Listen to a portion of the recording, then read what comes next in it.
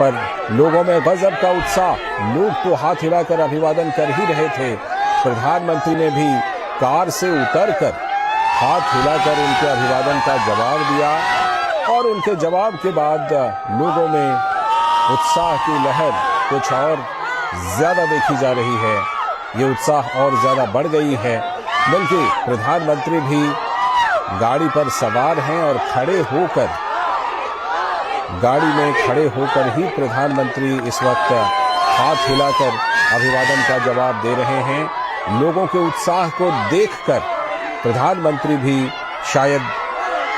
ने भी यह सोचा कि बैठे रहने के बजाय खड़े होकर हाथ हिलाकर लोगों के अभिवादन का जवाब दिया जाए, उनके उत्साह में शामिल हुआ जाए। और ये देखिए किस तरह से लोग फूलों की बारिश, पुष्प वर्षा कर रहे हैं प्रधानमंत्री के ऊपर। रंग बिरंगे फूलों की पंखुड़ियों की बारिश, कहीं पर पीले फूल तो कहीं पर लाल फूल ये दिखाई पड़ रहे हैं जब प्रधानमंत्री के ऊपर उसकी बारिश की जा रही है। लोगों के द्वारा, उपस्थित जन समुदाय के द्वारा जो गजब के उत्साह में हैं, और बहुत सारे लोग अपने मोबाइल से प्रधानमंत्री की तस्वीरें बनाते हुए बना रहे हैं प्रधानमंत्री नरेंद्र मोदी की। और लोगों में गजब का उत्साह आप देख सकते हैं कि किस तरह से सड़क के दोनों तरफ लोग भारी संख्या में खड़े दिखाई पड़ रहे हैं। और प्रधानमंत्री नरेंद्र मोदी दल की छतों पर देखिए, मकानों की छतों पर भी लोग वहां पर चढ़े हुए हैं। ये मकान अभी निर्माणाधीन है, उसके बावजूद वहां पर छत पर लोग चढ़े हुए हैं और प्रधानमंत्री नरेंद्र मोदी की झलक पाने की कोशिश कर रहे हैं। और प्रधानमंत्री भी उनके उत्साह में पूरा साथ देते हुए, और इसीलिए प्रधानमंत्री नरेंद्र मोदी भी अपनी कार में बैठे रहने के बजाय खड़े होकर हाथ हिलाकर उनके अभिवादन का पूरा जवाब दे रहे हैं। और वहां पर उपस्थित हैं हमारी संवाददाता आयशा खानम भी, उनसे जुड़ते हैं और वहां के नजारे के बारे में उनसे और ज्यादा जानकारी लेने की कोशिश करते हैं। आयशा, जैसा कि हम देख रहे हैं प्रधानमंत्री नरेंद्र मोदी की यात्रा को लेकर गजब का उत्साह दिखाई पड़ रहा है हुबली में। इतना उत्साह कि प्रधानमंत्री को भी बाहर निकलकर हाथ हिलाकर जवाब देना पड़ रहा है। Ayesha,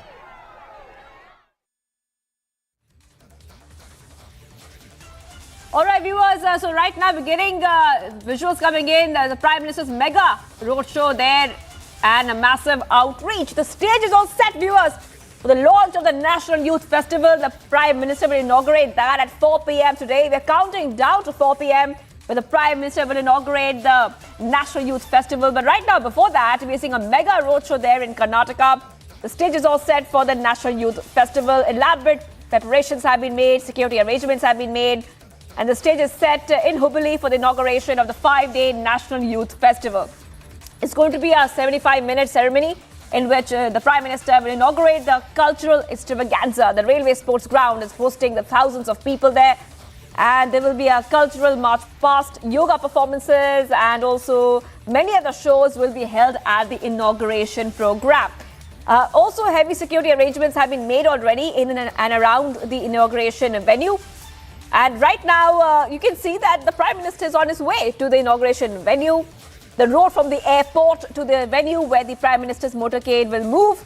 So many security arrangements have been made and enthusiastic reception for the Prime Minister. Prajwal is joining us as well. Prajwal, just very shortly, we will be soon seeing the Prime Minister inaugurate the festival at 4 p.m. at the railway sports ground. What other details do we know? Now, Shivangi, looking at how the Prime Minister's roadshow is already being conducted with enthusiastic crowds, mainly youths, because he's going on to inaugurate the youth festival there in Hubballi as well. And this youth festival will be held for a period of 5 days with many activities going on for the youngsters. And mainly now the focus of the state government along with the centre has been to provide jobs for the youths as well. So this is being looked at as an opportunity opportunity for the youths to go on and get jobs at this, at the particular youth festival as well. And they will also be getting a first-hand experience about emerging technologies, and not only that, they will also be given training in how to go about with vocational education as well. So these are some of the things which are there in the program as well. And to look at it in a broader perspective too, the BJP state government in Karnataka had come in under a lot of, they had come in under a lot of flack because the Congress had gone on to allege that in the year 2021, 2022, over 1,500 youths had gone on to commit suicide because they did not get jobs. But this is BJP's answer. This is mainly the centre's answer towards to the Congress as well, stating that. Right.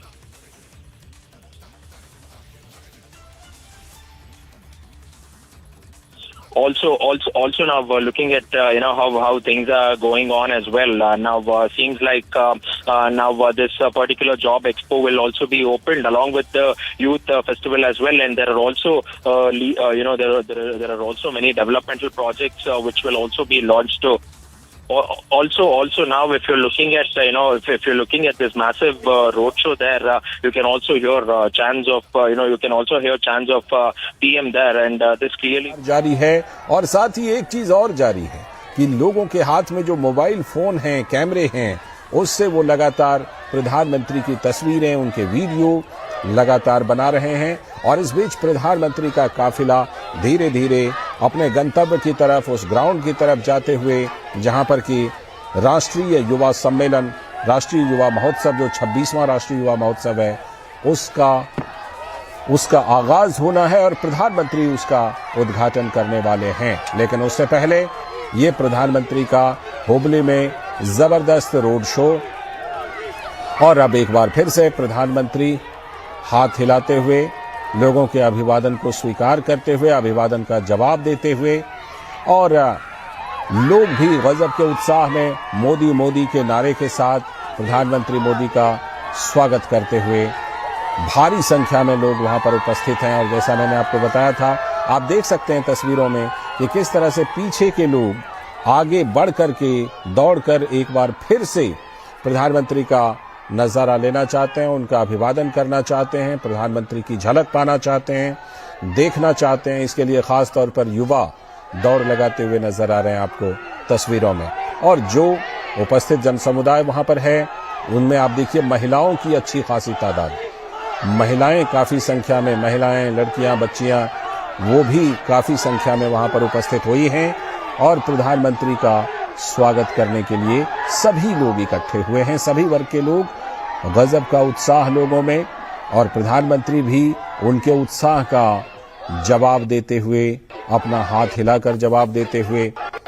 लगातार ये तस्वीरें कर्नाटक के हुबली से, जहां आपसे कुछ ही देर बाद प्रधानमंत्री उस जगह पर होंगे जहां पर राष्ट्रीय युवा महोत्सव का आयोजन किया गया है, और प्रधानमंत्री इस महोत्सव का उद्घाटन करने वाले हैं।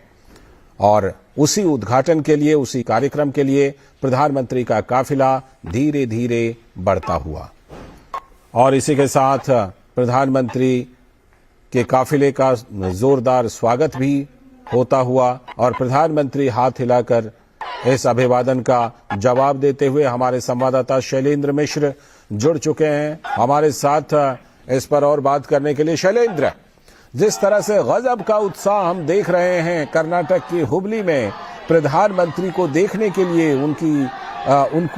उनका अभिवादन करने के लिए, ये लगभग वैसी ही कहानी है जो हम प्रायः देखते हैं कि प्रधानमंत्री जहां कहीं भी जाते हैं तो स्थानीय लोग उनका जोरदार स्वागत करते हैं। और हुबली में भी वही हो रहा है, बल्कि कई जगह पर कुछ ज्यादा ही उत्साह दिखाई दे रहा है। शैलेंद्र, निश्चित तौर पर लालचंद्र, हम देख रहे हैं कि हुबली कर्नाटक में जिस तरह से सड़क पर दोनों तरफ लोग अभिवादन कर रहे हैं, प्रधानमंत्री नरेंद्र मोदी का स्वागत करना चाहते हैं। और हम अक्सर इस तरह के दृश्य देखते हैं जब प्रधानमंत्री का काफिला इस तरह से गुजरता है कई जगहों से। और हमने देखा है कि जब भी प्रधानमंत्री नरेंद्र मोदी इस तरह के रोड शो में शामिल होते हैं तो निश्चित तौर पर तब सड़कों के दोनों तरफ वो हुजूम दिखाई देता है। और वही उसी तरह के दृश्य हम यहाँ हुबली कर्नाटक में देख रहे हैं, जहां लोग उनका अभिवादन करना चाहते हैं, नजदीक से उन्हें देखना चाहते हैं। और प्रधानमंत्री नरेंद्र मोदी भी हम देख रहे हैं कि हाथ हिलाकर स्वागत कर रहे हैं, अभिवादन कर रहे हैं। और छतों पर जो लोग खड़े हुए हैं उनका भी हम देख रहे हैं कि अभिवादन प्रधानमंत्री नरेंद्र मोदी कर रहे हैं। निश्चित तौर पर सड़क के दोनों तरफ ये जो भीड़ का उत्साह है, ये दिखाता है कि प्रधानमंत्री नरेंद्र मोदी से मिलने को, प्रधानमंत्री नरेंद्र मोदी का अभिवादन करने के लिए लोग कितने उतावले हैं, कितनी लोकप्रियता है प्रधानमंत्री नरेंद्र मोदी की, जब वो इस तरह से रोड शो के जरिए जनता से मुखातिब होते हैं, जनता से मिलते हैं। आप ये देखिए तस्वीरें, इस वक्त छत पर कुछ लोग खड़े हुए हैं और वो प्रधानमंत्री नरेंद्र मोदी का अभिवादन कर रहे हैं। निश्चित तौर पर हम देख रहे हैं कि सड़कों के दोनों तरफ जब प्रधानमंत्री नरेंद्र मोदी का काफिला धीरे धीरे आगे बढ़ रहा है, तब लोगों का उत्साह एक तरह से कहे दिखाई पड़ता है। लोग प्रधानमंत्री नरेंद्र मोदी का स्वागत कर रहे हैं, अभिनंदन कर रहे हैं। और इस तरह की तस्वीरें हम कई राज्यों में भी पहले भी देख चुके हैं, जब प्रधानमंत्री नरेंद्र मोदी का जिस तरह से स्वागत होता है, तो वो ये तस्वीरें अपने आप में बिताती है। आज इस महत्वपूर्ण दिन के मौके पर, आज जब हुबली में प्रधानमंत्री नरेंद्र मोदी का स्वागत हो रहा है और आप देखें कि ऊंची ऊंची जो इमारतें हैं उस पर लोग खड़े हुए हैं प्रधानमंत्री नरेंद्र मोदी का अभिवादन करने के लिए, उन्हें नजदीक से देखने के लिए। और प्रधानमंत्री नरेंद्र मोदी भी हाथ हिलाकर अभिवादन को स्वीकार कर रहे हैं। लालचंद्र जी, जिस तरह से प्रधानमंत्री भी अभिवादन को स्वीकार कर रहे हैं, खड़े होकर, गाड़ी पर खड़े होकर दोनों तरफ लोगों को हाथ हिलाकर उनके अभिवादन का जवाब दे रहे हैं, ये कहीं ना कहीं ये भी इससे पता चलता है कि प्रधानमंत्री नरेंद्र मोदी शुरू से ही कर्नाटक में कितने लोकप्रिय रहे हैं और ये नजारा उसी लोकप्रियता की एक बानगी। शैलेंद्र, निश्चित तौर पर प्रधानमंत्री नरेंद्र मोदी कर्नाटक हो या कोई दूसरा राज्य हो देश का, जब भी हम देखते हैं कि इस तरह से रोड काफिले के दोनों तरफ सड़कों के किनारे जो भीड़ दिखाई देती है, वो ये बताती है कि प्रधानमंत्री नरेंद्र मोदी को नजदीक से देखने के लिए लोग कितने उतावले रहते हैं। लोग उनका अभिवादन करने के लिए, उनका स्वागत करने के लिए कितना उत्सुक रहते हैं। आप देखिए इस वक्त पुष्प वर्षा हो रही है प्रधानमंत्री नरेंद्र मोदी पर, और अपने हाथों में फूल लिए हुए जो यहाँ पर जनता है प्रधानमंत्री नरेंद्र मोदी पर फूल बरसा रही है। ये प्यार दिखाता है कर्नाटक की जनता का, हुबली की जनता का प्रधानमंत्री नरेंद्र मोदी के प्रति। और यही वजह है कि प्रधानमंत्री नरेंद्र मोदी भी कोई मौका नहीं छोड़ रहे हैं अभिवादन स्वीकार करने में। तो निश्चित तौर पर ये एक विहंगम दृश्य है, ये एक दृश्य है जो दिखाता है कि देश का प्रधानमंत्री अपने लोगों से किस तरह से मुखातिब हो रहा है, देश का प्रधानमंत्री किस तरह से अभिवादन स्वीकार कर रहा है लोगों का। लौटता हूँ आपके पास, हमसे आयशा खानम भी हमारी संवाददाता जुड़ चुके हैं। आयशा, आपसे हम ये जानना चाह रहे थे कि प्रधानमंत्री का ये रोड शो पिछले काफी देर से ये चल रहा है, कितनी दूरी है लगभग जहां पर प्रधानमंत्री को पहुंचना है राष्ट्रीय युवा महोत्सव का उद्घाटन करने के लिए? आयशा जी देखिए राजन, कम से कम 15-20 मिनट का रास्ता है, करीब 7 किलोमीटर की दूरी है एयरपोर्ट से रेलवे ग्राउंड तक। और लेकिन ये काफिला जो है धीरे चल रहा है, क्योंकि प्रधानमंत्री किसी को निराश नहीं करना चाहते। रास्ते में हजारों की संख्या में लोग जुटे हुए हैं, युवक जुटे हुए हैं। कई युवकों के लिए वो मोदी सर है और कई युवक उन्हें मोदी सर कहते हुए उनका स्वागत कर रहे हैं। तो जाहिर है अगर हो सकता है ये लोग यहाँ पर इतने संख्या में नहीं जुटे होते तो काफिला तेजी से, तेज रफ्तार से आगे बढ़ता। लेकिन जाहिर है प्रधानमंत्री सबको एक्नॉलेज करते हुए आगे बढ़ रहे हैं, क्योंकि लोगों को ग्राउंड में बैठने के लिए जगह नहीं मिली। कई लोगों को यही वजह थी कि लोग एयरपोर्ट से ही प्रधानमंत्री का स्वागत करने के लिए पहुंच गए। तो अब हम देख सकते हैं कि ये जो काफिला है कुछ ही मिनट में, कुछ ही वक्त में अब रेलवे ग्राउंड पहुंचेगा, जहां पर कई युवक जो है अनोखे अंदाज में उनका स्वागत करेंगे। प्रधानमंत्री नरेंद्र मोदी जो है हमेशा युवकों के साथ सीधे संपर्क करते हैं, इनोवेशन की बात करते हैं, डिजिटल इंडिया की बात करते हैं, स्टार्टअप की बात करते हैं। ये तमाम चीजें जो है यहाँ युवकों को उनके करीब लाता है। और जैसे कि मैंने बताया, प्रधानमंत्री हर अपने संबोधन में युवकों की जनसंख्या को देश का सामर्थ्य बताते हैं।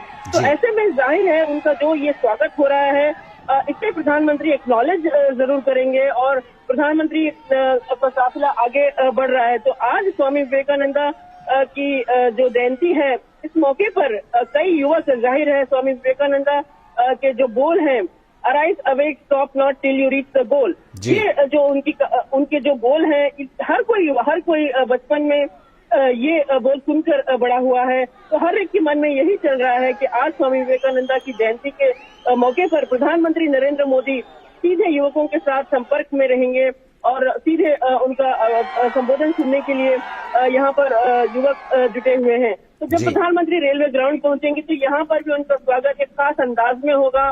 उन्हें हुबली के बेंगेरे गांव में जो तिरंगा बनता है, तिरंगा एक फ्रेम किया गया तिरंगा उन्हें दिया जाएगा, क्योंकि ये एक ही गांव है जो भारत में जो यहाँ पर ऑफिशियल फ्लैग कोड के तहत खादी का तिरंगा बनता है और ये देश के कोने कोने में तिरंगा लहराता है। तो ये जो है प्रधानमंत्री का स्वागत इस तिरंगे उन्हें सौंपा जाएगा ये तिरंगा। और इसके अलावा इलायची से बना जो है एक टर्बन उन्हें दिया जाएगा, एक पेठा उन्हें दिया जाएगा।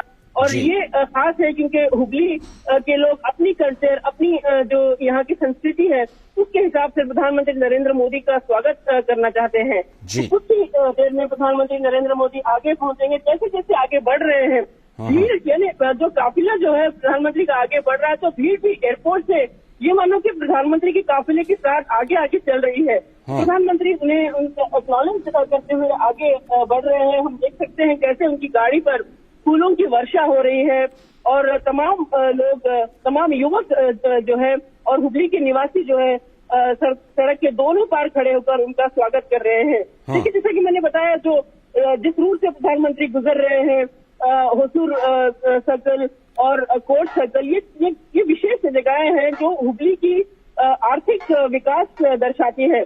कर्नाटक में हुबली में जो सुप्रीम कोर्ट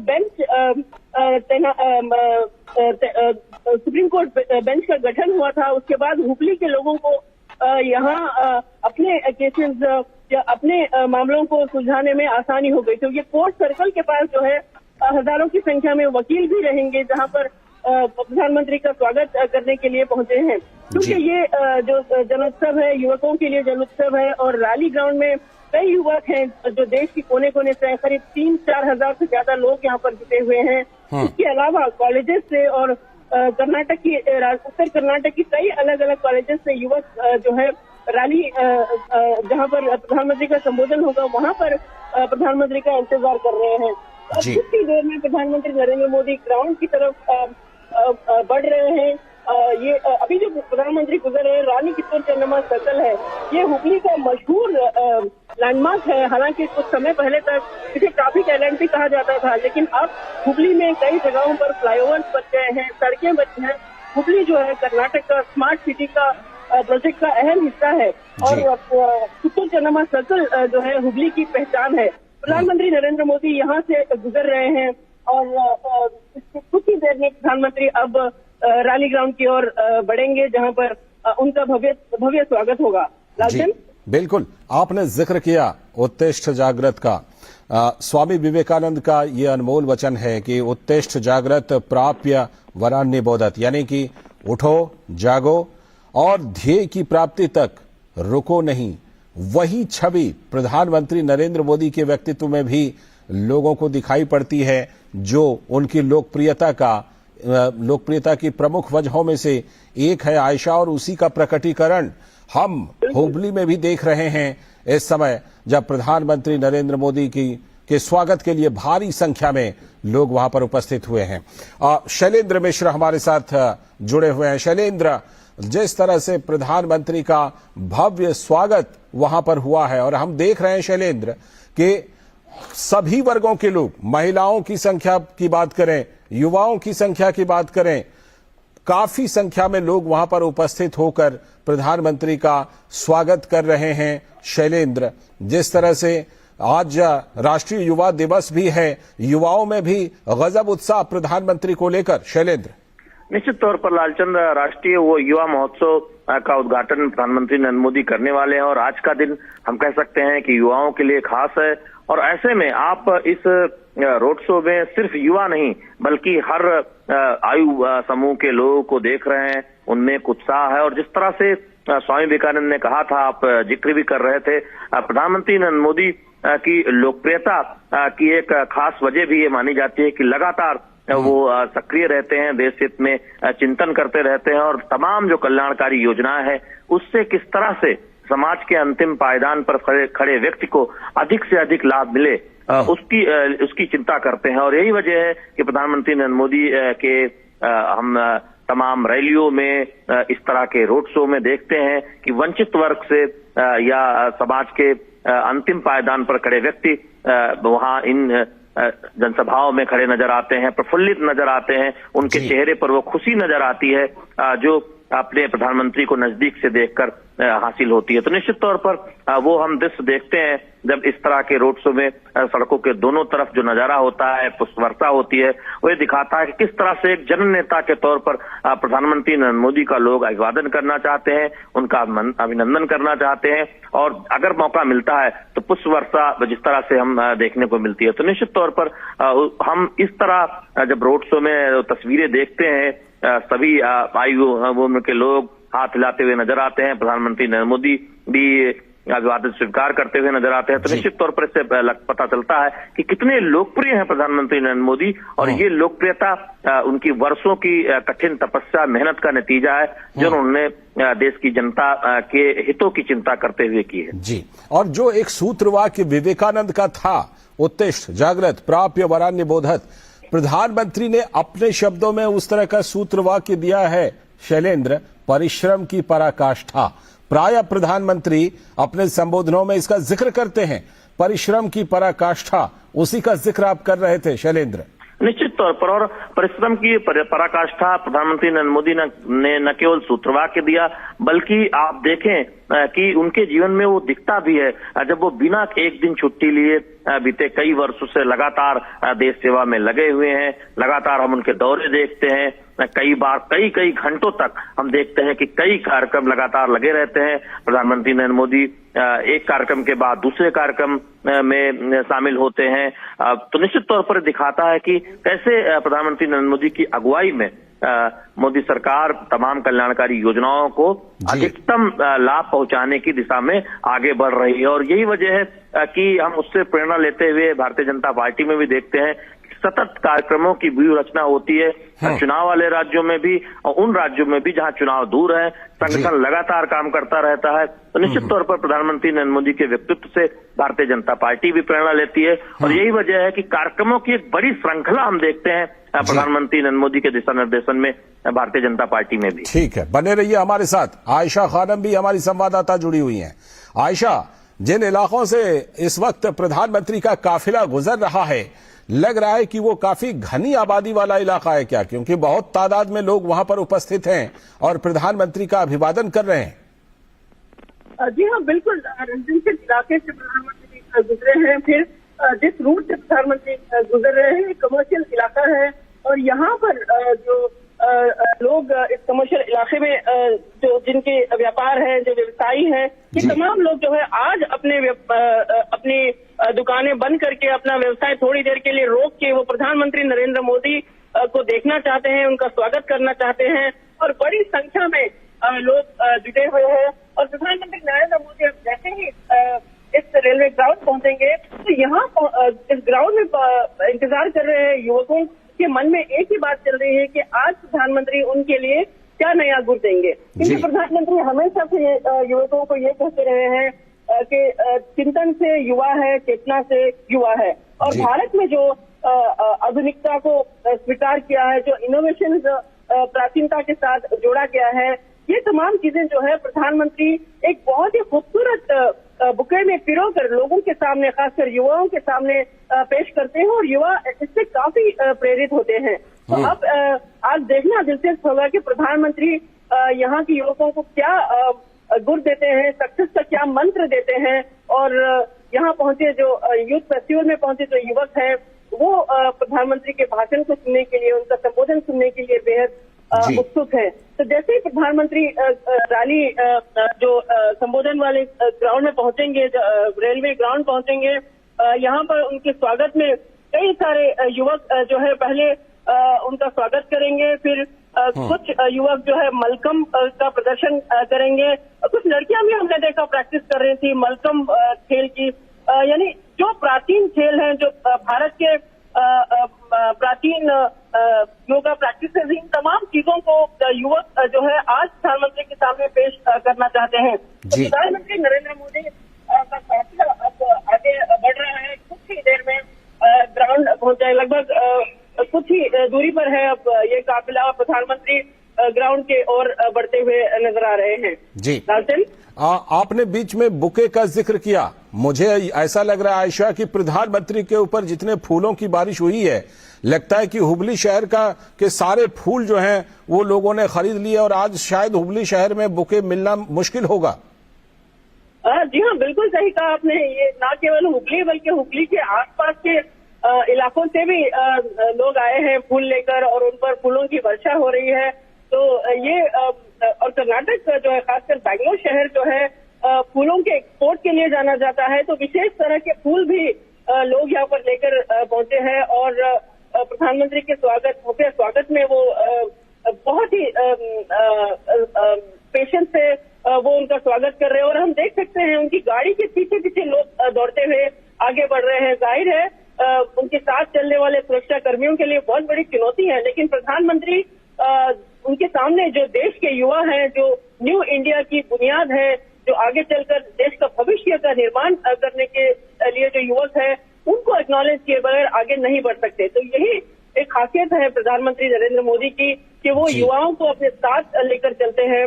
और आज हम देख सकते हैं कि कैसे हुबली में बहुत स्वागत प्रधानमंत्री नरेंद्र मोदी का हुआ।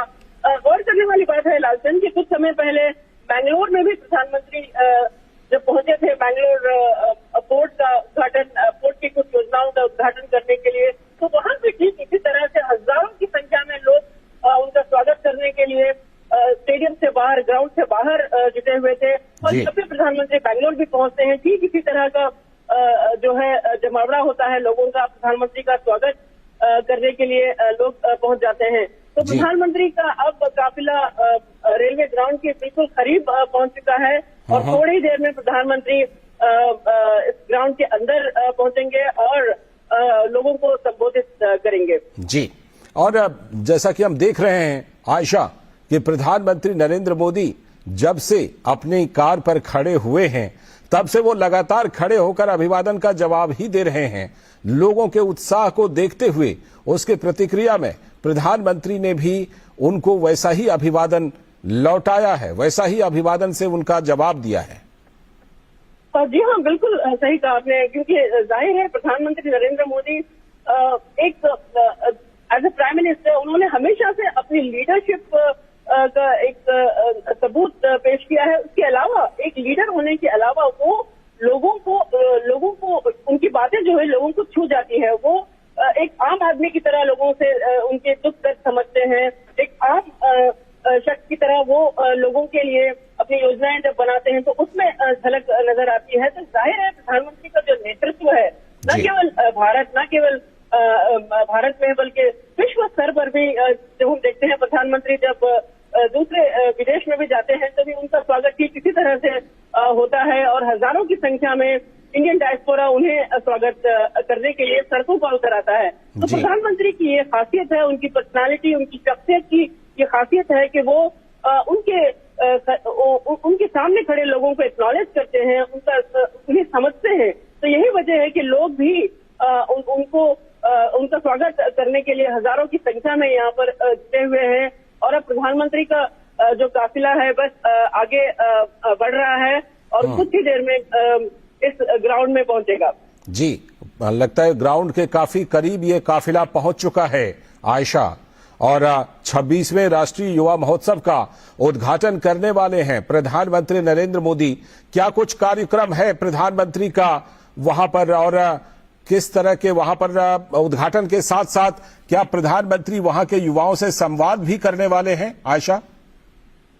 जी देखिए, इस वक्त प्रधानमंत्री आज इस यूथ फेस्टिवल का उद्घाटन करेंगे और उद्घाटन के बाद जो यहाँ युवक जुटे हुए हैं देश के अलग अलग हिस्सों से, ये तमाम युवक जो है हार्वर्ड यूनिवर्सिटी वापस लौट जाएंगे, जहाँ पर कई सारे सांस्कृतिक कार्यक्रम और कई सारे सेमिनार आयोजित किए गए हैं। आज प्रधानमंत्री नरेंद्र मोदी हुबली के इस ग्राउंड से यहाँ आए लोगों को संबोधित करेंगे और उसके बाद वो वापस नई दिल्ली लौट जाएंगे। लेकिन खास बात यह है कि इस जो नेशनल यूथ फेस्टिवल है इसका थीम ही विकसित युवा विकसित भारत है। यानी युवाओं की सोच बदलने के लिए अगर हम युवाओं की सोच बदलते हैं तो ये बदली हुई सोच है भारत को विकास की राह पर ला सकती है। तो खास बात ये भी रहेगी कि इस यूथ फेस्टिवल के दौरान कई विशेष फ्लैगशिप योजनाएं जो प्रधानमंत्री नरेंद्र मोदी ने लॉन्च की है, जैसे startup India, digital India, new education policy, मुद्रा लोन, इन तमाम चीजों पर और खासकर अटल इनोवेशन पर युवक जो है उस पर विचार विमर्श करेंगे। और कल भी हमने आयशा, आपको रोक कर एक बात का खास तौर पर जिक्र करना चाहूंगा। वहां चौराहे पर एक बिल्डिंग है, बल्कि कई बिल्डिंग हैं, और उसमें हम देख रहे हैं सिर्फ और सिर्फ लोगों के सिर ही दिखाई पड़ रहे हैं। इतनी संख्या में लोग वहां पर खड़े हैं जहां पर कि प्रधानमंत्री का काफिला अभी गुजर रहा है। वहां पर चौराहे पर जितने भी मकान हैं सभी की बैल्कनी में, छतों पर लोगों के सिर ही सिर दिखाई पड़ रहे हैं। इतनी संख्या में लोग वहां पर मौजूद हैं प्रधानमंत्री की झलक पाने के लिए, उनका अभिवादन करने के लिए, उनके अभिवादन को स्वीकार करने के लिए। ये कर्नाटक के अंदर प्रधानमंत्री नरेंद्र मोदी की जो हमेशा से लोकप्रियता रही है आयशा, उसी का एक बानगी हम देख रहे हैं यहां पर भी, हुबली में भी। जी हाँ, बिल्कुल सही कहा आपने।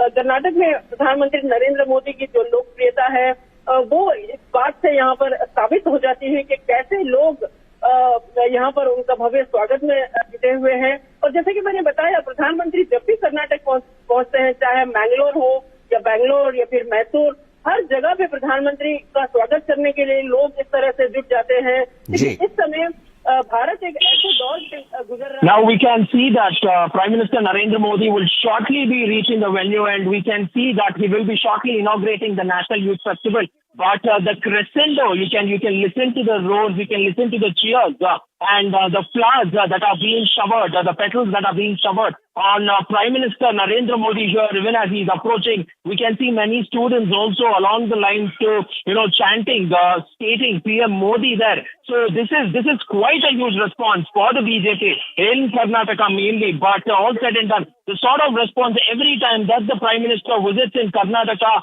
one beats the other, and this so far by and large has received a tremendous response, and crowds are thronging in. Lakhs and lakhs of people are coming in, and mainly to do with the youth who want to go on, get a glimpse of Prime Minister Narendra Modi there. So all said and done now, it's just a few minutes from now where the National Youth Festival will shortly be inaugurated by the Prime Minister. But all said and done, the crowds coming in to witness the Prime Minister, huge crowds, showering petals as well. And apart from this, BJP's pro-development agenda has received a big fillip with the Prime Minister coming on, visiting Karnataka. And it is not a one-day visit, it's a two-day visit as well. And he will be launching several developmental projects, mainly to do with the twin cities in Hubballi and Dharwad as well. So this is definitely a shot in the arm for the BJP ahead of the 2023 elections as well. But, the atmosphere is electrifying out there in Hubballi. So the visuals themselves are a standing testimony to it.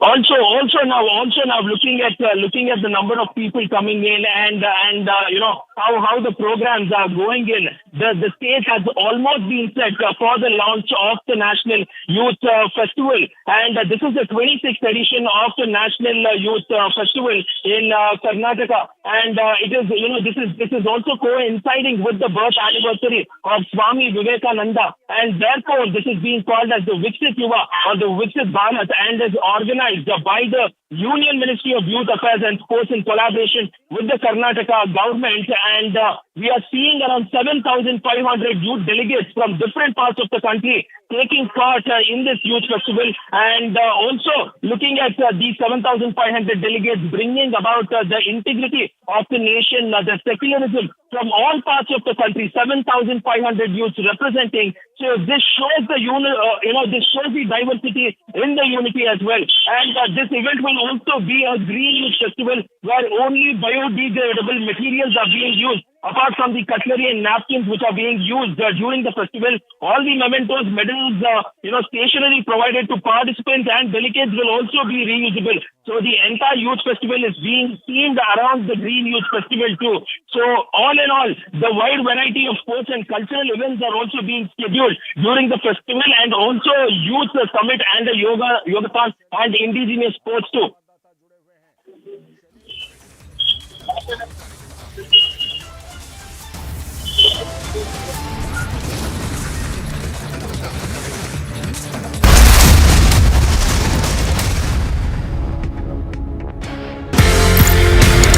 एक आपने concept दिया जी जनाब का. I don't ever want to claim anything which is not done by me. I only cast my mind back to what General Patinkar and General Nupur Sharma had done. What I did was that I took the Ji Janab. Ji Janab was not about saying Ji Janab to everyone. It was just a symbol, a name given to an operation to say, understand the Kashmiri environment, understand the culture, understand the sensitivities.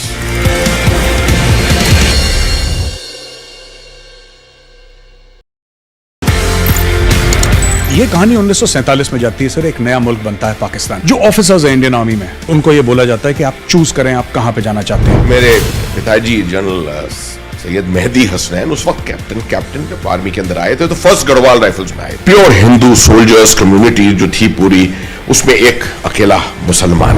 उनके commanding officer ने उनसे पूछा, बंटवारे के अंदर आप क्या चाहेंगे, किसी मुस्लिम यूनिट के साथ, मुस्लिम रेजिमेंट के साथ पाकिस्तान आर्मी में जाने की? जवाब जो था बहुत जबरदस्त. मैंने सोच लिया मैं उस देश में जाऊंगा, मैं उस फौज में जाऊंगा जिसमें मजहब के लिए कोई अलग जगह नहीं है.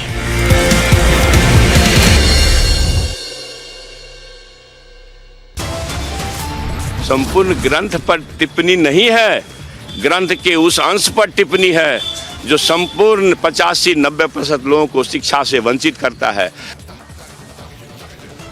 Top headlines at 12:30. Republic confronts Bihar minister who insulted Ramcharitmanas. Minister says, in fact, remains defiant, justifies his remarks. Ramcharitmanas was a nafrat फैलाने वाला ग्रंथ. Was a grant that was spreading hatred. This is not a coincidence. It is a conspiracy.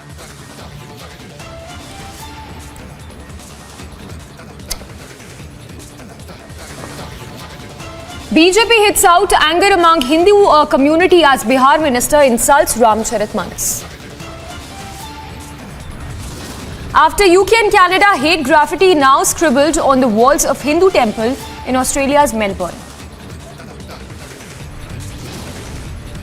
Back-to-back 3 incidents of snake, lizard and rats found in midday meal. BJP alleges funds misappropriation. Overnight rains bring more trouble. Cracks now seen in more houses and even in Karnataka.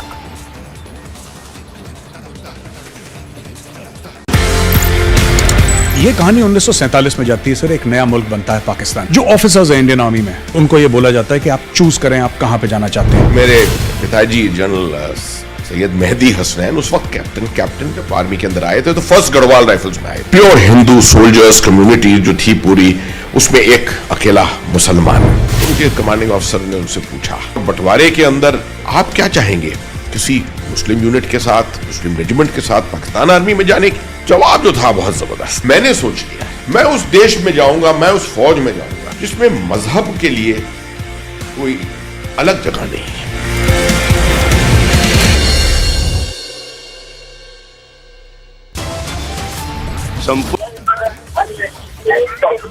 We are expecting that Prime Minister Narendra Modi will be reaching the program in the next 5 to 10 minutes. That is what the organizers are stating here. And to throw more light about the youth summit in Hubballi now, the discussions have been garnering a lot of response on social media. It has been creating a lot of trends as well.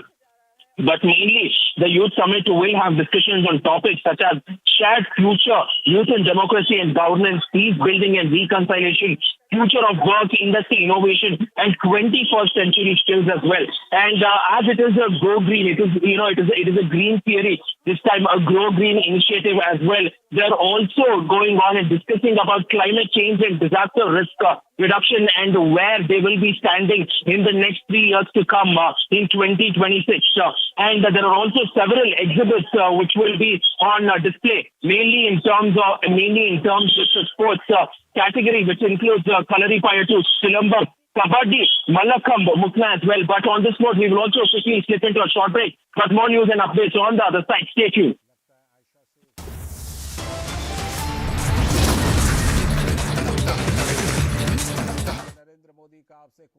Step into luxury, where grace blends with grandeur and design blends with innovation. As your stress is washed away and you're transported in the lap of luxury. Cure European bath lounges. Let time wait. एक आपने concept दिया जी जनाब का. I don't ever want to claim anything which is not done by me. I only cast my mind back to what General Patankar and General Nupur Sharma had done. What I did was that I took the Ji Janab. Ji Janab was not about saying Ji Janab to everyone. It was just a symbol, a name given to an operation to say, understand the Kashmiri environment, understand the culture, understand the sensitivities.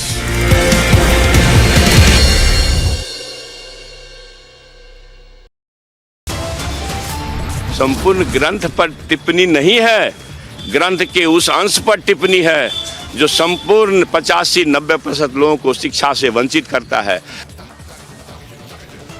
Top headlines at 12:30. Republic confronts Bihar minister who insulted Ramcharitmanas. Minister says, in fact, remains defiant, justifies his remarks. Ramcharitmanas was a nafrat फैलाने वाला ग्रंथ. Was a grant that was spreading hatred. This is not a coincidence, it is a conspiracy.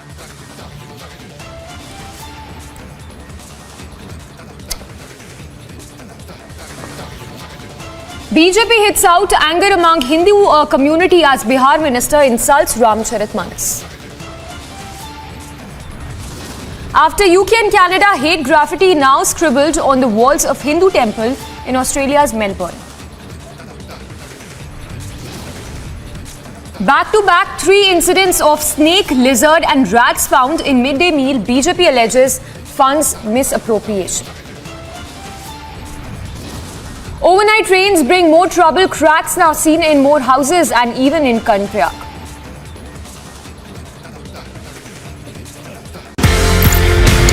ये कहानी 1947 में जाती है sir. एक नया मुल्क बनता है पाकिस्तान. जो ऑफिसर्स हैं इंडियन आर्मी में, उनको ये बोला जाता है कि आप चूज करें आप कहां पे जाना चाहते हैं. मेरे पिताजी जनरल सैयद मेहदी हसनैन उस वक्त कैप्टन जब आर्मी के अंदर आए थे तो फर्स्ट गढ़वाल राइफल्स में आए. 100 साल मना रहा होगा आजादी का, तो उस वक्त का जो विकसित भारत होगा उसकी तस्वीर कैसी होगी, उसमें युवाओं की, आज के युवाओं की कितनी बड़ी भूमिका है, इन सब बातों का भी जिक्र प्रधानमंत्री खास तौर पर कर सकते हैं. शैलेंद्र, निश्चित तौर पर लालचंद्र, जब हम 2047 की बात करते हैं, जब हम 100 वर्ष आजादी के मना रहे होंगे, तब का भारत कैसा होगा, तब का विकसित भारत कैसा होगा, और उसमें युवाओं की जो महत्वपूर्ण भूमिका होगी उसका अक्सर जिक्र होता रहता है. तो निश्चित तौर पर हम उम्मीद कर सकते हैं कि आज इस महत्वपूर्ण पहलू का जिक्र भी प्रधानमंत्री नरेंद्र मोदी करेंगे, क्योंकि विकसित भारत की कल्पना युवाओं के बिना नहीं की जा सकती, उनके योगदान के बिना नहीं की जा सकती. और यही वजह है कि जब जब 2047 के भारत की बात होती है, प्रधानमंत्री नरेंद्र मोदी जब जब कहते हैं कि 2047 का भारत कैसा हो, युवाओं की भूमिका की खास तौर पर जिक्र की जाती है. जी बिल्कुल, इसका खास तौर पर जिक्र होगा. और जैसा हम देख रहे हैं, प्रधानमंत्री जो ऊंची बिल्डिंग पर लोग हैं, ऊंची छतों पर, ऊंची मंजिल पर जो लोग हैं, उनकी तरफ भी कई बार प्रधानमंत्री अपने हाथ का अभिवादन कर रहे हैं, अपने हाथ से अभिवादन का जवाब दे रहे हैं लोगों का. और इस बीच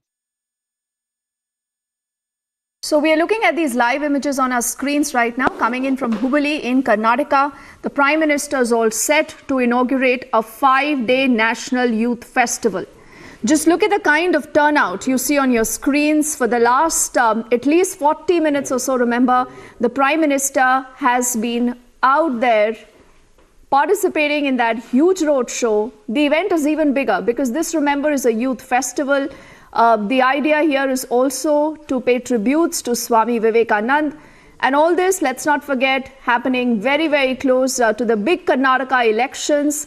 But the Prime Minister there going all out with the Youth Connect, the youth that he again and again has reiterated is going to be the real power of the new India.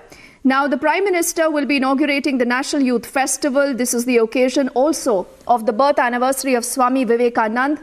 This is the 26th edition of this festival that's going to be held at Hubballi, Dharwad, organized by the Ministry of Youth Affairs and Sports in collaboration with the government of Karnataka. Our colleague Prajwal also is with us on the phone line, even as we stay live with these images. You know, Prajwal, about 30,000 students are attending this festival. You have a number of delegates and events that is spread around for the next 5 days. But if these images are anything to go by, this really tells you the ground connect, and not just the youth connect, I'm saying, Prajwal, but the ground connect that the Prime Minister enjoys almost in every constituency that he is, every state that he visits.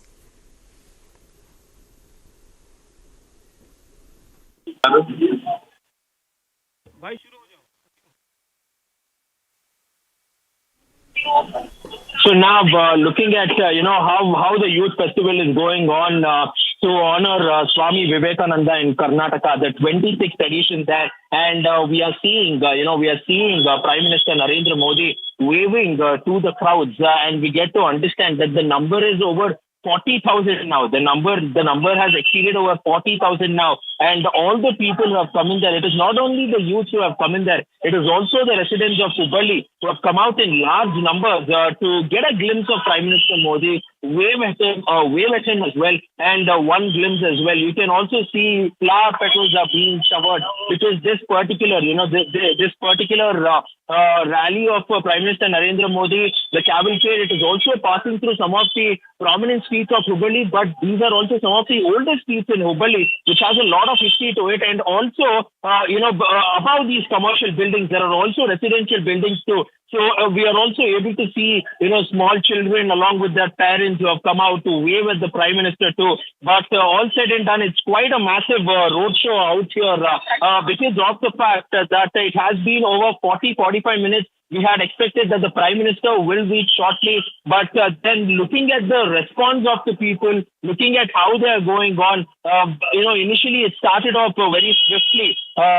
PM Prime Minister Modi's convoy started off very swiftly, but now it has slowed down, and the Prime Minister himself is out there waving at the people, and nothing more than this is a witness out there. It's a testimony out there to the fan base that Prime Minister Modi has in the state of Karnataka. And now shifting our focus, shifting our focus to the themes that we were speaking about, which have been placed as sports exhibits at the 26th Youth Festival, the National Youth Festival, mainly sports. Even if you're looking at it, we earlier heard in the morning about Prime Minister Narendra Modi speaking about the South-centric as well. But looking at this, it definitely seems so, because the sports categories include Kalaripayattu, Silambam, Kabaddi, Mallakamba, Mukna, Thanta and Gatka, and most of these are martial art forms originating from different parts of the country as well. So this is something which is being seen in a large way, and the Youth Summit is also having topics of discussion,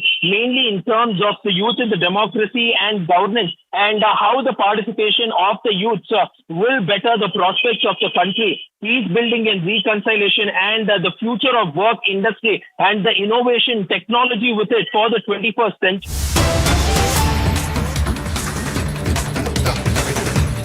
We are getting this quick breaking update details, which are flashing on our screens now. There has been a security breach at the Prime Minister's roadshow. We are learning it was a little boy, I think, who came too close to the entire convoy. Prajwal, do we have any more details of what happened? Was it a boy? Was it a man? What do we know about it? Even we are getting these quick updates now. Initial reports stated that it was a child, but the latest updates are pointing out that it was a man who came in, who breached the security as well. But all is well as of now is what we get to understand, because he's taken in by the security at this point of time. So you can see this man who just crossed the barricade. He jumped from top of the barricade. You're seeing the traffic police there on our screens there. They're trying to control him, but he came in immediately. So a woman constable, police personnel along with the traffic personnel pulled him immediately. And you can also see the SPG coming in quickly.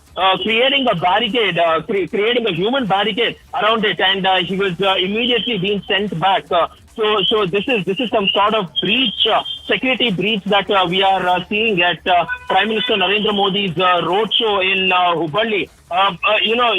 These incidents, he might even have been a fan or a follower of Prime Minister Modi, but we are still picking up details as to who he was and how he managed to get. But you can look at that barricade right there where he toppled the barricade. He jumped from atop it, and then the police personnel immediately came in even before he could reach through the inner cordon of the SPG there.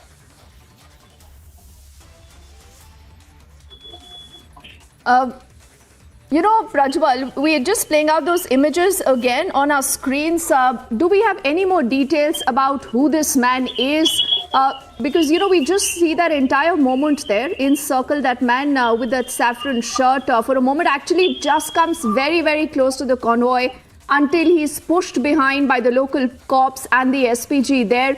Now, who is he and from where did he come? Because, as far as I can see, there is a proper barricade. There are, those grills keeping the convoy and the roadshow apart. I think we also have our colleague Abhishek with us. So, Abhishek, first up, any more details on this particular man that we see on our screens?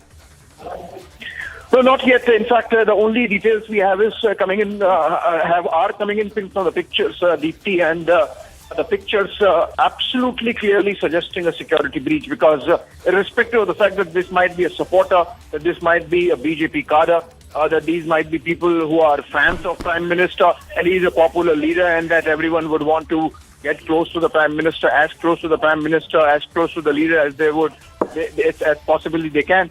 But then there is a reason why in the roadshow that barricade is kept, and which is because that's the security drill, that's the protocol, that the SPG ring around the Prime Minister cannot be breached. And in the pictures it can be seen that that did happen. The SPG commando with absolute alacrity stopped the person, snatched the garland from his hand, and the Prime Minister in fact takes the garland and gives it to another SPG commando. But what is important is that as per the strict guidelines of the Blue Book of the SPG, this really constitutes a security breach, Deepti, and I believe there has to be an analysis. I believe there would be some kind of dissection of this particular episode in these pictures that we see at the level of SPG review. I believe, there are systems to take care of and analyze these kind of incidents. There is an ASL that happens before, and when these barricades were kept, how did this man jump? Was there some gap between the barricades, two barricades from which this man came in? Did he jump? And if he jumped, what was the outer ring of security doing? How come he jumped and nobody noticed, and he could walk that distance or run that distance of about 5 meters from the barricade to the Prime Minister? This is clearly, irrespective of the intent, a classic security breach picture, and I believe an analysis would be done by the SPG on that. And it does come very, very close. If you just look at the instance, within seconds, you see this man literally, rushing towards the convoy. He's so very close to the Prime Minister, Abhishek. Now, first up, tell me, because, in the pictures, we aren't very clear how old this man/boy is. Any more details of his identity yet? We are trying to ascertain Deepthi, but this seems a supporter. This seems someone who's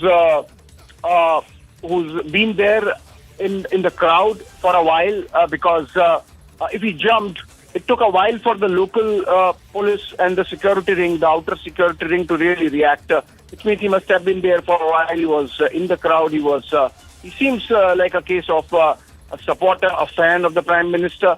And remember, this is only with this Prime Minister that you see these kind of roadshows where he's directly connecting with the masses, the popular leader that he is. I remember, for example, a similar instance happened in Jamnagar, if I'm correct, during the Gujarat campaign. A Prime Minister, in fact, got down from the car and he saw some supporter, and the supporter was carrying a poster of Prime Minister's mother, and he wanted a signature. All that happened. But, despite the intent, even that was seen as a security breach as per the strict blue book of the SPG, and an analysis of that event was done. So obviously in this case, the man really rushes and breaks that security cordon and the barricade, and then reaches the Prime Minister. So obviously even this would call for a very strict review by the SPG and whatever instructions they need to pass for the local police to make sure that next time that outer ring is not breached in the manner as can be seen in the pictures.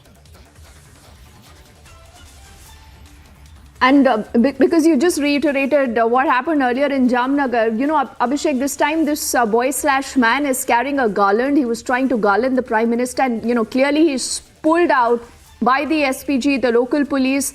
And what otherwise is the protocol? Because as far as we understand, there is a secured perimeter beyond which absolutely nobody, Abhishek, is allowed.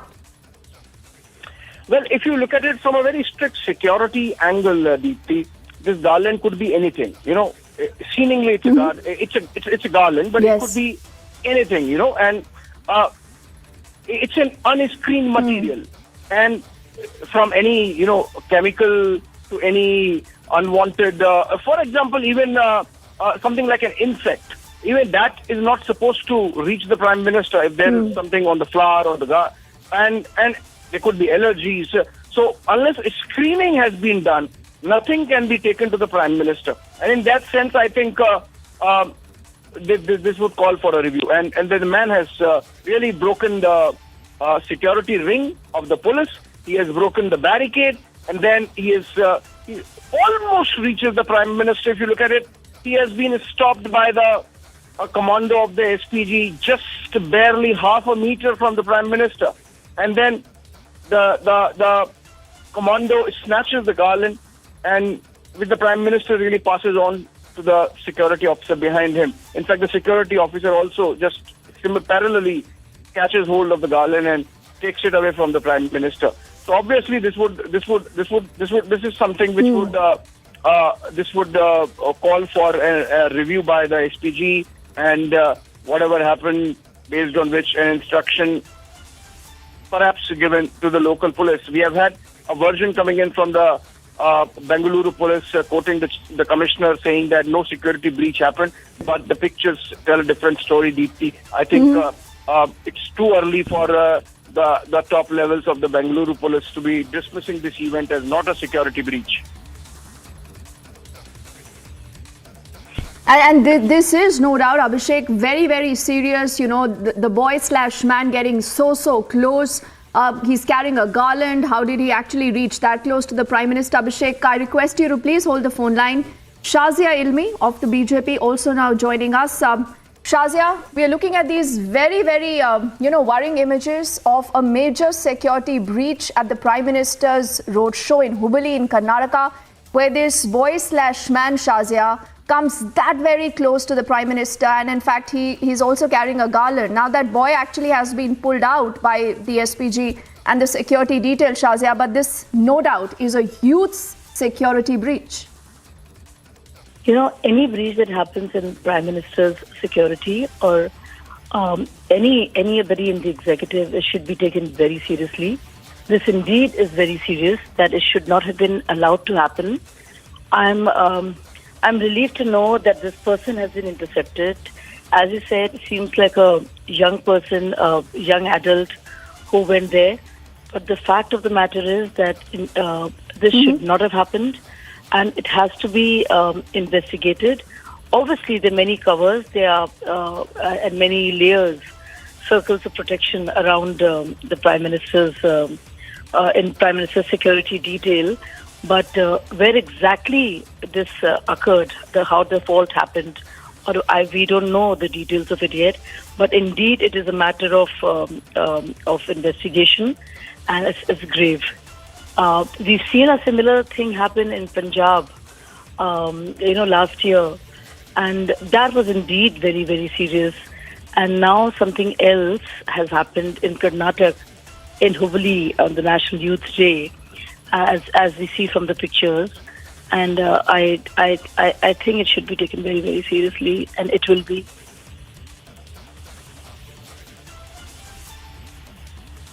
Yes, absolutely, Shazia. That has to happen. For the moment, thank you so much for speaking to us. We'll again, go back to these images.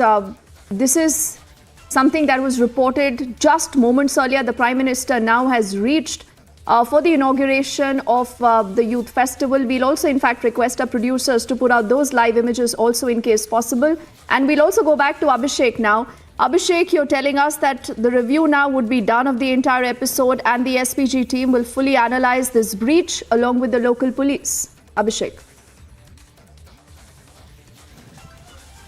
Well, yes, in the meanwhile that you were with Shazia, Deepthi, I did manage to, have a word with someone who's part of the Prime Minister's security detail, and I was told that yes, they would in fact be reviewing this episode and see how this man reached that close to the Prime Minister. So it's really important that what we were saying is being heeded to, and in fact, someone in the SPG perhaps was watching, and a decision already being taken to review this in conjunction, of course, with the local police.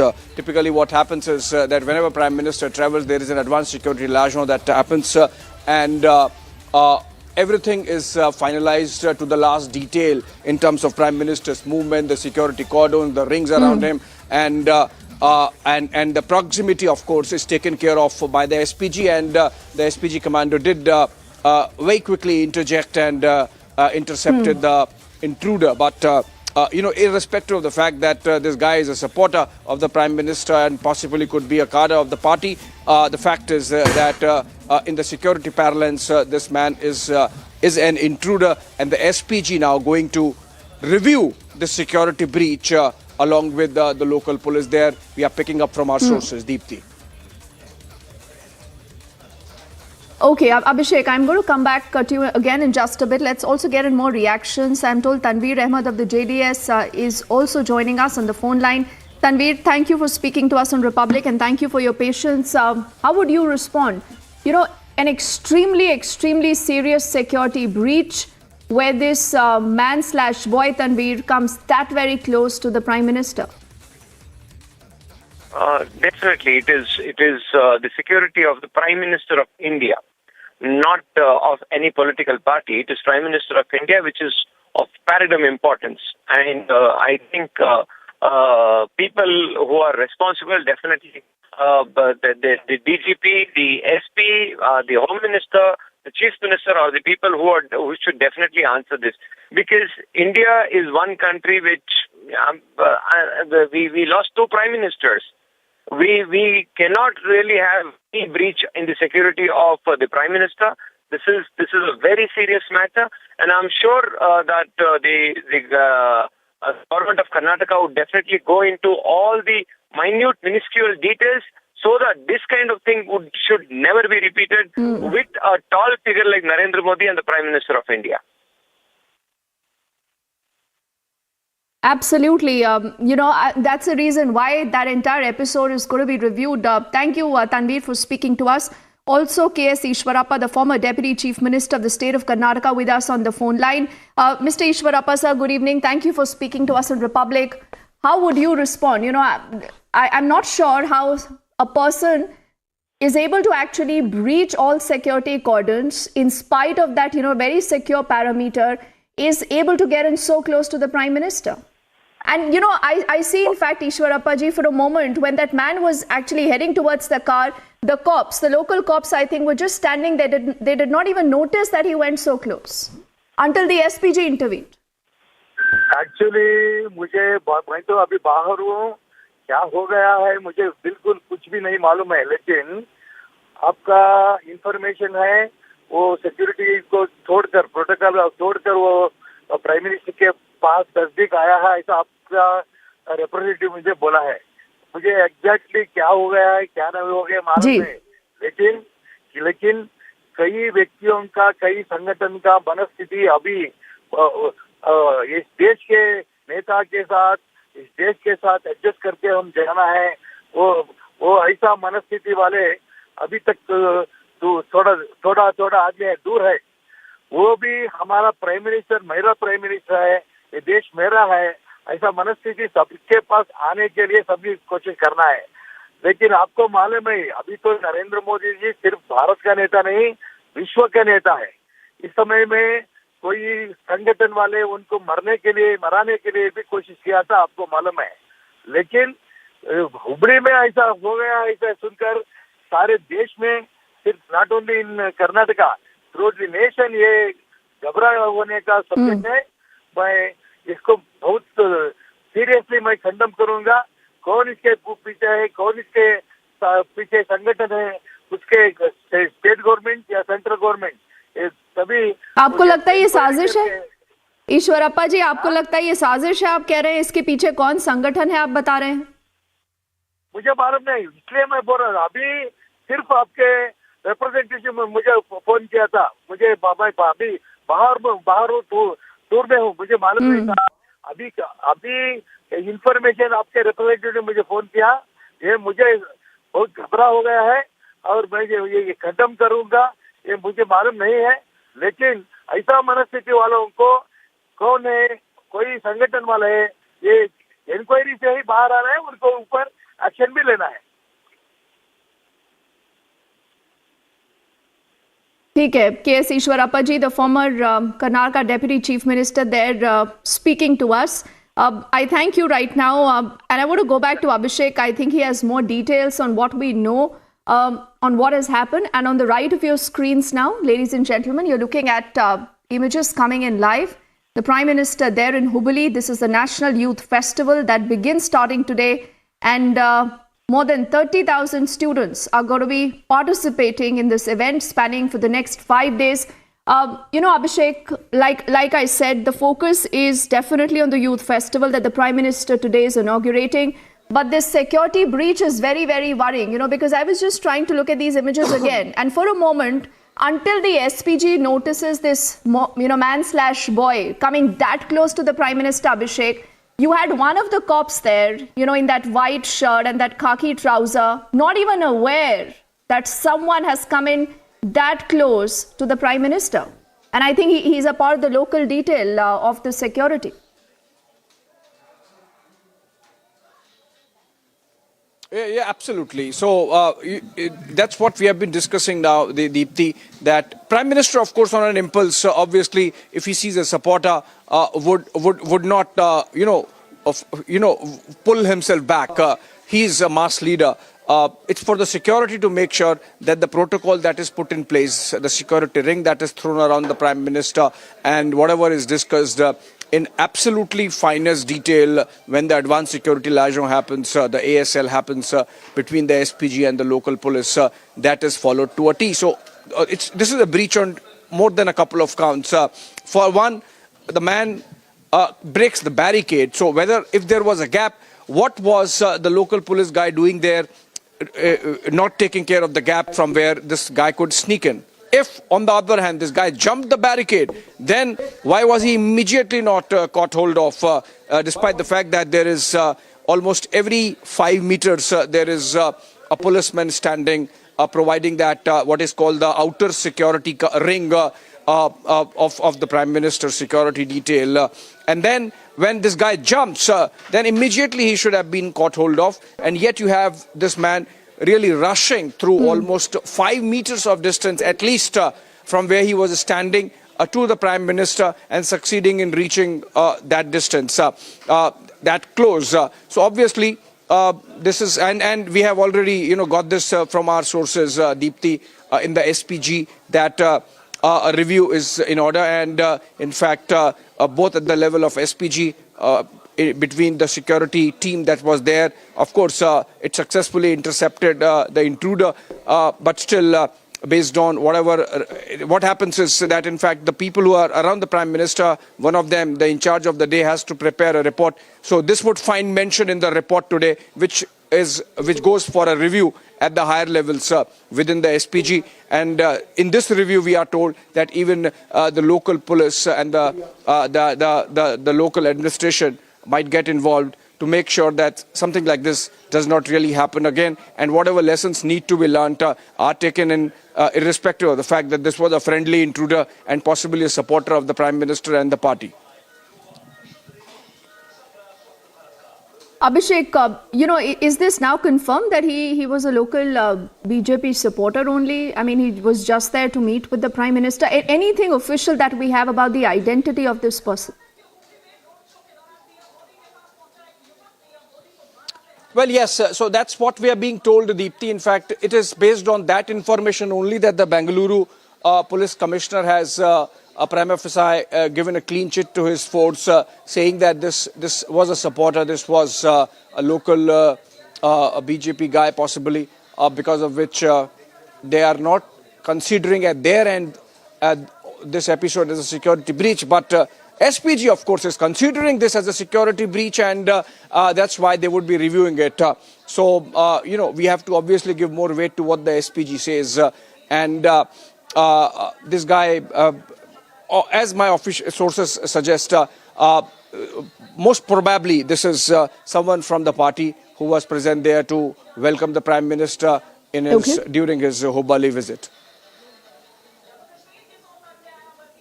Okay, Abhishek, I just again request you to please stay with us. As I'm told, we have PGR Sindhya, the former Home Minister of the state of Karnataka, with us, along with Dr. Vikram Singh Saab, who's the former DGP of the state of Uttar Pradesh. Good evening to both of you, gentlemen. Let's take the first question with PGR Sindhya Saab. Sindhya Saab, how would you respond to this major security breach?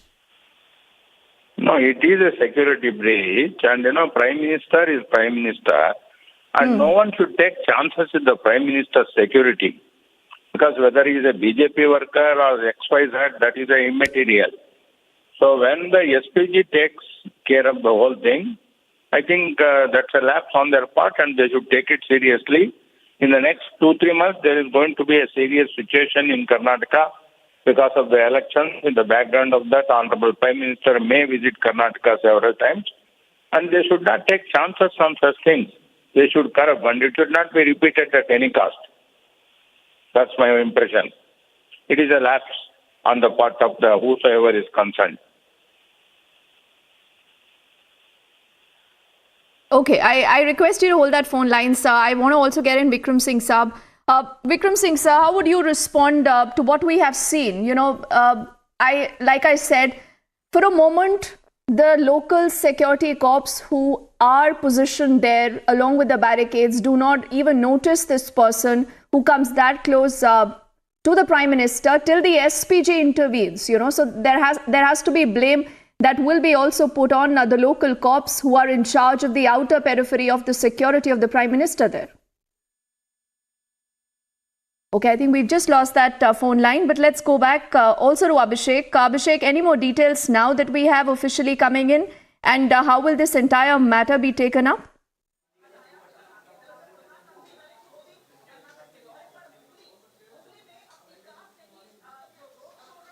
Well, Deepthi, the matter would be taken up in the manner that the SPG does its reviews. So as I said, the typically a DIG level officer in charge of Prime Minister security whenever he travels out of Delhi, and the officer prepares a daily report. In fact, we are getting this information from Prajwal in Bengaluru that this man indeed was a BJP supporter, and was in a saffron shirt and was there for a while waiting for the Prime Minister's carcade to come as part of the roadshow and possibly carted in by some BJP leader, and that he took the local security by surprise, and he is in fact taken into custody and is being questioned. Deepti, if you can go to Prajwal, he has more details, in fact, about what the local police is doing about this man, and we can get more details from Prajwal, in fact. Deepti. We'll definitely try to do that. Let's get Prajwal also, because I'm sure, now this man that has been detained is going to be at a local police station, and, he's going to be interrogated. But Abhishek, as our team does that, like you said, not the first time that, you have a security breach like this at a Prime Minister's event. Now, considering the kind of mass connect that the Prime Minister does enjoy, people really want to come close to him. Someone wants to share a gift. This man was carrying a garland. Now, clearly, this isn't easy, but the point is, this is about the security of the Prime Minister, period. And that only should matter, Abhishek. Yeah, absolutely. So this is Hubballi. For one clarification at my end, because I mentioned Bengaluru once while talking about the local police. This is Hubballi police, obviously. And I'm told Mr. Raman Gupta is the police commissioner of Hubballi. And his initial reaction was that there is no security breach. But then now it seems that even the local police is carrying out its own investigation, obviously, because when the SPG does its review, it would seek a report from the local police, as is the protocol, apart from preparing its own report. I was mentioning earlier, Deepti, that a DIG level officer typically travels and is overall in charge of Prime Minister's security and the SPG ring, and they have to, in fact, prepare a daily report on the events of the day. This would clearly count as one serious incident of security breach, and a review, as I said, has already been put in place. As we speak, this man has been identified as someone who's a BJP supporter and was possibly brought in by a local BJP leader. If Prajwal is patched, we can go to him. Police has taken this guy into custody. That's another bit of information that we can break on the grids. Yes, I'm not sure if Prajwal is there, but we are connecting with him. Now, these are initial details, like you're telling us. The cops, for the moment, tight-lipped about the man's identity. Abhishek is the information that he's sharing. Also saying that the Hubballi Police Commissioner has confirmed that he was a BJP supporter. And right now, the youth has been taken to the Hubballi town police station. Abhishek.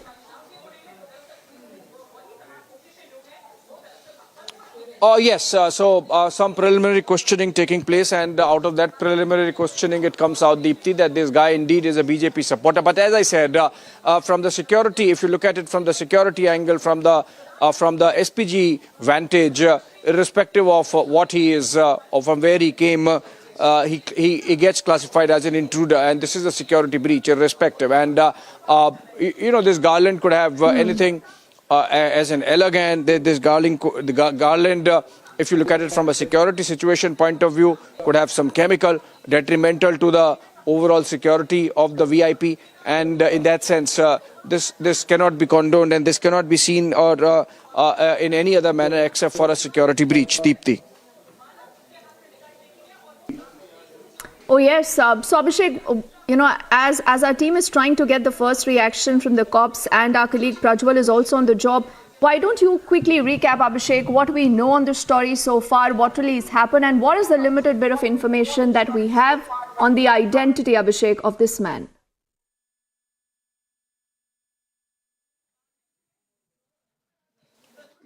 The identity is that he's a local BJP supporter. That's what the local police says. And he's in custody. He has been taken to a police station for still, some more questioning and screening. It's likely that once a report comes in from the local police, they would also get in, the SPG would do its own review. In fact, parallelly it happens. We have broken that story on air, that SPG would in fact carry out a review of this security breach. This man classifies as intruder and should not have been allowed to break that barrier. In fact, he jumped over the fence and it's clear that the local police security ring really failed in preventing that breach. You can see this man runs and just about 2 meters from him there are 2 cops of the local police standing, one on each side, and yet they miss him. This can't be taken lightly, Deepti. It could have been anyone. Yes. It could be anyone. Irrespective of that, this proximate access to the Prime Minister cannot be allowed. And that's why the review, that's why I believe as Absolutely. per the Blue Book, whatever needs to be done would be done in this case as well. Yes, Abhishek. Prajwal is, I'm told, with us. Let's quickly take it across to Prajwal. He has more details. Prajwal, what more do we know? Where is this man? Who really is this man?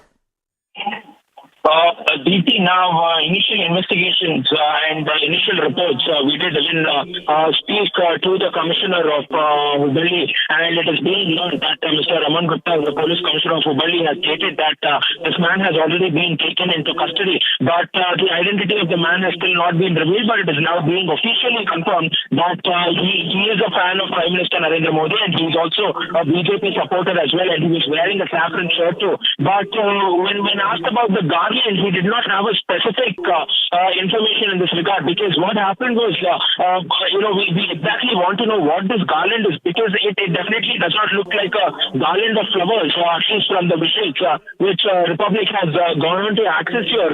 So therefore, what was this particular garland? So questions being raised about what this particular garland was or what happened. And as earlier, Abhishek was also pointing out to the fact that, that he might have come in with a garland, but it might have been of any substance. So that is something which is being questioned now.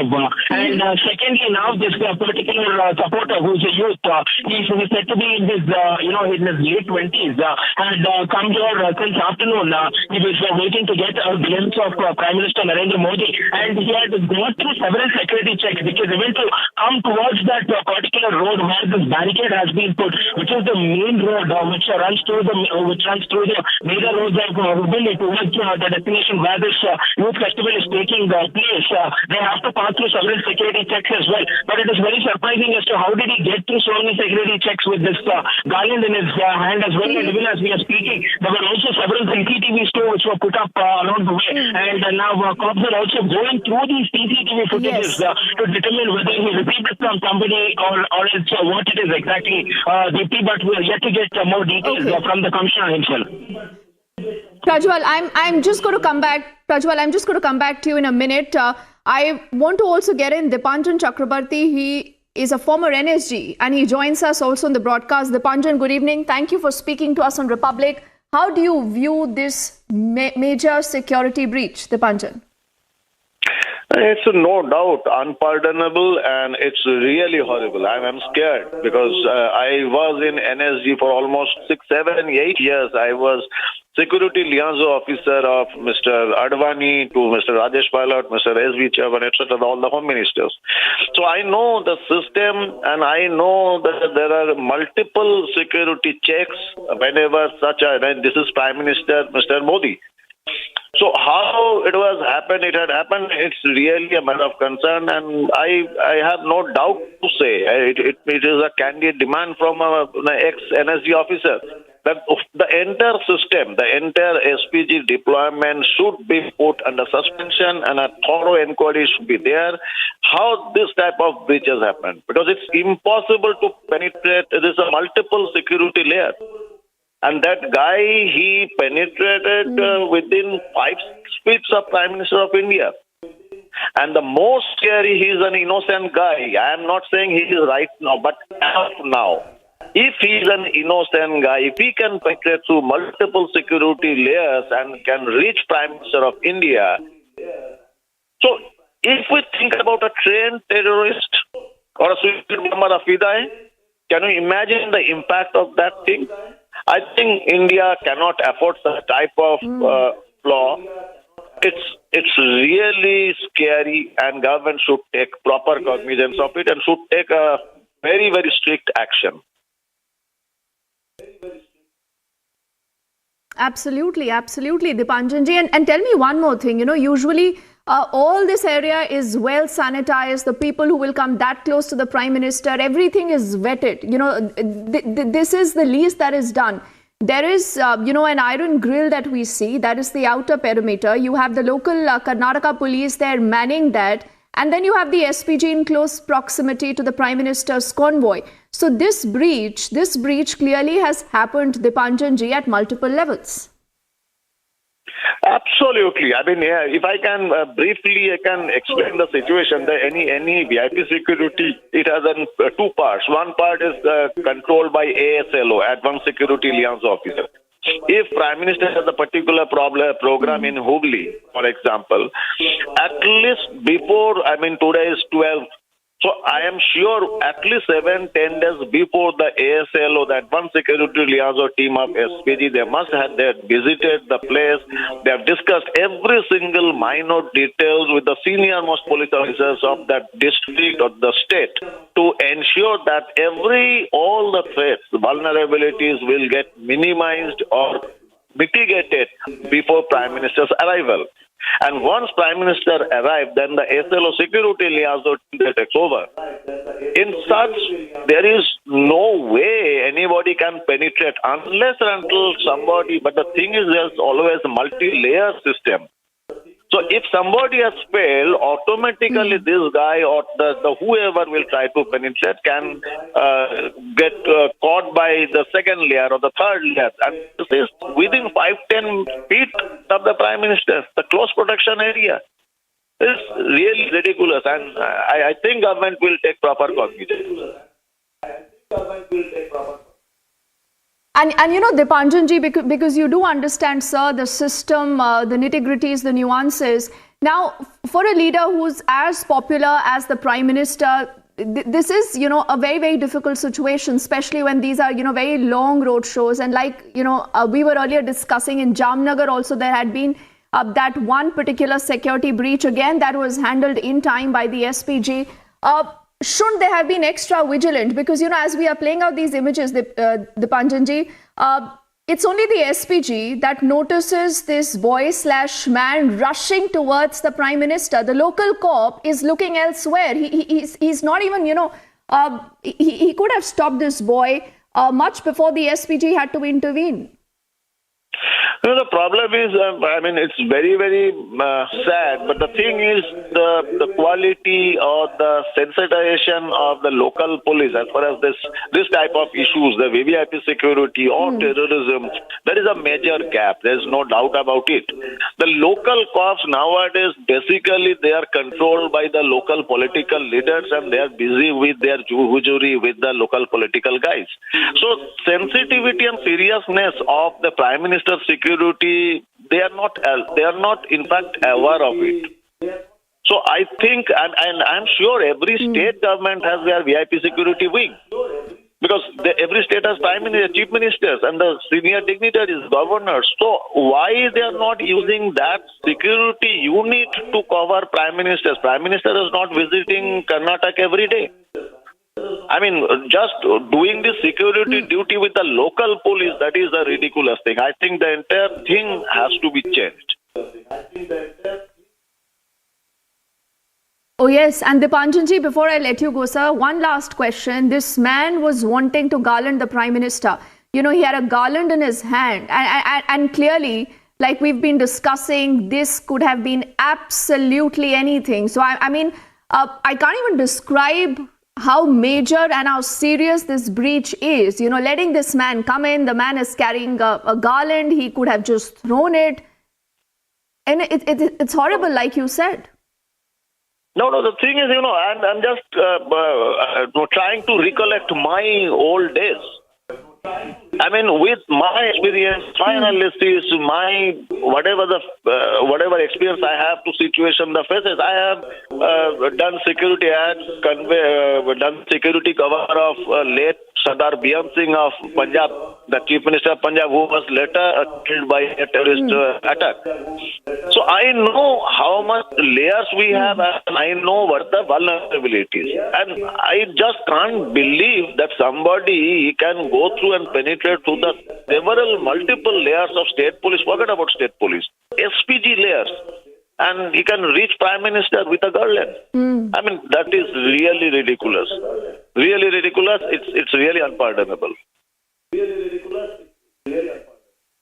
And sir, heads should roll because, you know, we should not be taking these breaches lightly, no matter what. There has to be accountability. Absolutely not. Yeah, absolutely not. It's a question of our Prime Minister.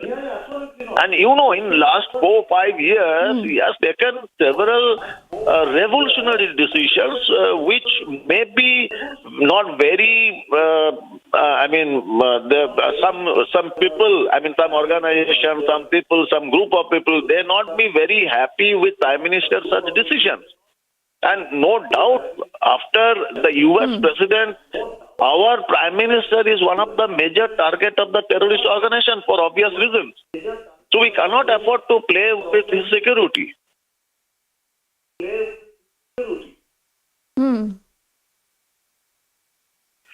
Okay, so we need to Dipanjanji, I'm not sure, sir, if it would be possible, sir. If it would be possible for you to hold the phone line, because I quickly want to read some more information now that we are getting. Our colleague Abhishek actually tells us that all people in the enclosure from where that boy actually came were properly frisked by the SPG. So they are essentially trying to say it's not a very serious issue. This is the first quick review that has happened by the SPG, sir. So I think that they want to indicate that somewhere this boy was checked, he was vetted, and only then he was allowed that close to the Prime Minister. I mean, does that add up?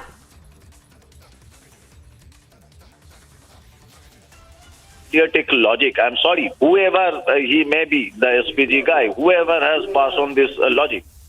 My logic is very simple. Is the boy was security verified?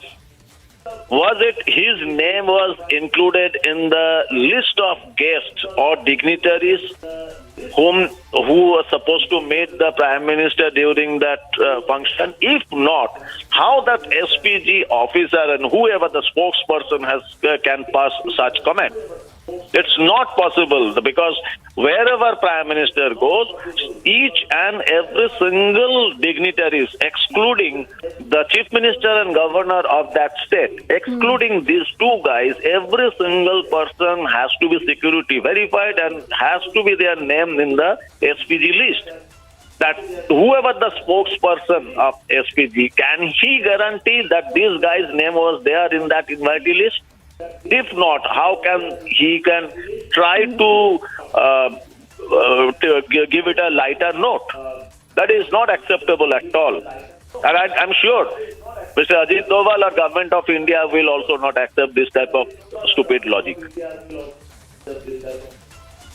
And Dipanjanji, what is the SOP, sir? You know, in times of a breach like this, what has to be immediately done? Where is such a person usually taken? What kind of a questioning? What is the procedure? I mean, we are still awaiting more details on the identity of this man, but the initial indication is that he was essentially, a fan of the Prime Minister. He just wanted to be there. But like I said, there is threat written all over these pictures that we have just accessed. So what is the standard operating procedure in cases of such a security breach?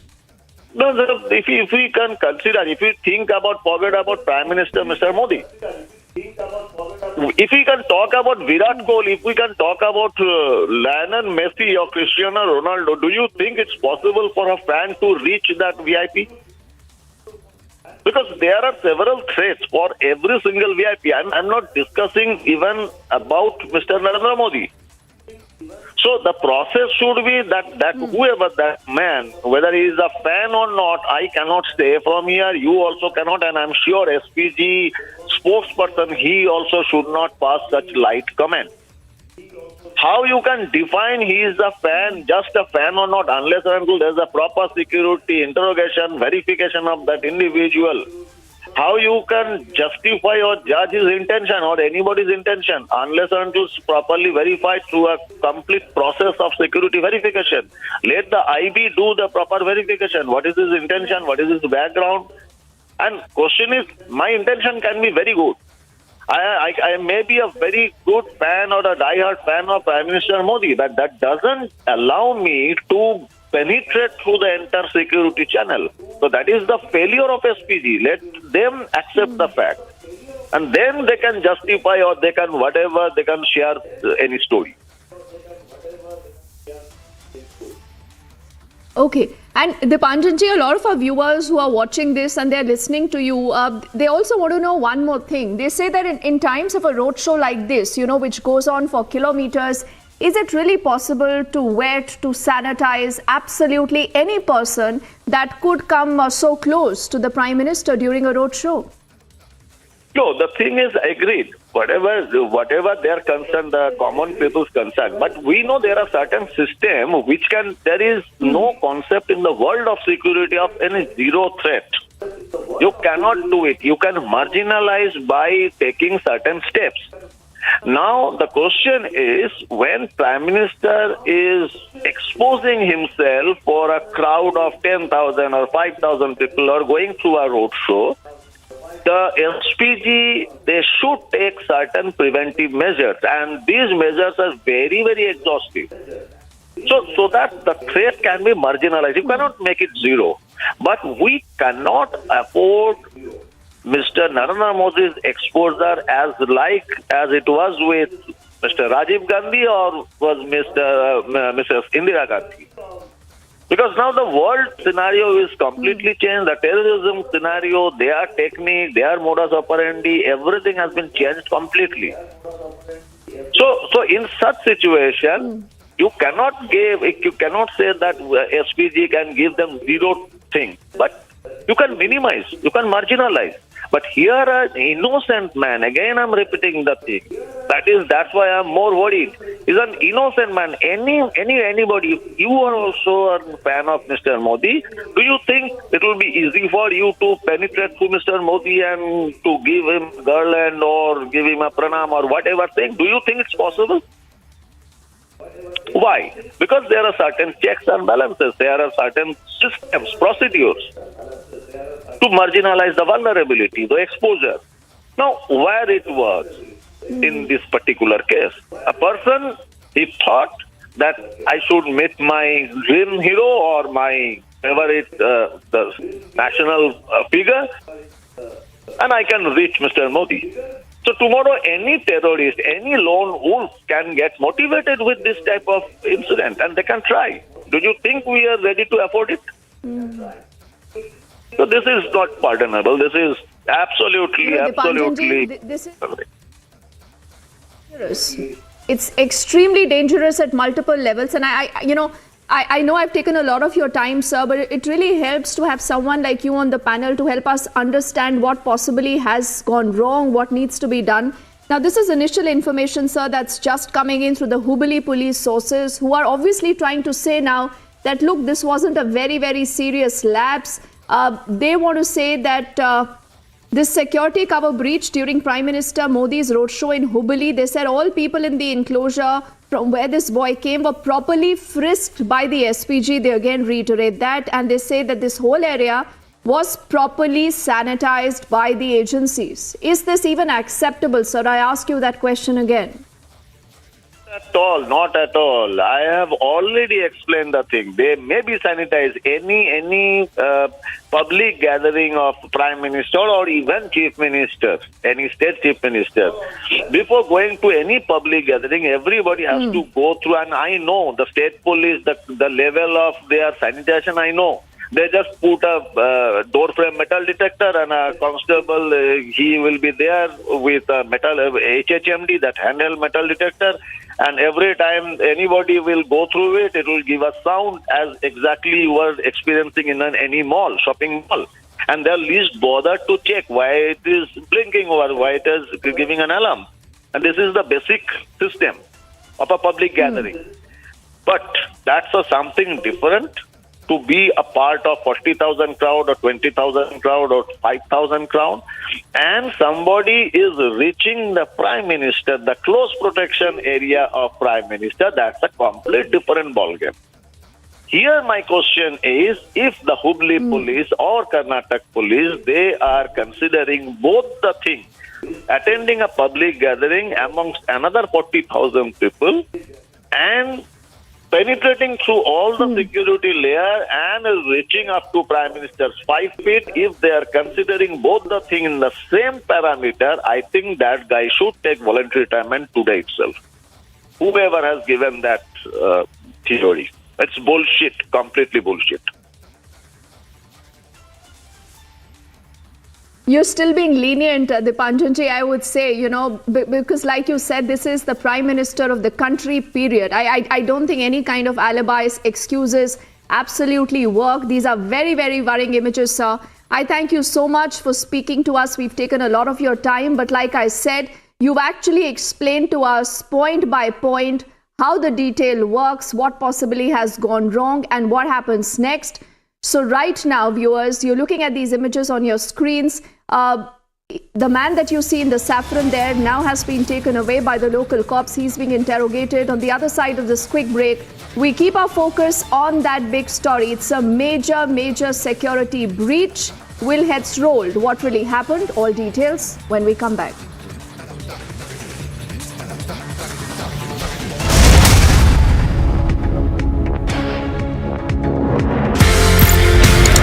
एक आपने concept दिया जी जनाब का. I don't ever want to claim anything which is not done by me. I only cast my mind back to what General Patinkar and General Nupur Sharma had done. What I did was that I took the Ji Janab. Ji Janab was not about saying Ji Janab to everyone. It was just a symbol, a name given to an operation to say, understand the Kashmiri environment, understand the culture, understand the sensitivities.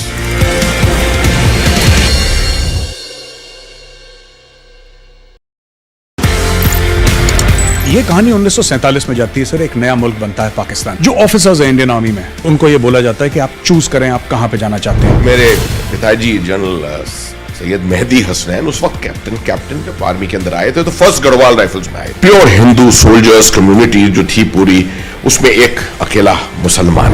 उनके commanding officer ने उनसे पूछा, बंटवारे के अंदर आप क्या चाहेंगे, किसी मुस्लिम यूनिट के साथ, मुस्लिम रेजिमेंट के साथ पाकिस्तान आर्मी में जाने की? जवाब जो था बहुत जबरदस्त. मैंने सोच लिया मैं उस देश में जाऊंगा, मैं उस फौज में जाऊंगा जिसमें मजहब के लिए कोई अलग जगह नहीं है.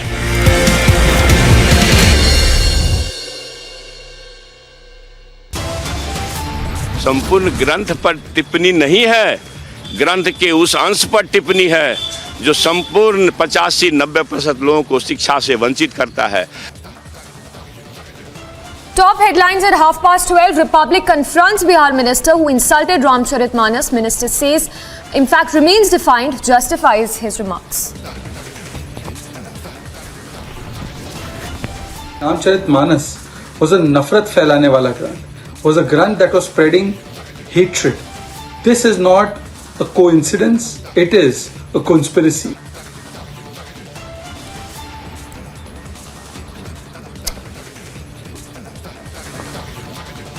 BJP hits out anger among Hindu community as Bihar minister insults Ramcharitmanas. The Kolar incident where a 24-year-old girl has been mowed down by a truck. This happened mainly because of the bad civic infrastructure. We are seeing that finally the authorities have woken up, and it has been over 1.5 hours since this particular incident has taken place. But will there be an end to Bengaluru civic apathy? That is something which needs to be seen, and many innocent lives are being lost at this point of time. So who will go on and question them, and will there be any sort of accountability over here? That is something which needs to be seen.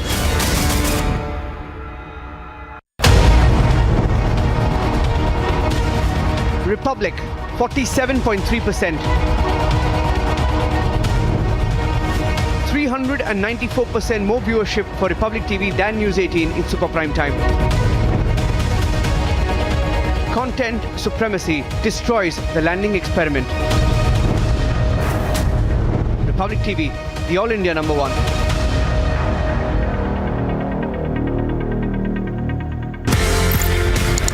एक आपने concept दिया जी जनाब का.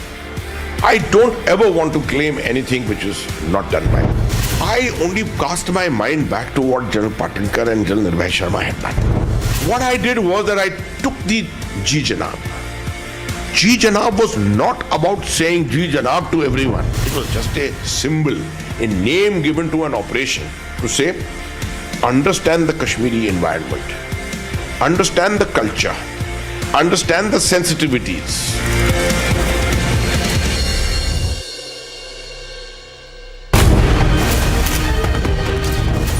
As Waze planted gelatin sticks in Antillia, as Mansoor Hiren was murdered,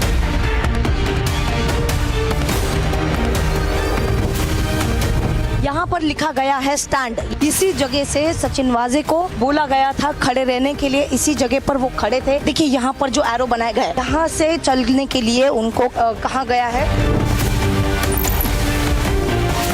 we don't preach journalism. We practice it.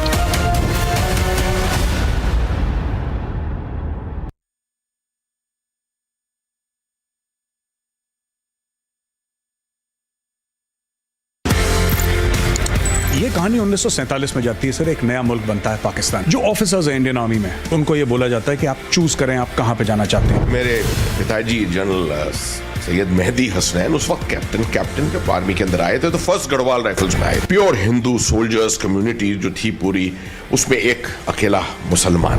उनके commanding officer ने उनसे पूछा, बंटवारे के अंदर आप क्या चाहेंगे, किसी मुस्लिम यूनिट के साथ, मुस्लिम रेजिमेंट के साथ पाकिस्तान आर्मी में जाने की? जवाब जो था बहुत जबरदस्त. मैंने सोच लिया मैं उस देश में जाऊंगा, मैं उस फौज में जाऊंगा जिसमें मजहब के लिए कोई अलग जगह नहीं है.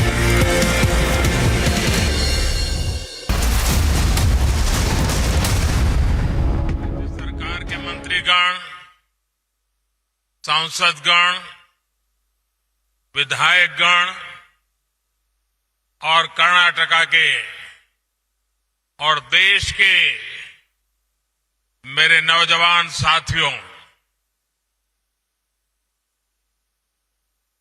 मुरु साविरा मठा, सिद्धारूठा मठा, इंतहा अनेक मठागला क्षेत्र के ನನ್ನ ನಮಸ್ಕಾರಗಳು.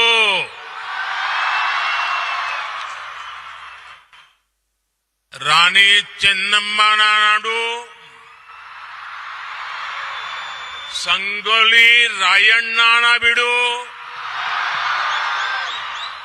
ಈ ಪುಣ್ಯ ಭೂಮಿಗೆ ನನ್ನ ನಮಸ್ಕಾರಗಳು.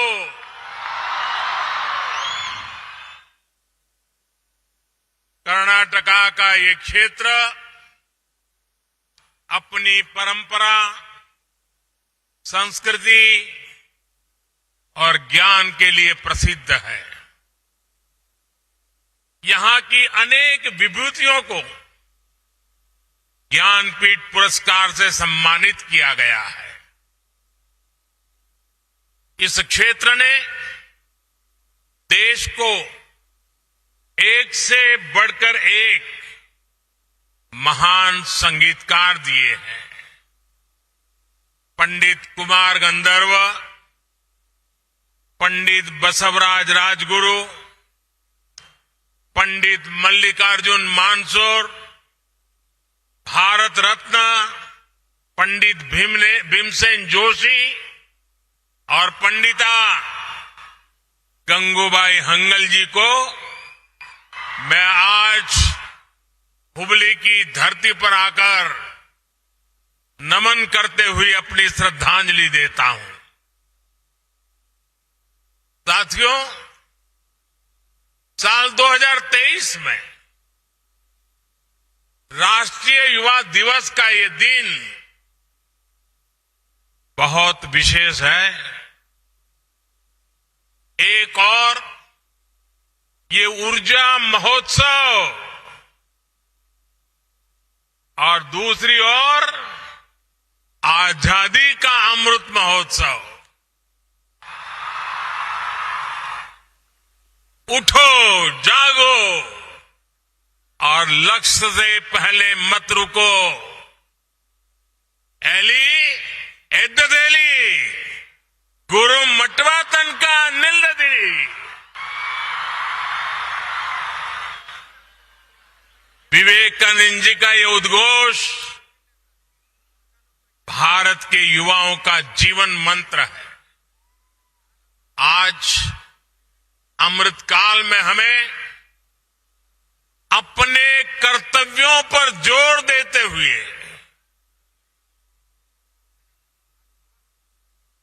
अपने कर्तव्यों को समझते हुए देश को आगे बढ़ाना है। और इसमें भारत के युवाओं के सामने स्वामी विवेकानंद जी की बड़ी प्रेरणा है। मैं इस अवसर पर स्वामी विवेकानंद जी के चरणों में नमन करता हूं। अभी कुछ दिन ही पहले कर्नाटका की धरती के एक और महान संत श्री सिद्धेश्वर स्वामी जी का देहावसान हुआ है। मैं सिद्धेश्वर स्वामी जी को भी आदरपूर्वक श्रद्धांजलि अर्पित करता हूं। साथियों, स्वामी विवेकानंद जी का कर्नाटका से अद्भुत रिश्ता था। उन्होंने अपने जीवन काल में कर्नाटका और इस क्षेत्र की कई यात्राएं की थी। बंगलुरु जाते समय वो हुबली, धारवाड़ भी आए थे। इन यात्राओं ने उनके जीवन को एक नई दिशा दी थी। मैसूरू के महाराजा भी उन लोगों में से एक थे जिन्होंने स्वामी विवेकानंद जी को शिकागो यात्रा में उनकी मदद की थी। स्वामी जी का भारत भ्रमण इस बात का भी प्रमाण है कि कितनी ही सदियों से हमारी चेतना एक थी, एक राष्ट्र के रूप में हमारी आत्मा एक थी। ये एक भारत श्रेष्ठ भारत की भावना का अमर उदाहरण है। इसी भावना को अमृत काल में देश नए संकल्पों के साथ आगे बढ़ा रहा है। साथियों, स्वामी विवेकानंद जी कहते थे कि जब युवा ऊर्जा हो, जब युवा शक्ति हो, तो भविष्य का निर्माण करना, राष्ट्र का निर्माण करना उतना ही आसान होता है। कर्नाटका की इस धरती ने खुद ऐसी कितनी ही महान विभूतियां दी है जिन्होंने अपने कर्तव्यों को सर्वोपरि रखा। बेहद कम उम्र में असाधारण काम किए। कित्तूर की रानी चेन्नम्मा देश की अग्रणी महिला स्वतंत्रता सेनानियों में से एक थी। उन्होंने सबसे मुश्किल समय में भी आजादी की लड़ाई को नेतृत्व दिया। रानी चेन्नम्मा की ही सेना में उनकी साथी संगोली रायण्णा ऐसे वीर योद्धा भी जिनके शौर्य ने ब्रिटिश सेना का हौसला तोड़ दिया था। इसी धरती के नारायण महादेव डोनी मात्र 14 साल की उम्र में देश के लिए बलिदान देने वाले शहीद बने थे। युवा की जीवटता क्या होती है, उसके हौसले कैसे मौत को भी मात दे सकते हैं, ये कर्नाटका के सपूत लांस नायक हनुमन थप्पा खोपड़ ने सियाचिन के पहाड़ों में दिखा दिया था। -55 डिग्री तापमान में भी वो 6 दिन तक मौत से मुकाबला करते रहे थे और वहां से जिंदा निकल करके आए थे। ये सामर्थ्य केवल शौर्य तक ही सीमित नहीं है। आप देखिए, श्री विश्वेश्वरैया जी ने इंजीनियरिंग में अपना लोहा मनवाकर ये साबित किया कि युवा प्रतिभा किसी एक दायरे में बंधी नहीं होती है। इसी तरह देश के अलग अलग हिस्सों में हमारे युवाओं की प्रतिभा और क्षमता एक से एक कल्पनातीत अविश्वसनीय उदाहरणों का अंबार लगा हुआ है। आज भी मैथ से लेकर के साइंस तक जब दुनिया के मंचों पर प्रतियोगिताएं होती हैं तो भारतीय युवाओं की काबिलियत विश्व को विस्मित कर देती है। साथियों, अलग अलग कालखंड में किसी भी राष्ट्र की प्राथमिकताएं बदलती है, उसके लक्ष्य बदलते हैं। आज 21वीं सदी के जिस पड़ाव पर हम भारतीय पहुंचे हैं, हमारा भारत पहुंचा है, वो उपयुक्त समय सदियों के बाद आया है। और इसकी सबसे बड़ी वजह है भारत का ये युवा सामर्थ्य, ये युवा शक्ति। आज भारत एक युवा देश है। दुनिया की बड़ी युवा आबादी हमारे देश में है, हिंदुस्तान में है। युवा शक्ति is the driving force of India's journey. The next 25 years are important for building the nation. Yuva Shakti's dreams decide India's direction. Yuva Shakti's aspirations decide India's destination. Yuva Shakti's passion decides India's path. To harness the Yuva Shakti, we need to be young with our thoughts, with our efforts. To be young is to be dynamic in our efforts. To be young is to be panoramic in our perspective. To be young is to be pragmatic.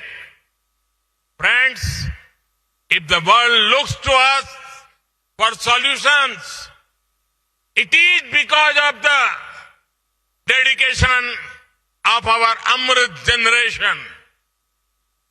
आज जब दुनिया भारत की तरफ इतनी उम्मीदों की नजर से देख रही है, तो इसके पीछे आप सभी मेरे युवा साथी हैं।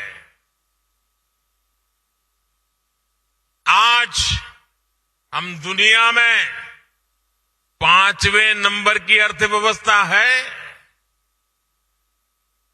और हमारा लक्ष्य है कि हम इसे टॉप 3 में लेकर के जाएं। देश की ये इकोनॉमिक ग्रोथ हमारे युवाओं के लिए अपार अवसर लेकर आएगी। आज हम कृषि के क्षेत्र में दुनिया की अग्रणी ताकत है। कृषि के क्षेत्र में टेक्नोलॉजी और इनोवेशन से एक नया रिवॉल्यूशन आने वाला है। इसमें युवाओं के लिए नए अवसर पैदा होंगे, नई ऊंचाइयों पर जाने के नए रास्ते खुलेंगे। स्पोर्ट्स के क्षेत्र में भी आज भारत दुनिया की एक बड़ी पावर बनने की तरफ अग्रसर हो रहा है। ये भारत के युवाओं के सामर्थ्य के कारण ही संभव हो पा रहा है। आज गांव हो, शहर हो या कस्बा, हर जगह उफान पर है युवाओं का जज्बा। आज आप इन बदलावों के साक्षी बन रहे हैं। कल आप इसकी ताकत से फ्यूचर लीडर बनेंगे। Friends, this is a special time in history. You are a special generation. You have a special mission. This is the mission of making an impact for India on the global scene. For every mission, a foundation is needed. Whether it is economy or education, sports or startups, skill development or digitalization, in every domain, a strong foundation has been laid in the last 8-9 years. The runway is ready. The runway is ready for your takeoff. Today, there is a great optimism in the world towards India and its youth. This optimism is about you. This optimism is because of you. And this optimism is for you. Today, there are global voices saying this century is India's century. It is your century. The century of India's youth. There are global surveys saying majority of the big investors want to invest in India. These investors want to invest in you, India's youth. Indian startups are getting record investments. Many global companies are setting up manufacturing plants to make in India. From toys to tourism, defense to digital, India is making headlines across the world. So, this is a historic time when optimism and opportunity are coming together. साथियों, हमारे देश में हमेशा से नारी शक्ति को और नारी शक्ति ने राष्ट्र शक्ति को जागृत रखने, राष्ट्र शक्ति को बढ़ाने का काम किया है। अब आजादी के इस अमृत काल में महिलाएं, हमारी बेटियां और नए नए पराक्रम करके दिखा रही है। भारत की महिलाएं आज फाइटर जेट्स उड़ा रही है, सेना में कॉम्बेटिव रोल्स में शामिल हो रही है। साइंस, टेक्नोलॉजी, स्पेस, स्पोर्ट्स, ऐसे हर क्षेत्र में हमारी बेटियां बुलंदियां छू रही है। ये उद्घोष है कि भारत अब पूरी शक्ति से अपने लक्ष्यांकों की ओर बढ़ रहा है। साथियों, हमें 21वीं सदी को भारत की सदी बनाना है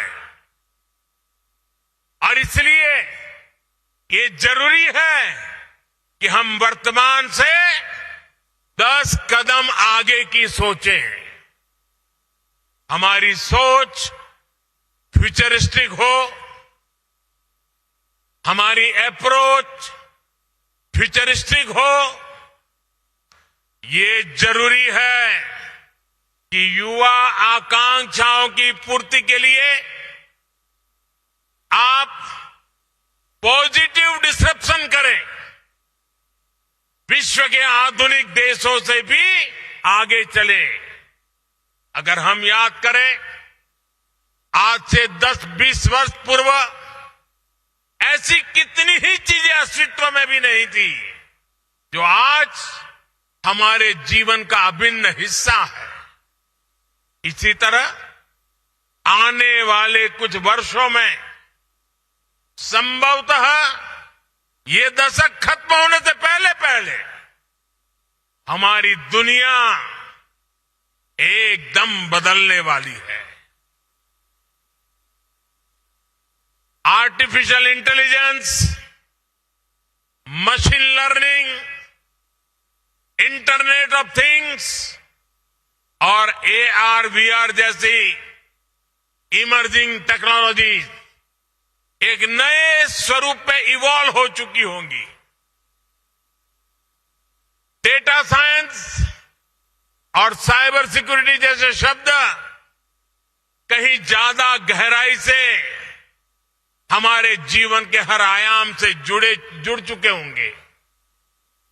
हमारी शिक्षा से लेकर देश की सुरक्षा तक, हेल्थ केयर से लेकर कम्युनिकेशन तक, सब कुछ एडवांस टेक्नोलॉजी के जरिए एक नए अवतार में दिखने वाला है। आज जिन कामों का अस्तित्व भी नहीं है, आने वाले समय में वो युवाओं के लिए मेन स्ट्रीम प्रोफेशन होने की संभावनाएं हैं। इसलिए ये जरूरी है कि हमारे युवा फ्यूचर स्किल्स के लिए खुद को तैयार करें। दुनिया में जो कुछ नया हो रहा है, हमें उससे खुद को जोड़ना होगा। जो काम कोई नहीं कर रहा है, हमें उन्हें भी करना होगा। नई पीढ़ी को इस माइंडसेट से तैयार करने के लिए देश नई राष्ट्रीय शिक्षा नीति के जरिए प्रैक्टिकल और फ्यूचरिस्टिक एजुकेशन सिस्टम तैयार कर रहा है। आज स्कूल से ही इनोवेटिव और स्किल ओरिएंटेड एजुकेशन पर फोकस है। युवाओं के पास आज चॉइस के हिसाब से आगे बढ़ने की आजादी है। ये बुनियाद भविष्य के भारत का निर्माण करने वाले फ्यूचर रेडी युवाओं को तैयार करेगी। साथियों, आज इस तेजी से बदलते विश्व में स्वामी विवेकानंद जी दो संदेश हर युवा के जीवन का हिस्सा होने चाहिए। ये दो संदेश हैं इंस्टीट्यूशंस और इनोवेशन। इंस्टीट्यूशन तब बनता है जब हम अपने विचार को विस्तार देते हैं, टीम स्पिरिट से काम करते हैं। आज हर युवा को चाहिए कि वो अपनी इंडिविजुअल सक्सेस को टीम सक्सेस के रूप में विस्तार दे। यही टीम स्पिरिट टीम इंडिया के रूप में विकसित भारत को आगे ले जाएगा। मेरे युवा साथियों, आपको स्वामी विवेकानंद की एक और बात याद रखनी है। इनोवेशन के लिए भी स्वामी विवेकानंद जी कहते थे, हर काम को 3 चरणों से गुजरना पड़ता है: उपहास, विरोध और स्वीकृति। और अगर इनोवेशन को एक लाइन में परिभाषित करना है तो वो यही है। उदाहरण के लिए, कुछ साल पहले देश में डिजिटल पेमेंट की शुरुआत हुई थी, तो कुछ लोगों ने इसका खूब मजाक उड़ाया था। स्वच्छ भारत अभियान शुरू हुआ तो भी इन लोगों ने कहा कि ये सब भारत में चलने वाला नहीं है। देश गरीबों के लिए बैंकों में जनधन खाते खुलवा रहा था, योजना लेकर आया, उसका भी मजाक उड़ाया। कोविड के समय हमारे वैज्ञानिक स्वदेशी वैक्सीन लेकर आए तो उसका भी उपहास किया गया कि ये काम भी करेगा या नहीं। लेकिन अब देखिए, आज भारत डिजिटल पेमेंट में वर्ल्ड लीडर है। आज जनधन खाते हमारी इकोनॉमी की एक बड़ी। एक आपने कॉन्सेप्ट दिया जी जनाब का। I don't ever want to claim anything which is not done by me. I only cast my mind back to what General Patinkar and General Nupur Sharma had done. What I did was that I took the Ji Janab. Ji Janab was not about saying Ji Janab to everyone. It was just a symbol, a name given to an operation to say, understand the Kashmiri environment, understand the culture, understand the sensitivities.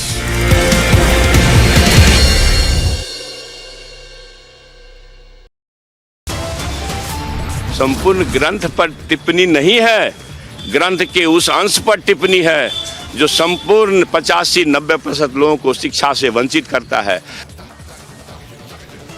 Top headlines at 12:30. Republic confronts Bihar minister who insulted Ramcharitmanas. Minister says, in fact, remains defiant, justifies his remarks. Ramcharitmanas was a nafrat फैलाने वाला ग्रंथ. Was a grant that was spreading hatred. This is not a coincidence, it is a conspiracy.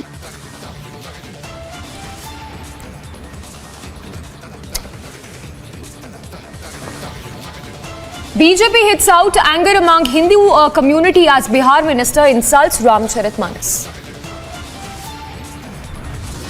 After UK and Canada, hate graffiti now scribbled on the walls of Hindu temple in Australia's Melbourne.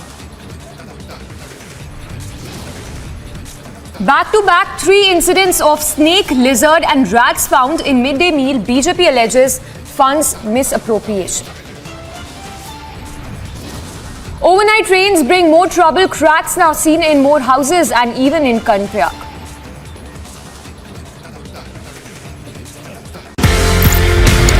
ये कहानी 1947 में जाती है sir. एक नया मुल्क बनता है पाकिस्तान। जो ऑफिसर्स हैं इंडियन आर्मी में, उनको ये बोला जाता है कि आप चूज करें आप कहां पे जाना चाहते हैं। मेरे पिताजी जनरल सैयद मेहदी हसनैन उस वक्त कैप्टन जब आर्मी के अंदर आए थे तो फर्स्ट गढ़वाल राइफल्स में आए। प्योर हिंदू सोल्जर्स कम्युनिटी जो थी पूरी, उसमें एक अकेला मुसलमान।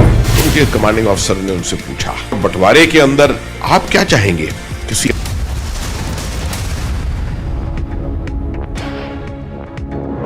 हमें विकसित भारत के सपने को पूरा किए बिना न रुकना है न विराम करना है। मुझे विश्वास है हर युवा इस सपने को अपना सपना बनाएगा, अपने कंधों पर देश की ये जिम्मेदारी लेगा। इसी विश्वास के साथ आप सभी को एक बार फिर बहुत बहुत धन्यवाद, बहुत बहुत शुभकामनाएं।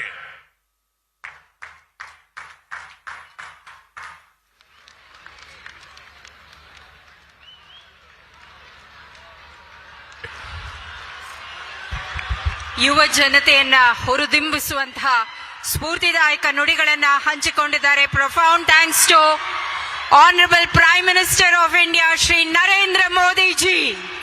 ನರೇಂದ್ರ ಮೋದಿ ಜಿ ಅವರು ಇಲ್ಲಿಗೆ ಆಗಮಿಸಿ ನಮ್ಮೆಲ್ಲರನ್ನು ಹುರಿದುಂಬಿಸಿ. So you just heard the Prime Minister, who's concluded his address with the inauguration of the Youth Festival in the state of Karnataka. This, remember, goes on for the next 5 days, and the Prime Minister says it's important now for the youth of the country to contribute equally in the rise of New India.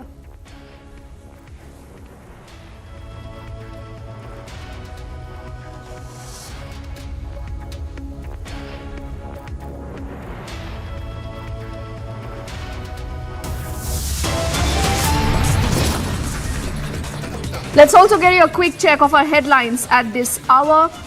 Prime Minister's security is breached during a roadshow in Karnataka. The man rushes towards the Prime Minister with a garland in his hand. The man is immediately pulled away by the SPG, taken into custody. Sources suggest preliminary questioning is underway. After receiving constant death threats, Nupur Sharma seeks a gun license for her safety. Income Tax Department raids the TMC MLA Zakir Hussain, recovers 15 crores cash and several documents.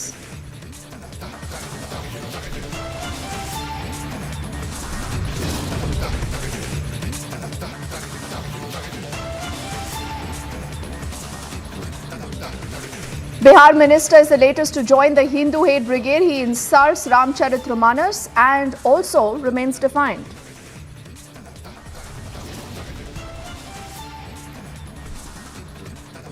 It's a Hindu temple targeted in Melbourne in Australia. Hindu hate graffiti scribbled on temple's walls.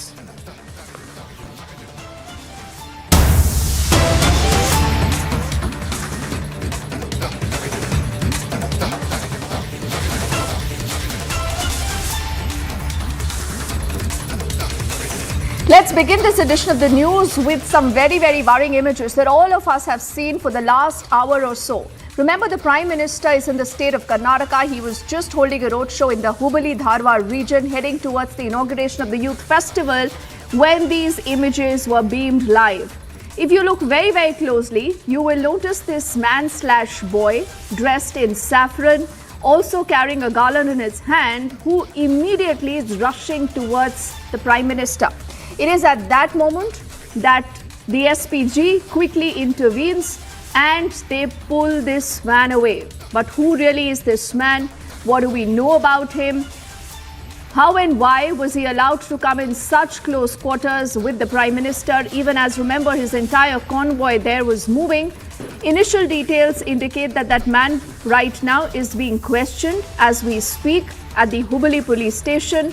Also, the local police there right now indicating that this possibly is not a very serious breach, because they underscore that almost anyone and everyone who is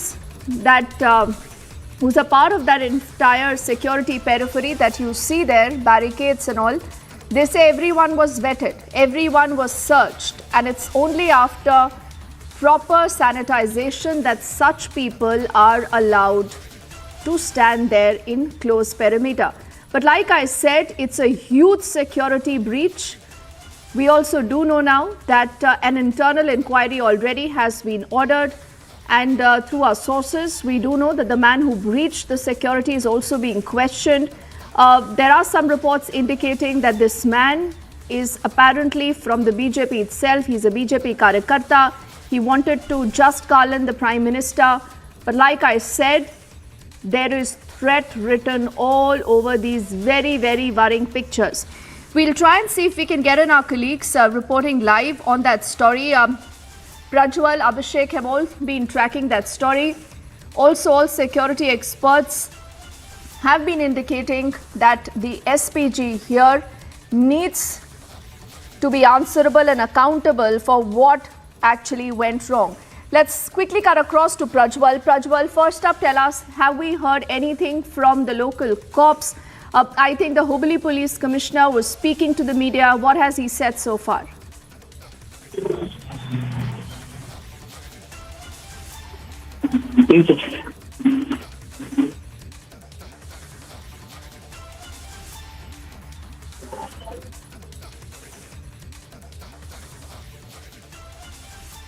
Okay, for the moment, I think we have some trouble with that line. We'll get Prajwal back. Also requesting our team to get in our colleague Abhishek, who's been getting us a lot of insight track into what possibly has happened. Now, the initial information that Abhishek had shared with us is that a review already is underway of the entire episode. Also saying that the SPG team will fully analyze the breach along with the local police, who remember is responsible for the outer periphery of the security of the Prime Minister when he's visiting a state. What we also learned through our sources is that all people in the enclosure from where this boy/man actually came were properly frisked by the SPG. The reason why the local police indicates that this possibly was not a very, very serious breach. But like I said, God forbid, you're looking at a situation which is very precarious, and all these experts, security experts that we have spoken to, who hold a better view and understanding of what the Prime Minister's security is all about, say that this is nothing but sheer negligence. This is carelessness at multiple levels. They are also asking that how is it that this boy was allowed to come in such close proximity with the Prime Minister. He's in fact just a feet away. I mean, if you just look very closely at these images, he's that close. Prajwal is back with us. Prajwal, what more inputs do we have? On this man/boy, where is he? And what do the cops say, Prajwal? Deepthi, now so far we get to understand that the police commissioner of Hubballi, Raman Gupta, has gone on to state that this is not a security breach. This is what he's still maintaining. And apart from that, sources in the know of the investigation are saying that this particular area where all this happened, where the incident took place, which is near the Gokul Road, is what we get to understand. Gokul Road is where this particular incident has happened while Prime Minister Modi was moving towards inaugurating the 26th edition of the National Youth Festival. And at this point of time, this particular person who is in his mid-20s is what is being confirmed as of now, has immediately rushed, breaking open this barricade. Look at the barricade there, Deepthi, right on the visuals. He was wearing a saffron shirt and he's holding a garland. It's a garland of flowers. It's finally been confirmed that this is a garland of flowers that he went towards Prime Minister Modi. He rushed towards the Prime Minister. And even if you see this, you can see that on the left side of our screens, we see the traffic police as well as the civil police. They're looking towards the left side of the crowd,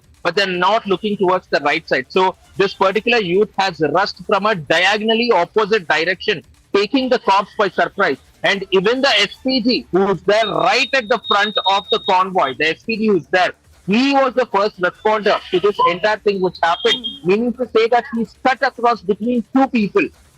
Apart from the outer cordon of the Prime Minister, he's cut across even the SPG here and he's immediately rushed. And you were clearly pointing out, and so was Abhishek earlier, saying that he's just a feet away from the Prime Minister and anything could have gone wrong over there. And from what we understand now, sources are stating that this particular youth has already been taken to the police station. As of now, we get to understand that the police station's location is also not being stated because this has happened on the outskirts. So we do not know whether he's been taken to the town police station or is the police station which is on the outskirts of the city now. So this has to be confirmed here. And also for all the people who have come in here, it is being understood that they were frisked. There were also metal detectors and metal scanners, and after they were frisked and a complete security check was done. Isn't that an alibi? Isn't that an alibi by the local cops to actually cover up this huge negligence? Because anyone who's looking at these pictures will only and only say that this is threat. This boy could have been absolutely anyone.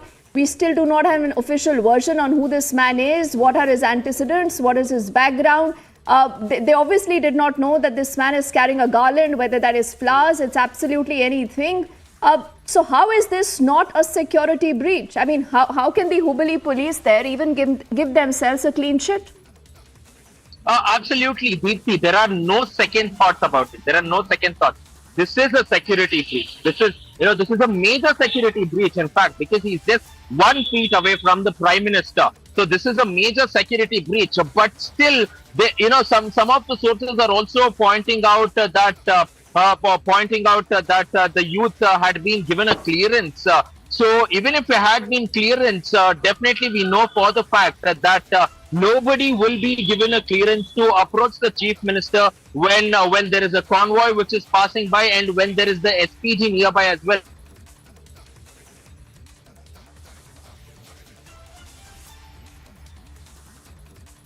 Okay, I think some bad network there with our colleague there who's trying to get you more details into what has happened so far. And even as we speak, like I said, this entire matter is under investigation at multiple levels. The man that you see there on your screens, dressed in saffron, is being interrogated right now. The SPG already has launched an initial review of what has happened, what needs to be done. And Prajwal, I think you're back with us now. You were saying. Deepthi, we are getting this exclusive information now about the identity of the boy. The age of the boy is 11 years old and he has been identified as Kunal 11. Suresh. So the identity of the boy has been revealed. He's 11 years old and his name is Kunal Suresh. So this is the official information that is coming in now, and he was also holding a flower garland. So the identity of the boy has been revealed. 11-year-old Kunal Suresh. 11-year-old Kunal Suresh is the identity of the boy, and he hails from a village called as Thoravai Halli. So Thoravai Hakkalada Halli, meaning to say that from a village near Hubballi called as Thoravai Hakkalada Halli. It's right near the city, Deepthi. We get to understand that it's right near the city, and the boy's identity has been revealed. He has been, his identity has been revealed. He is 11-year-old Kunal Suresh now, and the cops, we get to understand, have had a word with him as well. So this is the breaking news that is coming in now, and this is the information. This is the official information that we are receiving from our sources now, that this is 11-year-old Kunal Suresh, a resident of Thoravai Hakkala Halli, which is in Hubballi town, which is right next to Hubballi town. So he was a small 11-year-old boy who managed to breach the security that was in place for the Prime Minister of India. Prajwal, this is all the more serious. This is all the more serious. A boy just 11 years old is able to come that close, Prajwal, to the Prime Minister. I mean, if heads do not roll now, when would they? Now tell me something, was he there alone? Was he there with someone else, his parents? What do we know? What do we know about his background? Because initial information came in that he possibly could be linked to the BJP. Now, his parents, are they linked to the party or what? What do we know about his background? These are very initial details that are trickling by. Even as we are speaking, we are getting more details. Both his parents are also residents of Thoravai Hakkala Halli, which I was saying. So Kunal Suresh's parents are also from Hubballi as well. But we do not know about any sort of affiliation with the party. We will have to wait for the police to give in an official confirmation now. But the boy has been identified as 11-year-old Kunal Suresh. So this has been confirmed now. This has been confirmed. Boy has been identified as 11-year-old Kunal Suresh. And now, how did he come here? Did he come along with his parents? Because this is a huge crowd. It's a massive crowd. So he should have definitely come there along with someone. But who is this someone now? Had he come along with his parents or any of his relatives? It's something which is now being taken into account as well, Deepthi. But these are very initial accounts. But also, we will have to think about the gravity of the situation here, stating that only an 11-year-old boy has been able to breach the security cordon. Imagine what a 11-year-old boy has done and what could have happened if there was anything else. What would it have led to as well? So this is definitely quite serious. But at this point of time, all that we can confirm is that all that we can say that he's a 11-year-old boy and he's a resident of Hubballi. But Prajwal, obviously anyone looking at these images and these details now that you've got to us, that's breaking on the show, that this boy who actually breached the Prime Minister's security and the innermost perimeter, who's able to rush through like that, carrying a garland in his hand, is all of 11 years old. So from which direction did he come in? What more information do we have about that particular enclosure? Who all were there in that enclosure? How many, police deployment actually was there? Do we have any idea, Prajwal? Absolutely, Deepthi. When we are looking at this road where the convoy was passing through at that point of time, from our sources, we get to understand that this is the Gokul Road, which is one of the prominent roads in the city, where the Prime Minister's convoy was passing through. And if you look at these visuals very carefully, Deepthi, the boy has come in from a diagonally opposite direction, and therefore the cops were taken by surprise. It was only the SPG. Let me remind you, it was only the SPG who were looking at it, and in the entire stretch of this road, for every 50 to 100 meters, there are two police personnel, one a traffic police personnel and one a civil police personnel, who is along this particular road, and this particular boy has jumped in between them from a diagonally opposite direction, jumped through the barricade and has come directly straight and has rushed through the convoy. I think the entire focus is who allowed him. Who allowed him? Was he alone there? Were there more people with him? What does his family say? The reason why we will be on top of that story, Prajwal, for the moment, thank you so much for breaking those details for us. And from that big story, we are shifting our focus to the other big story that Republic is tracking this evening. Now, it's a special CBI court that has allowed Indrani Mukherjee application to verify the claims of advocate Sabina Bedi that she saw Sheena Bora. Yes, you heard that right. Now, the court has issued a notice to the director of the Guwahati airport and also sought the CCTV footage of the 5th of January 2023. Now, the airport authority also directed to ascertain the identity of the said woman in the video that has been submitted, and also to inform the court, Indrani Mukherjee has spoken to Republic exclusively. Our colleague Sandeep has managed that big scoop. Sit back and listen to this very, very curious story developing.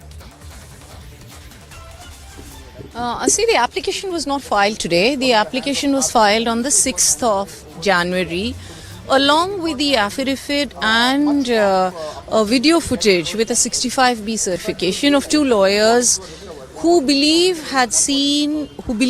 that the person they saw on the 5th of January in Guwahati airport resembled Sheena. Now, the reason for us to really take this forward and to submit it in court is because the person who feels that could be Sheena Bora was somebody who had worked with me earlier since 2007.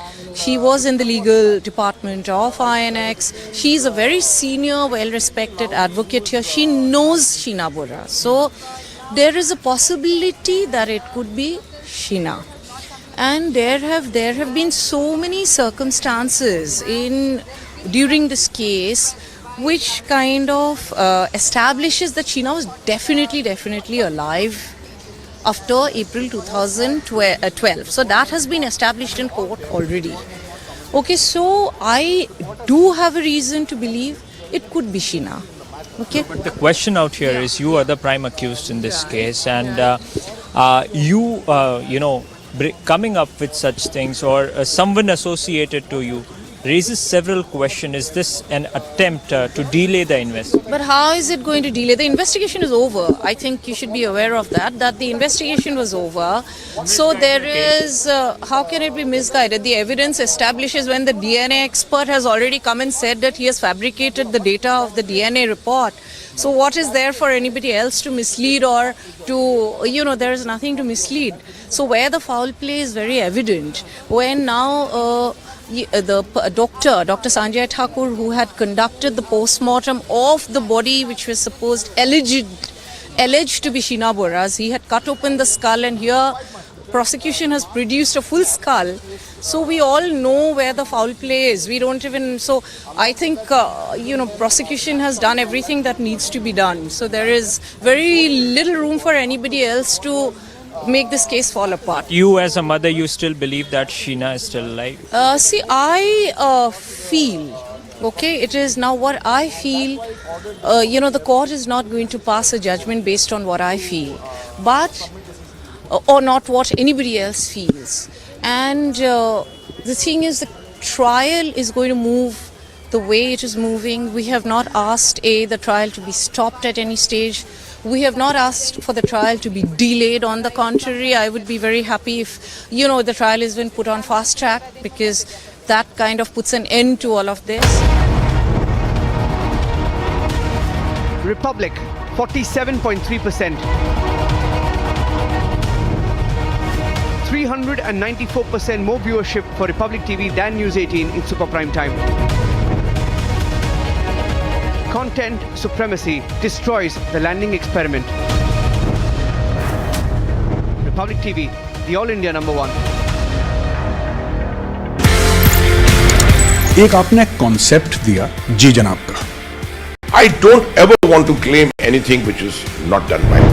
I only cast my mind back to what General Patinkar and General Nupur Sharma had done.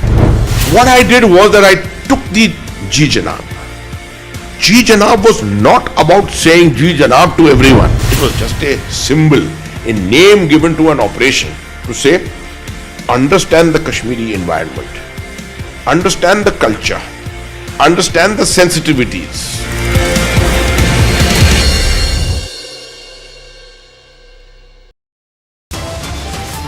संपूर्ण ग्रंथ पर टिप्पणी नहीं है, ग्रंथ के उस अंश पर टिप्पणी है जो संपूर्ण 85-90% लोगों को शिक्षा से वंचित करता है. Top headlines at 12:30. Republic confronts Bihar minister who insulted Ramcharitmanas. Minister says, in fact, remains defiant, justifies his remarks. Ramcharitmanas was a nafrat फैलाने वाला ग्रंथ. Was a grant that was spreading hatred. This is not a coincidence, it is a conspiracy.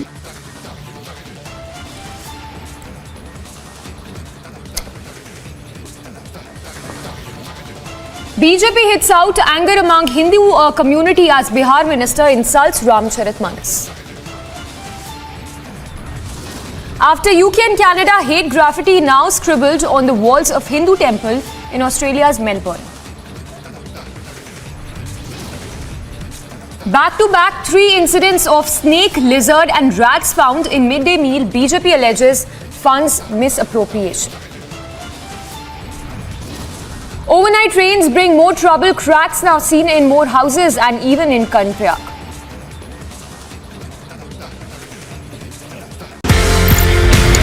ये कहानी 1947 में जाती है sir. एक नया मुल्क बनता है पाकिस्तान. जो ऑफिसर्स हैं इंडियन आर्मी में, उनको ये बोला जाता है कि आप चूज करें आप कहां पे जाना चाहते हैं. मेरे पिताजी जनरल सैयद मेहदी हसनैन उस वक्त कैप्टन जब आर्मी के अंदर आए थे तो फर्स्ट गढ़वाल राइफल्स में आए. प्योर हिंदू सोल्जर्स कम्युनिटी जो थी पूरी, उसमें एक अकेला मुसलमान.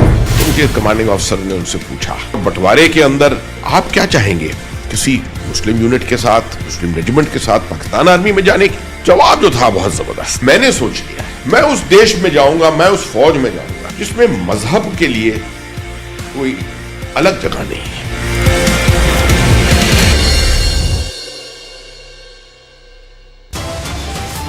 संपूर्ण ग्रंथ पर टिप्पणी नहीं है, ग्रंथ के उस अंश पर टिप्पणी है जो संपूर्ण 85-90% लोगों को शिक्षा से वंचित करता है। Top headlines at 12:30. Republic confronts Bihar minister who insulted Ramcharitmanas. Minister says, in fact, remains defiant, justifies his remarks.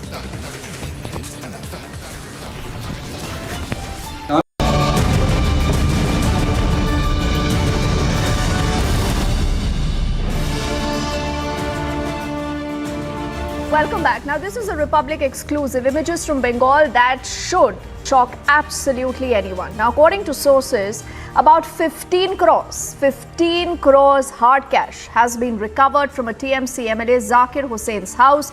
Just look at these images on the extreme right of your screens. His office, his rice and oil mill, they were all searched in Murshidabad district. These were raids of the Income Tax Department. Several documents also have been seized. According to sources, all these documents right now are being examined. But like I said, this cash that you see on the right of your screens, ladies and gentlemen, amounts to a good 15 crores. 15 crores hard cash with a TMC MLA.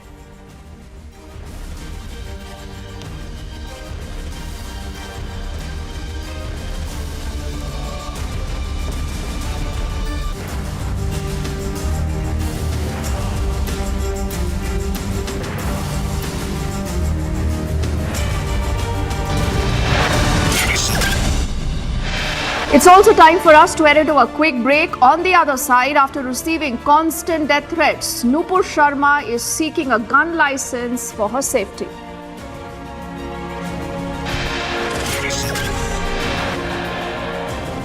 Also, it's a Hindu temple that has been targeted in Australia. You see those images on your screens. This is Hindu hate graffiti scribbled on the temple's wall. The story developing from Melbourne. On the other side, more details also on this story.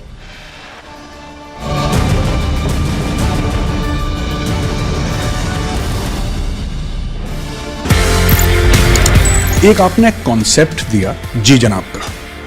I don't ever want to claim anything which is not done by me. I only cast my mind back to what General Patankar and General Nupur Sharma had done. What I did was that I took the Ji Janab. Ji Janab was not about saying Ji Janab to everyone. It was just a symbol, a name given to an operation to say, understand the Kashmiri environment, understand the culture, understand the sensitivities.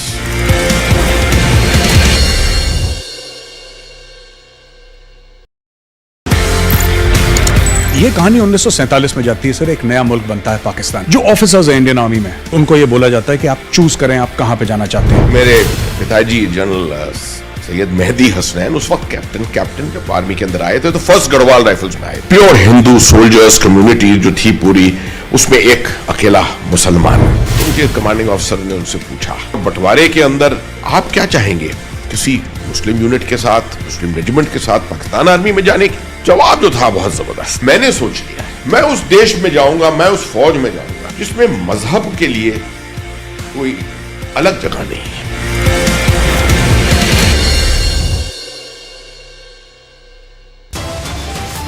संपूर्ण ग्रंथ पर टिप्पणी नहीं है, ग्रंथ के उस अंश पर टिप्पणी है जो संपूर्ण 85-90% लोगों को शिक्षा से वंचित करता है. Top headlines at 12:30. Republic confronts Bihar minister who insulted Ramcharitmanas. Minister says, in fact, remains defiant, justifies his remarks. Ramcharitmanas was a nafrat फैलाने वाला grant. Was a grant that was spreading hatred.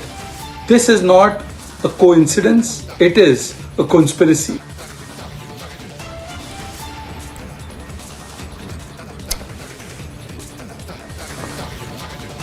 BJP hits out anger among Hindu community as Bihar minister insults Ramcharitmanas.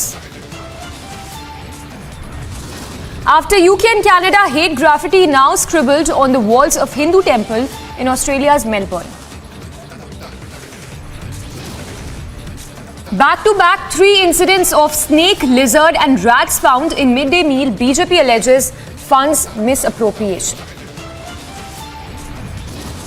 Overnight rains bring more trouble. Cracks now seen in more houses and even in Kanpia. The Kolar incident where a 24-year-old girl has been, mowed down by a truck. This happened mainly because of the bad civic infrastructure. We are seeing that finally the authorities have woken up, and it has been over 1.5 hours since this particular incident has taken place. But will there be an end to Bengaluru civic apathy? That is something which needs to be seen, and many innocent lives are being lost at this point of time. So who will go on and question them, and will there be any sort of accountability over here? That is something which needs to be seen.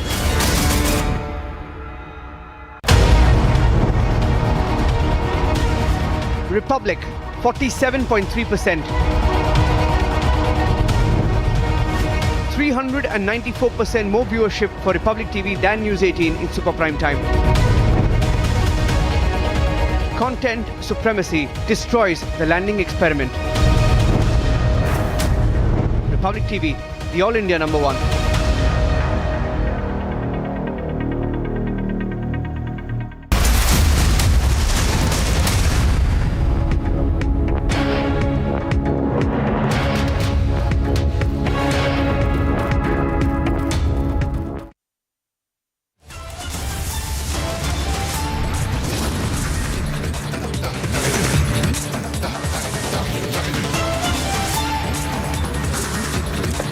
Prime Minister's security breached during roadshow in Karnataka. Man rushes towards Prime Minister with a garland in hand. Man immediately pulled away by SPG, taken into custody. Sources suggest preliminary questioning is underway.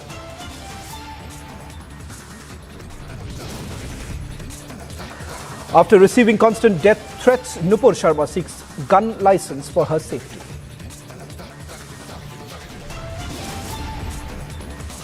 Income Tax Department raids TMC MLA Zakir Hussain, recovers 15 crore cash and several documents.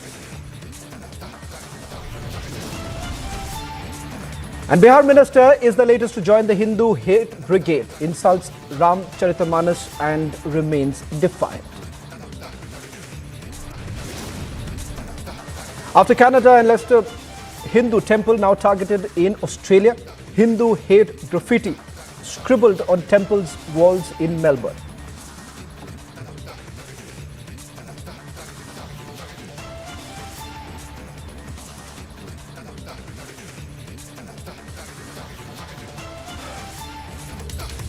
Starting this edition with the top story of the day, there's been a massive controversy over the Bihar minister making hateful remarks on Ram Charitammanas. There is a huge anger over the comment. Bihar Chief Minister, when asked on the controversy, said that he has no idea about the statement by his Education Minister. In fact, Republic TV confronted the Bihar Education Minister over his insulting comment. Take a look at some of the reactions that are coming in. मानस को लेकर के उन्होंने कहा कि ये विवादित ग्रंथ है। हमको नहीं पता, चलिए अब हो गया, हमको नहीं मालूम। सर बक्सर में जो घटना हुई इस पर क्या कहेंगे सर? सर बक्सर में जो घटना हुई है सर, दरभंगा में एम्स बनेगा सर। बक्सर में क्या? सर दरभंगा एम्स को लेकर सर बक्सर में सर पावर प्लांट में आग लगा दी गई है सर बक्सर में। जो जमीन को लेकर कुछ विवाद हुआ, अरे वो तो कह दिया गया उसको, डीएम को, वो अपना सब कुछ देख रहा है पहुंच करके। शिक्षा मंत्री बोले नफरत को लेकर भी सवाल उठ रहा है। हमको पता नहीं है जी, हम देखे नहीं है। शिक्षा मंत्री ने बोला है कि ये नफरत होने वाला ग्रंथ है। नहीं, हमको पता नहीं है, हम पूछ लेंगे उनसे। ठीक। सर दरभंगा एम्स को लेकर बातें हो रही है कि दरभंगा एम्स कब तक बन जाएगा सर? हाँ बनेगा। दरभंगा एम्स के लिए तो आप जानते ही न हैं, हम जो चाहते थे क्या, हम तो चाहते थे एम्स में इसको कन्वर्ट करना, जो हमारा दरभंगा का मेडिकल कॉलेज हॉस्पिटल, हम तो ही ना चाह रहे थे। पहले मान लिए थे लोग, अब बाद में छोड़ दिए कि नहीं हम बनाएंगे, तो वहां पर बनाने की बात हुई, वो रहेगा ही।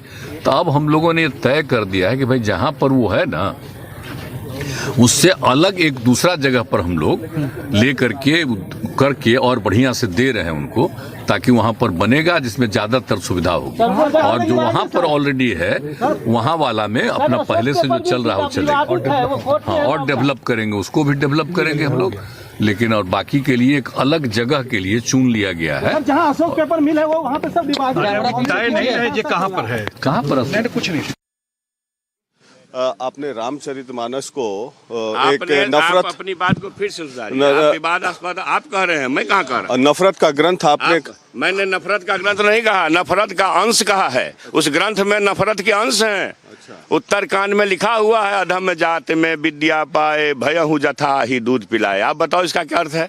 कभी पढ़े हैं? मैं तो नहीं पढ़ा, आप पढ़े हैं। वही लोग बहस में लगे हुए हैं। जो पढ़ेंगे सब। हम विवाद नहीं कर रहे हैं, साधु संत लोग बोल रहे हैं कि अपमानजनक है। मैंने तो नहीं पढ़ा है रामचरित। मैं ऑनेस्टली आपको बता रहा हूँ, आप पढ़े, मुझे याद है कल आप भाषण में दोहा में काफी बता रहे थे। लेकिन रामचरितमानस एक सेक्रेड ग्रंथ है, जैसा कि हिंदू धर्म के लोग मानते हैं, और संत लोग आपका विरोध कर रहे हैं इस बात को लेकर। भाजपा वाले भी विरोध कर रहे हैं। संत लोग विरोध नहीं कर रहे हैं। संतों की पृष्ठभूमि देखिए किस बात की वो लोग विरोध कर रहे होंगे।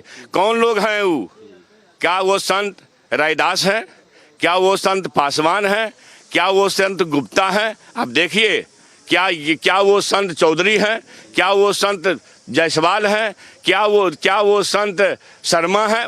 मतलब शर्मा जो मेरा ये कहना है कि जो भी मैंने बात कही है, संपूर्ण ग्रंथ पर टिप्पणी नहीं है, ग्रंथ के उस अंश पर टिप्पणी है जो संपूर्ण 85-90% लोगों को शिक्षा से वंचित करता है। आज मोहन भागवत जी नागपुर से फतवा देते हैं कि शिक्षा से अहंकार बढ़ता है। क्या आपने देखा? आपने पढ़ा? ये बहस का मुद्दा बना। रामचरितमानस को आप किस रूप में लेते हैं? आप ये बताइए। मैं रामचरितमानस के उत्तरकांड के उस अंश का विरोध करता हूँ जिसमें लिखा हुआ है, धम जात में विद्या पाए भयहु जथा ही दूध पिलाए। मैं रामचरितमानस के उस अंश को लेता हूँ जिसमें लिखा हुआ, जे बरनाधम तेली कुम्हारा सपच की रात कोल कलवारा। बरन में नीच कौन कौन है? पहला नाम तेली का दिया है भैया। तेली, कहार, कुम्हार, कोल, कलवार, आदिवासी, दलित पराधीन सारे वंचितों को कहा है। और मनुस्मृति का दहन क्यों किए बाबा साहब अम्बेडकर? बाबा साहब अम्बेडकर भारत भूमि के प्रथम छात्र हुए।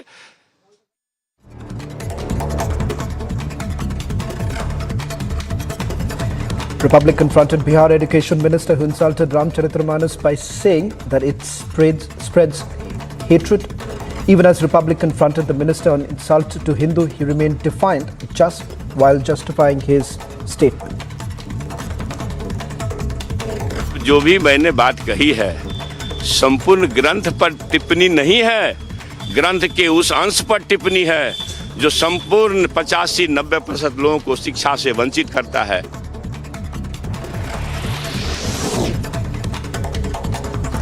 Massive controversy over Bihar minister's insult to Hindus. BJP as well as Hindu community lashed out at Bihar minister's insult to Ramcharitramanas. दुर्भाग्य है कि इस प्रकार के लोग बिहार के शिक्षा मंत्री के रूप में काम कर रहे हैं।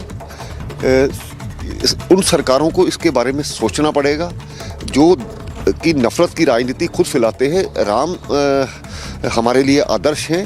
वो एक पिता के रूप में, पुत्र के रूप में, पति के रूप में, भाई के रूप में जिन्होंने अपने सारे किरदार को सामने रखा, वो हमारे लिए प्रेरणा स्रोत है।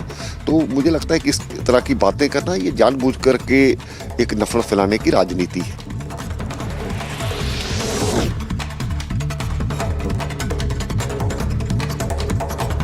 Amid massive controversy over the Bihar education minister's insult to Hindus, BJP parliamentarian Sushil Modi demanded Nitish government to sack the minister. वो कहते हैं कि दलित विरोधी है, तो ऐसे शिक्षा मंत्री क्या संदेश देंगे छात्रों को? और वो भी सार्वजनिक रूप से इस प्रकार के कॉन्वोकेशन के अंदर भाषण दे रहे हैं। तो नीतीश जी ऐसे शिक्षा मंत्री को तत्काल बर्खास्त कीजिए। बीजेपी इसको बिल्कुल भी बर्दाश्त नहीं करेगी।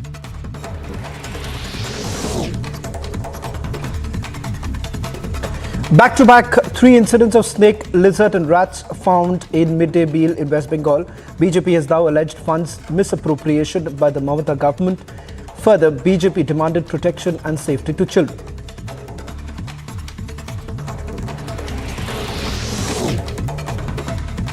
Uttarakhand's Joshimath is reeling under the worst situation. Cracks on walls, houses, roads, buildings continue to baffle residents as they wait for immediate solution to the crisis.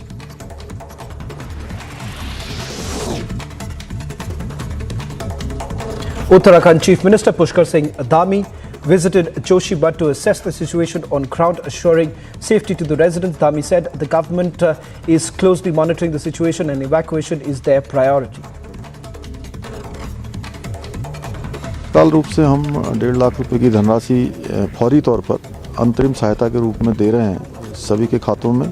आज से ही उसको डाल देंगे। आज शाम तक जो है अधिकांश खातों में वो पैसा चला जाएगा, अन्यथा कल तक सभी में चला जाएगा। और उसके बाद जो कमेटी बनाई है यहाँ पर, वो कमेटी तय करेगी कि पहले भी आपदा के समय में जो लोगों के राहत के काम और पुनर्वास की जो व्यवस्था होती थी, जो रेट दिए जाते थे, उन्हीं रेटों पर हम अच्छे से अच्छा रेट यहाँ पर लोगों को देंगे। Addressing the news conference, Army Chief said that we are keeping a close watch on the situation in Doklam and monitoring all the activities taking place there. Further, he stated that the situation with China is stable but also unpredictable. Situation in the Doklam. Now, without going into the specifics of it, I would only want to mention that we are keeping a close watch on the situation there and monitoring all the activities that are taking place. Beyond this, I think I'll not be, there is nothing else I can share with you.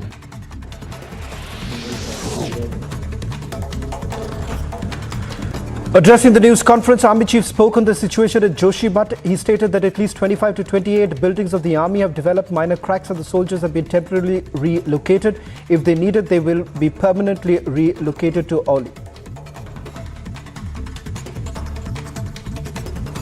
जो भी हमारी वहाँ पे facilities है, जो भी infrastructure है, जिस मात्रा में या जिस तरह से हम मदद कर पाएंगे वहाँ पे स्थानिक प्रशासन की, हम पूरा करेंगे। और ऐसे सिचुएशंस में हमने पहले भी पास्ट में भी पूरी तरह से मानवीय या फिर प्राकृतिक आपदा का सामना करने में पूरी मदद की है, तो उसी की तरह यहाँ पर भी हम करेंगे।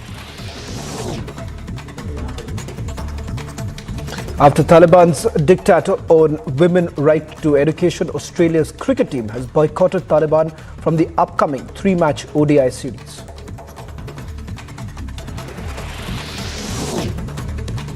Republic has accessed exclusive video of Myanmar bombs rebel camps near Mizoram border. According to sources, 5 members of the CNA camps lost their lives as 3 bombs exploded in the rebel camps.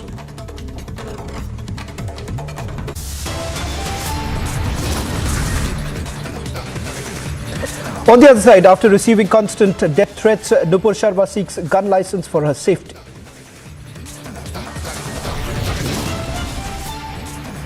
Also, after Canada and Leicester, Hindu temple now targeted in Australia. Hindu hate graffiti scribbled on temple's walls in Melbourne.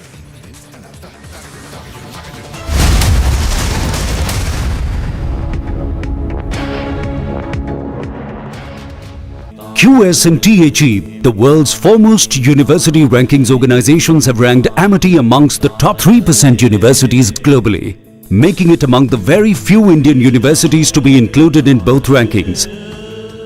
Yet another top ranking for Amity University. एक आपने concept दिया जी जनाब का। I don't ever want to claim anything which is not done by me. I only cast my mind back to what General Patinkar and General Nirvay Sharma had done. What I did was that I took the Ji Janab. Ji Janab was not about saying Ji Janab to everyone. It was just a symbol, a name given to an operation to say, understand the Kashmiri environment, understand the culture, understand the sensitivities.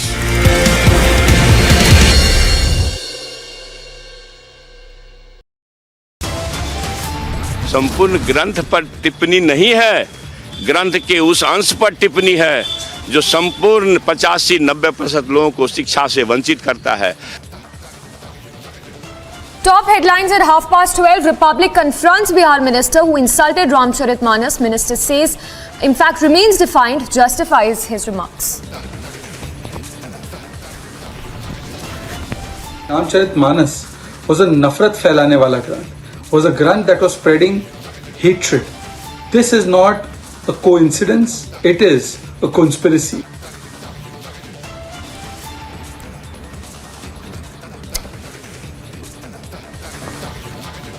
BJP hits out anger among Hindu community as Bihar minister insults Ramcharitmanas. After UK and Canada, hate graffiti now scribbled on the walls of Hindu temple in Australia's Melbourne. Back-to-back 3 incidents of snake, lizard and rats found in midday meal, BJP alleges funds misappropriation. Overnight rains bring more trouble, cracks now seen in more houses and even in Karnataka.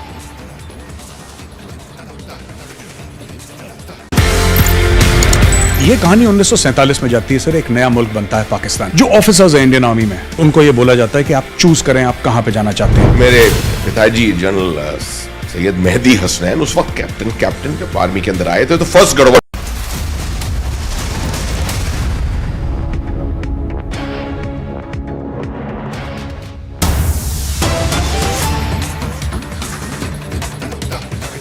Getting into some more breaking news right now. Delhi airport P8 accused has now been identified. In fact, Republic has accessed the picture of the accused Johar Ali Khan. On your screens, viewers, is Johar Ali Khan, who was scheduled to depart from Delhi on a flight to Daman. He was caught urinating publicly in front of the departure gate number 6 at IGI Airport T3 on 8th of January. Khan appeared to be in an inebriated state, also was abusing passengers. He was arrested and later released on a bail bond. This is the first picture of the accused that has now been accessed by Republic TV. Let me straight away go across to my colleague Madhurima is getting us the latest pictures. Madhurima and Harsha, who've accessed the latest details on this story. The accused was now caught urinating at the departure gate. Madhurima, take us to the details that you're picking up. The case was also registered by the Delhi police. It turns out that this person that viewers are seeing on the screen was later let off on a bail bond. What are the details that you have? Absolutely, this particular passenger who was traveling to Damdam, it was at the gate number 6 of the Terminal 3 of the Indira Gandhi Airport where he went on. He was in drunk condition and that has been substantiated by the Safdarjung Hospital as well, as he was taken there, and the doctors in their report said that the person was indeed heavily drunk. Also, the police taking a swift action, registered an FIR and he was arrested. However, he got a bail after furnishing a bail bond. Also, what needs to be noted here is that he created a lot of nuisance around gate 6 of the IGI airport. Remember, from gate number 5, the international departures also begin, because 1 to 4 is for domestic, and following with that, that also implies that a lot of international crowd was also a witness to this entire act by this particular person.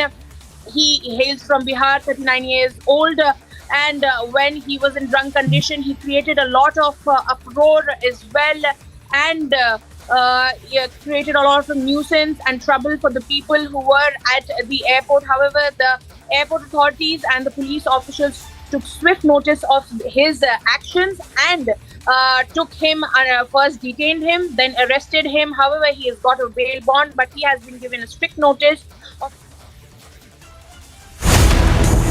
Nupur Sharma granted gun license. Nupur gets gun license amid death threats. Is the threat to Nupur Sharma's life acceptable? Debating tonight at 9 p.m. QS and THE, the world's foremost university rankings organizations, have ranked Amity amongst the top 3% universities globally, making it among the very few Indian universities to be included in both rankings. Yet another top ranking for Amity University.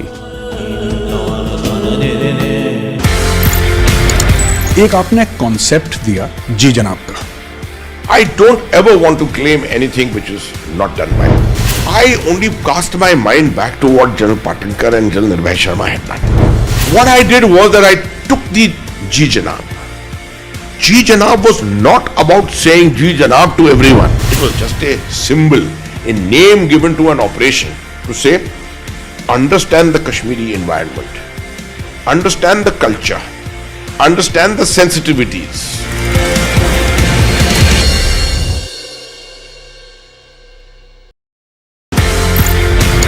ये कहानी 1947 में जाती है sir. एक नया मुल्क बनता है पाकिस्तान। जो ऑफिसर्स हैं इंडियन आर्मी में, उनको ये बोला जाता है कि आप चूज करें आप कहां पे जाना चाहते हैं। मेरे पिताजी जनरल सैयद मेहदी हसनैन उस वक्त कैप्टन जब आर्मी के अंदर आए थे तो फर्स्ट गढ़वाल राइफल्स में आए। प्योर हिंदू सोल्जर्स कम्युनिटी जो थी पूरी, उसमें एक अकेला मुसलमान। उनके कमांडिंग ऑफिसर ने उनसे पूछा, बंटवारे के अंदर आप क्या चाहेंगे, किसी मुस्लिम यूनिट के साथ, मुस्लिम रेजिमेंट के साथ पाकिस्तान आर्मी में जाने की? जवाब जो था बहुत जबरदस्त। मैंने सोच लिया मैं उस देश में जाऊंगा, मैं उस फौज में जाऊंगा जिसमें मजहब के लिए कोई अलग जगह नहीं है।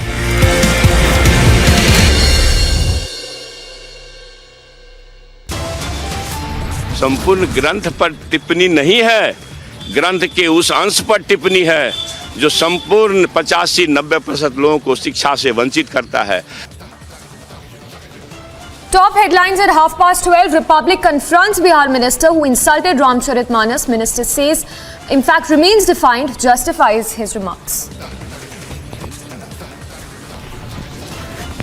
Ramcharitmanas was a nafrat फैलाने वाला ग्रंथ, was a grant that was spreading hatred. This is not a coincidence, it is a conspiracy.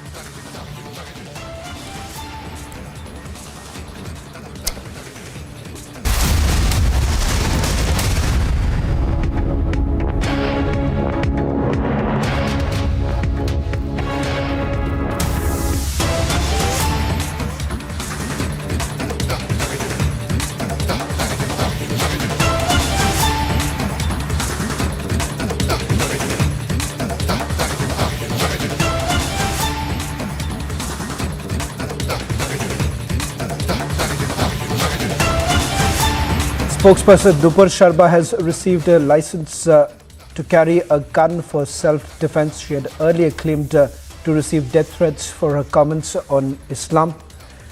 She alleged that she has been receiving the death threats to her family and herself. Sharma has been not active on social media and has kept a low profile since June last year.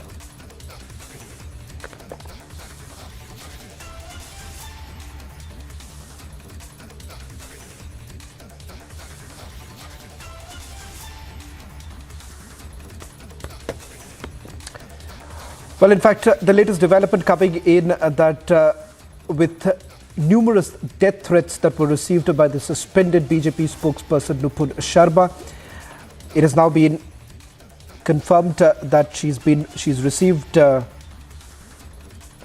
license from the Ministry of Home Affairs.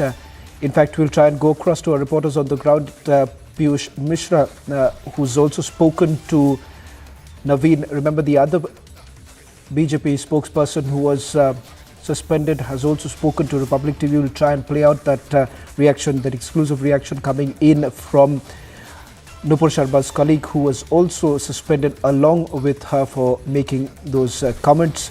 In fact, remember, there was a massive outrage, international outrage over the comment that was made by Nupur Sharma, but thereafter we've seen a series of killings that have taken place also. And not to forget that over the last few months, there have been an increased threat that was faced by Nupur Sharma. The question that one needs to ask is that why exactly will Nupur Sharma have to fend for herself? The fact that the matter has also been settled. Remember, this had gone to the highest court with regards to the threats that she was actually receiving and the multiple FIRs that were registered. In fact, Delhi police finally was given the authority to carry on the investigation in this entire matter. Let's try and play out the reaction that has been given by Naveen to my colleague Piyush Mishra, who spoke to a short while back.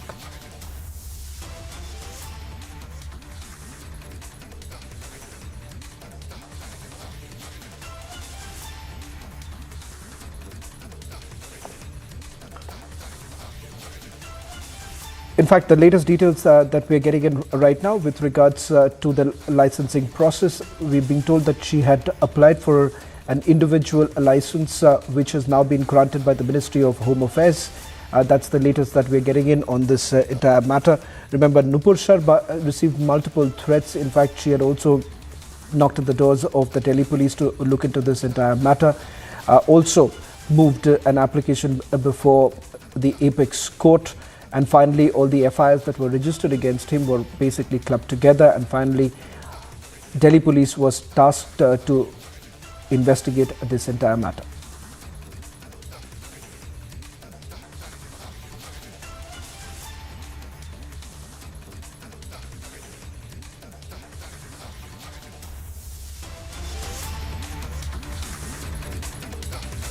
I'm reporting from Nursing Temple, which is also becoming one of affected area. First, let me give you a sense. There you can see the security of Chief Minister's Dhami. He has just done the puja over here and now meeting with some of the people over down over there only. And let me tell you that if we talk about the update, yes, he stayed overnight. He was in Joshimath itself. Yesterday also he had meeting with the locals. He had meeting with the administration, and today it is again going to be the meetings after meeting. The series of meeting is already lined up at the ITBP campus itself in Joshimath, where he stayed last night. And let me tell you that this is going to be the meeting with the local administration, with the local people also, because the local people has also made in the committee, and the representative of them is going to be there in this very meeting. This is going to be the district magistrate of Chamoli. This is going to be the secretary. This is going to be the local administration who is going to share this particular meeting. On the other side, Bihar minister is the latest to join the Hindu hate brigade, insults Ramcharitramanas and remains defiant.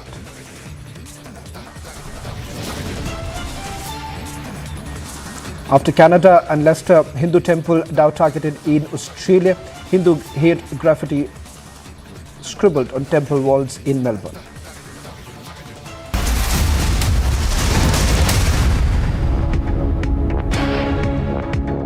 आग को फैलने से रोकना मुश्किल है, पर नामुमकिन नहीं। अब फायरवॉल टेक्नोलॉजी के साथ सेंचुरी प्लाई क्लब प्राइम आग से बचाए। एक आपने कॉन्सेप्ट दिया जी जनाब का। I don't ever want to claim anything which is not done by me. I only cast my mind back to what General Patinkar and General Nupur Sharma had done. What I did was that I took the Ji Janab. Ji Janab was not about saying Ji Janab to everyone. It was just a symbol, a name given to an operation to say, understand the Kashmiri environment, understand the culture, understand the sensitivities.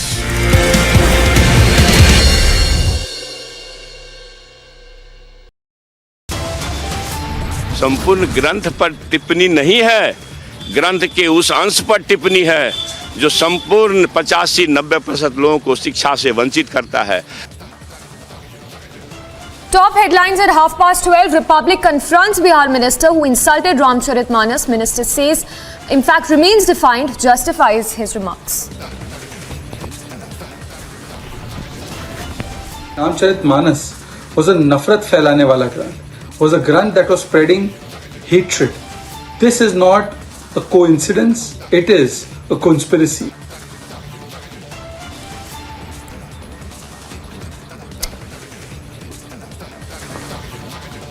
BJP hits out anger among Hindu community as Bihar minister insults Ramcharitmanas. After UK and Canada, hate graffiti now scribbled on the walls of Hindu temple in Australia's Melbourne. Back-to-back 3 incidents of snake, lizard and rats found in midday meal. BJP alleges funds misappropriation. Overnight rains bring more trouble. Cracks now seen in more houses and even in Karnataka.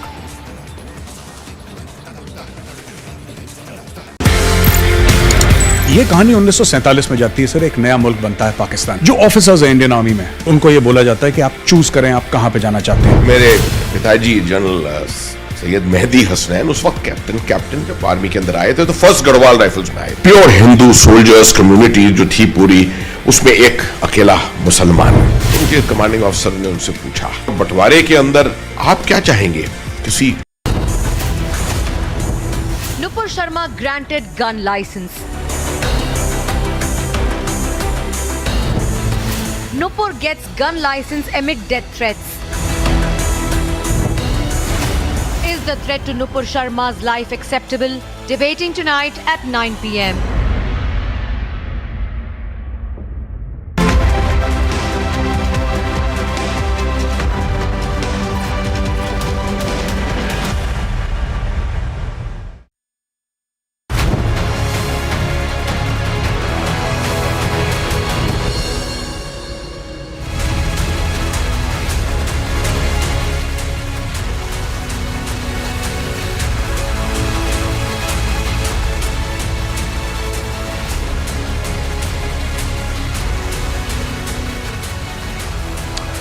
Hello and welcome. You're watching the biggest story tonight with me, Shavin said. Tonight we'll get you those exclusive visuals from the Indo-Myanmar border, where there were aerial strikes that were carried out by Myanmar military junta against the rebel camps. For the first time, Camp Victoria was bombed by the military junta, affecting also the locals on the Indian side.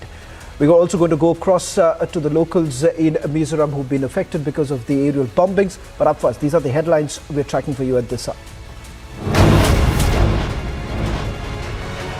Prime Minister's security breached during Roadshow in Karnataka. Man rushes towards Prime Minister with a garland in hand. Man immediately pulled away by SPG, taken into custody. Sources suggest preliminary questioning is underway.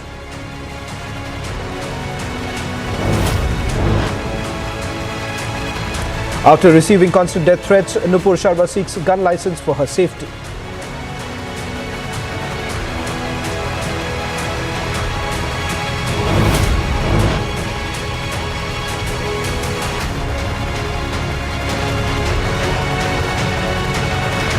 Income Tax Department raids TMC MLA Zakir Hussain, recovers 15 crore cash and several documents. And Bihar Minister is the latest to join the Hindu hate brigade, insults Ramcharitramanas and remains defiant.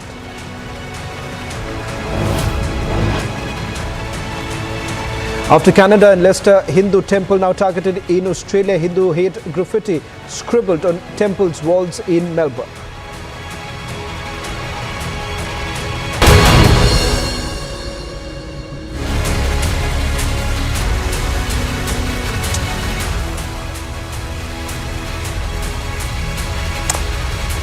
Starting the edition with that top story, our exclusive coming in from the Indo-Myanmar border.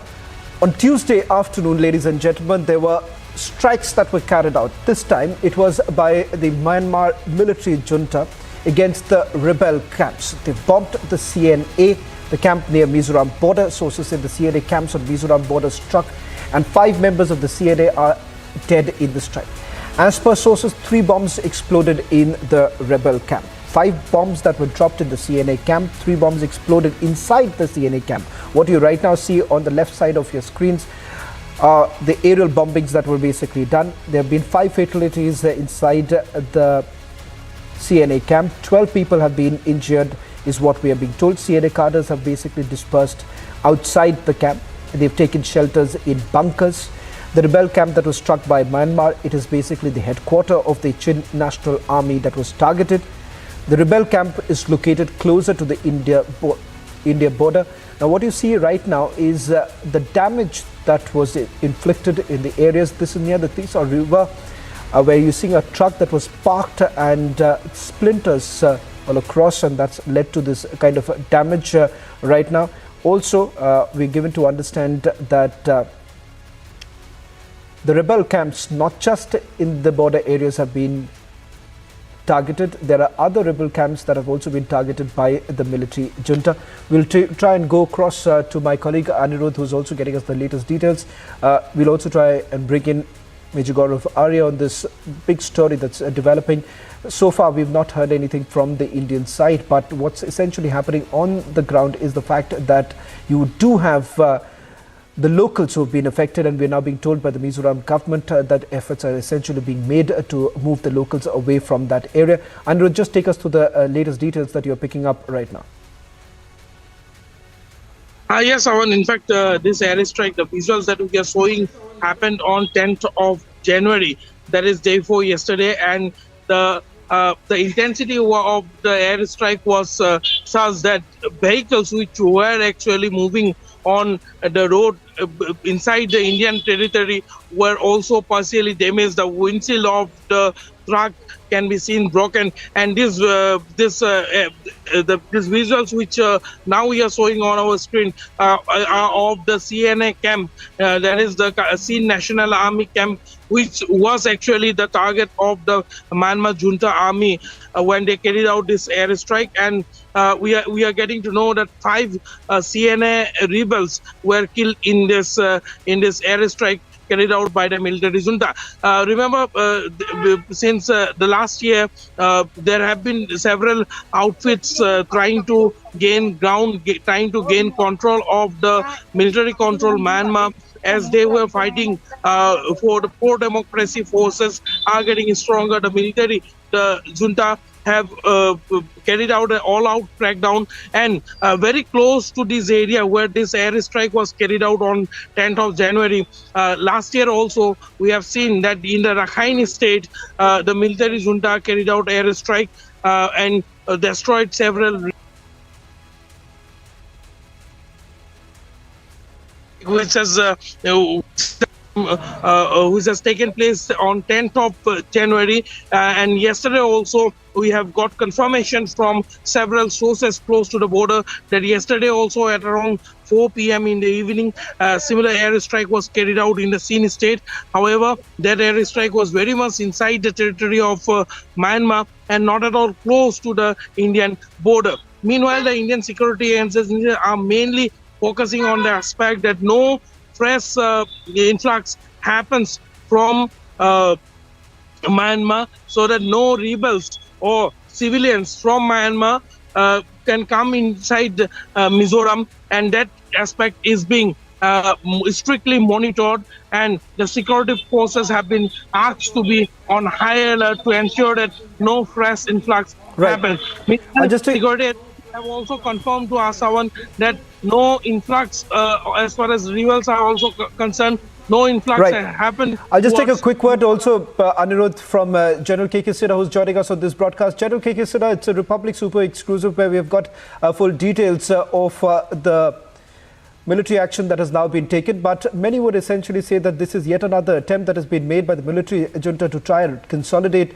its power, because what is essentially happening is that the pro-democratic forces are now facing the brunt of it. Their camps are being targeted, training camps are being targeted, but this is very, very close to the Indian border. Good evening. This is a development which is taking place. And if you know, this is, MSTN camp, I was told it is whether Kaplang or Isaac Mobe. Basically, it is Kaplang, which is on other side along the Raudhe River and the Chindwan River. See, these camps are well within the, Myanmar border. And we have got also, concern about these, rebel groups that basically they're operating in India, especially into the Manipur area in Nepal. This is the area on which crude is very, very, prominent as far as we are concerned. So, in Myanmar, junta is taking, the control, because these basically earlier, these rebels are basically supported by the Chinese. I do not know what has gone wrong, why they have gone against them. Earlier, even they have gone and their footprints are also there in the area of Manipur or Nagaland, in certain areas of Nagaland. When this, footprints are there in India, these people cross over in Myanmar, and they have got all camps in their area, and nothing is operating in Indian side. If you see the border line, if you see from Imphal downwards to the salient, which is basically towards and turning towards Bangladesh side. That also neighboring Mizoram. These are the areas where they operate, and they are also very deadly. And how they have gone against the junta, that is something I just can't fathom, because this has to be looked into it. Is it something deeper than that, or is it in the name of NSN Kaplang if they are targeting in this area? So this is not very clear to me, because I have been, the GOC of,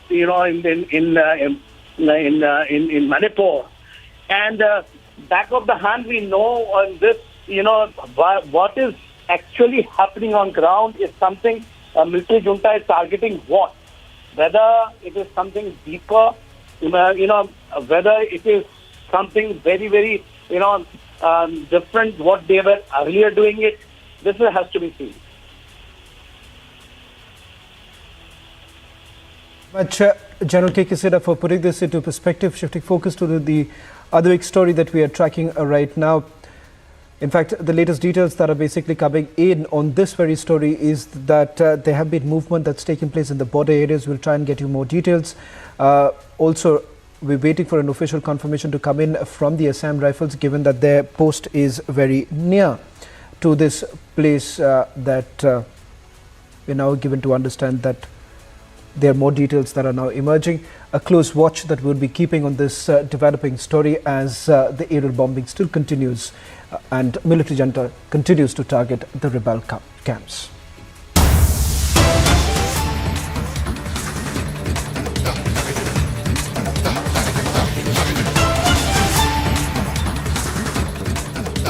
Shifting focus now to the other big story that we are getting for you now. Exclusive images that have been accessed by Republic TV of the cash that has been recovered by the Central Bureau of Investigation, as the recovery that's taken place from Mumbai is what we are being told.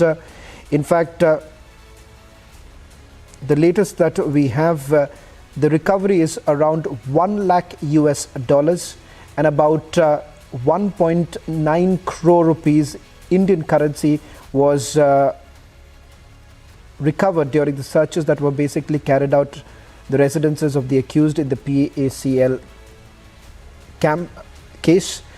In fact, the Central Bureau of Investigation had already filed a supplementary charge sheet in this particular case, but as far as the latest details are concerned, this is in connection with the 60,000 crore Ponzi scam that was allegedly run by the PSCL. In fact, according to the Central Bureau of Investigation, around 60,000 crore rupees was collected from around 5.5 crore investors across the country by illegally operating different investment schemes without any statutory approval, and also allegedly with a motive to dupe the investors. In fact, CBI has also found out that there were multiple companies that were essentially floated, and what you see right now is that the recovery that has now been made from the residence of one of the accused, where $1 lakh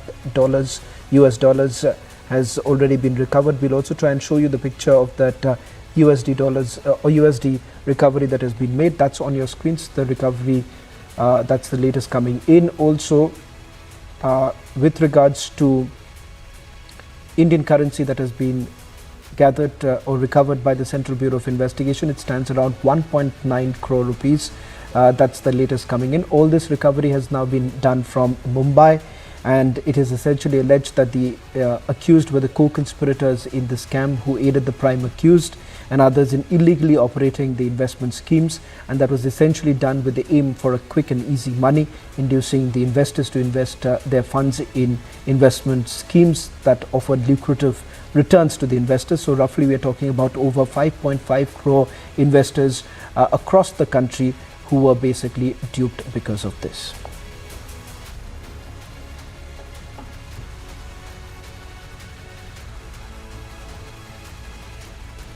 Shifting focus now to the other story that we are getting in from the state of West Bengal, where according to the Income Tax Department sources, about 15 crore rupees was recovered from TMC legislator Zakir Hussain's house. Now, his office, his rice and oil mill in Murshidabad district from the raids of the Income Tax Department. We're now being told that this is the latest image that we've got of that 15 crore rupees that have been recovered. Several documents have also been seized.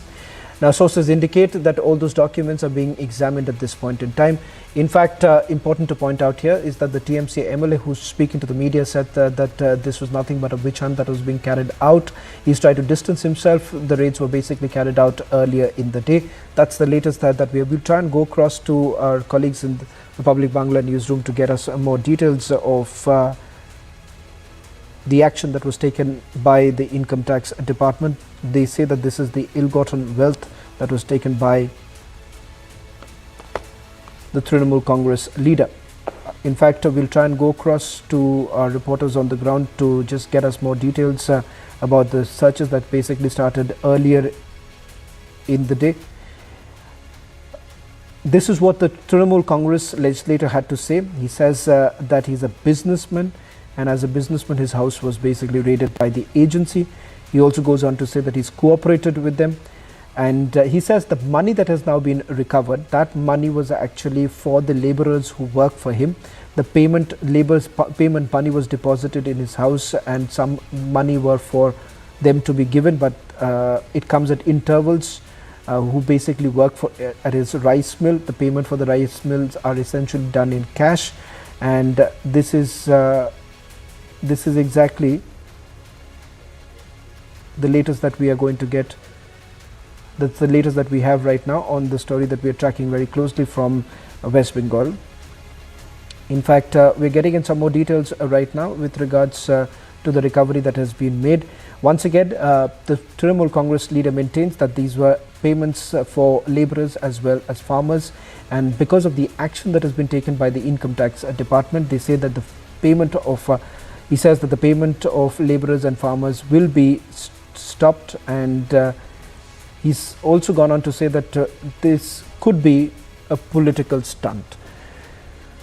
In fact, the Trinamool Congress leader's house was raided, and also the rice mills that have basically come under the scanner on your screens. These were the images coming in earlier in the day from outside his residence when the Income Tax Department was there, and on your screens are also the images of the money that has now been recovered. That's the latest that we are getting in.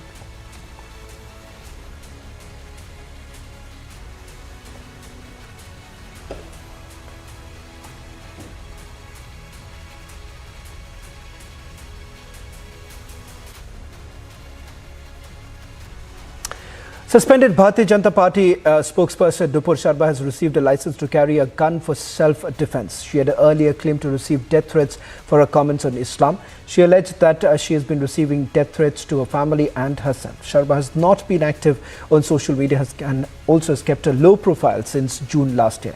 In fact, a colleague who was also suspended, Naveen, spoke to my colleague Piyush a short while back. Listen into some of the reactions that are coming in.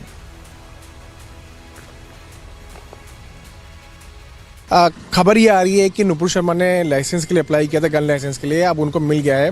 ये इसलिए क्योंकि ये बात जाहिर है कि उनको लगातार डेथ थ्रेट्स मिल रही थी। क्या आपको भी इस तरह की थ्रेट्स मिल रही हैं? देखिए, लगभग सोशल मीडिया पे प्रतिदिन 50-60 लोग ऐसे हैं जो सुबह उठते और शाम तक मेरे और मेरे परिवार को मारने की धमकियां देते रहते हैं। सिलसिला चलता रहेगा। वो अपना काम करते हैं, मैं अपना काम करना है। राष्ट्र हित और देश के हित में जिस प्रकार से अभी केंद्र की सरकार काम कर रही है, उसके लिए हमें जो काम कर सकते हैं गिलहरी के जितना हमारा योगदान हो सकता है वो करेंगे, और जब तक जीवित है तब तक करेंगे। मरना और जीना प्रभु के हाथ में है। तो जब तक मेरी जीवन उन्होंने रखा है, मेरी लाइन जीवन की बना के रखी है, आखिरी सांस तक अपने देश के लिए और राष्ट्र के लिए और संगठन के लिए काम करेंगे। अच्छा, ये किस तरह की धमकियां आपको मिलती हैं जो आप बता रहे हैं? हम कोई भी पोस्ट डाल दें अगर सोशल मीडिया पर कोई भी, तो उनको उससे कोई समझ लेना सरोकार नहीं है। उनका एक ही है, तेरे को मार डालेंगे, तू घर से कब बाहर निकलेगा, तू यहाँ कब निकलेगा, तू वहाँ जाएगा, तेरे को मार देंगे, तेरे बच्चों को मार देंगे, तब समझ आएगा। तो ये है, पता नहीं जो उनको कहना है, उल जलूल वो बोलते हैं, शायद उनको इसी में संतुष्टि मिलती होगी। लेकिन मेरा ऐसा मानना है कि आज के समय में हर व्यक्ति जागरूक है और समझता है। देश के करोड़ों असंख्य लोग आज भी हम सबके साथ इसलिए हैं, हमारे साथ इसलिए हैं क्योंकि हम देश के और राष्ट्र के हित में ही काम कर रहे हैं और करते रहेंगे। एक सवाल ये कि जो धमकियां आपको मिलती हैं, इसके अलावा पिछले कुछ महीनों में जब से घटना घटित हुई है, पिछले कुछ महीनों में आप पे हमले भी हुए, क्या किस तरह के वो हमले हुए? हमारे यहाँ सिक्योरिटी की जो गाड़ी PCR उस पर हमला होना, या अभी 4-5 दिन पहले अनजान व्यक्ति का मेरे घर में अंदर तक घुस जाने की कोशिश करना, इस प्रकार की घटनाएं चलती रहती हैं। बड़ी बात आप बता रहे हैं, 4-5 दिन पहले ही 4-5 दिन क्या हुआ था? बात कोई व्यक्ति अचानक बिना जानकारी के अंदर तक आ गया था। मैंने पूछा बाद में PCR वालों को, ठंड में किसी को जानकारी नहीं होगी इसलिए आया होगा, वो कहीं और जाना था पड़ोसी के, लेकिन हमारे इधर आ गया था। इसलिए सब तो जो चलना है, मैंने कहा ना, जीवन मरण सब प्रभु के हाथ में है। आपने काम करना है, ईमानदारी से काम करिए और राष्ट्र के हित में काम करिए। ना जाने किस गली में जिंदगी की आखिरी शाम हो जाए। Nupur Sharma granted gun license. Nupur gets gun license amid death threats. Is the threat to Nupur Sharma's life acceptable? Debating tonight at 9 p.m.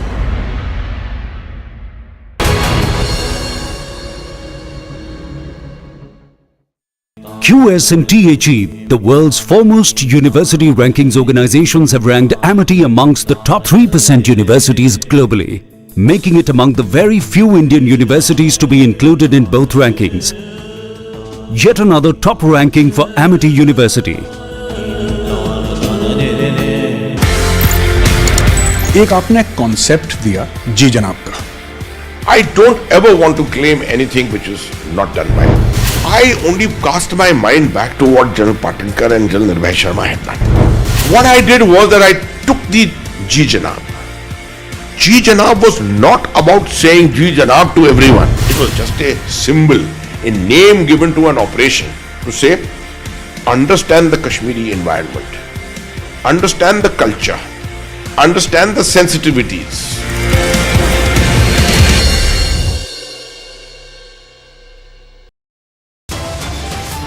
संपूर्ण ग्रंथ पर टिप्पणी नहीं है, ग्रंथ के उस अंश पर टिप्पणी है जो संपूर्ण 85-90% लोगों को शिक्षा से वंचित करता है.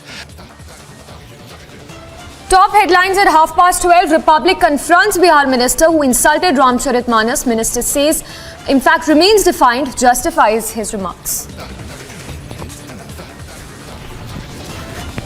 Ramcharitmanas was a nafrat फैलाने वाला ग्रंथ. Was a grant that was spreading hatred. This is not a coincidence, it is a conspiracy.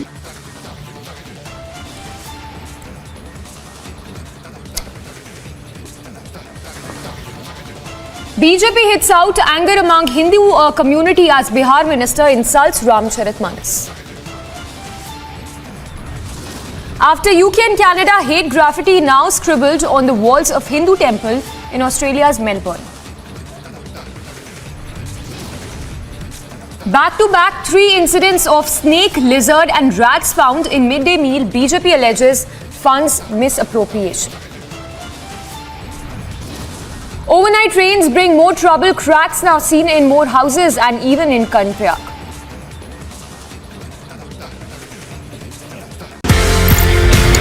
ये कहानी 1947 में जाती है सर. एक नया मुल्क बनता है पाकिस्तान. जो ऑफिसर्स हैं इंडियन आर्मी में, उनको ये बोला जाता है कि आप चूज करें आप कहां पे जाना चाहते हैं. मेरे पिताजी जनरल सैयद मेहदी हसनैन उस वक्त कैप्टन जब आर्मी के अंदर आए थे तो फर्स्ट गढ़वाल राइफल्स में आए. प्योर हिंदू सोल्जर्स कम्युनिटी जो थी पूरी, उसमें एक अकेला मुसलमान. उनके कमांडिंग ऑफिसर ने उनसे पूछा, बंटवारे के अंदर आप क्या चाहेंगे, किसी मुस्लिम यूनिट के साथ, मुस्लिम रेजिमेंट के साथ पाकिस्तान आर्मी में जाने की? जवाब जो था बहुत जबरदस्त. मैंने सोच लिया मैं उस देश में जाऊंगा, मैं उस फौज में जाऊंगा जिसमें. Hindu sentiments hurt, Ramcharitmanas insulted. Bihar minister insults religious sentiments. Pattern to insult Hindu deities and now texts. Debating tonight at 10 p.m.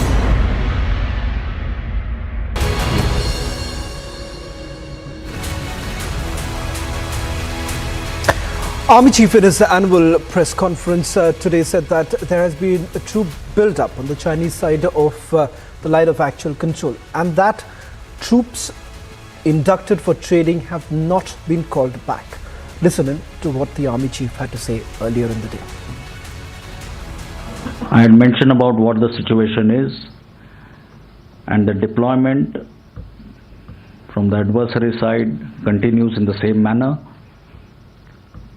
We have equal number of troops on our side. We have adequate reserves to cater for all contingencies.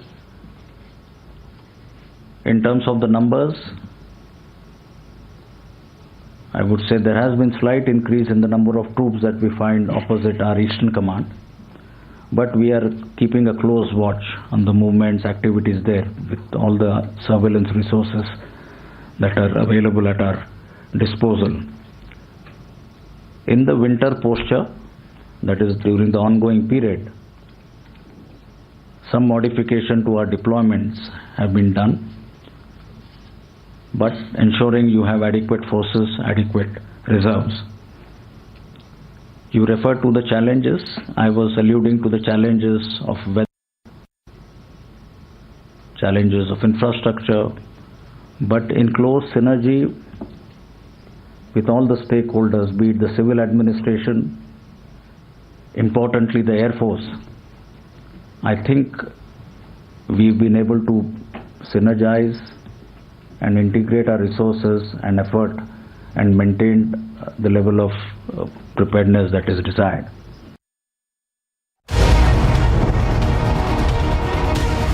Republic, 47.3%. 394% more viewership for Republic TV than News 18 in super prime time. Content supremacy destroys the landing experiment. Republic TV, the All India number one.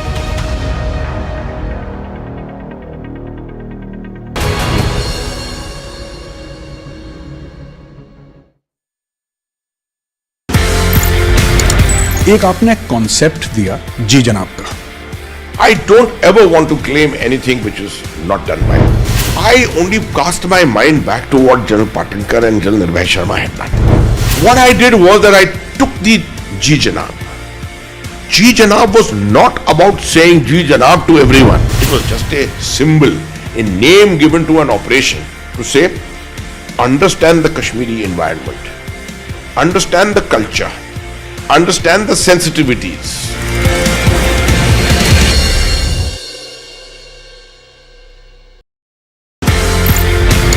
ये कहानी 1947 में जाती है sir. एक नया मुल्क बनता है पाकिस्तान. जो ऑफिसर्स हैं इंडियन आर्मी में, उनको ये बोला जाता है कि आप चूज करें आप कहां पे जाना चाहते हैं. मेरे पिताजी जनरल सैयद मेहदी हसनैन उस वक्त कैप्टन जब आर्मी के अंदर आए थे तो फर्स्ट गढ़वाल राइफल्स में आए. प्योर हिंदू सोल्जर्स कम्युनिटी जो थी पूरी, उसमें एक अकेला मुसलमान.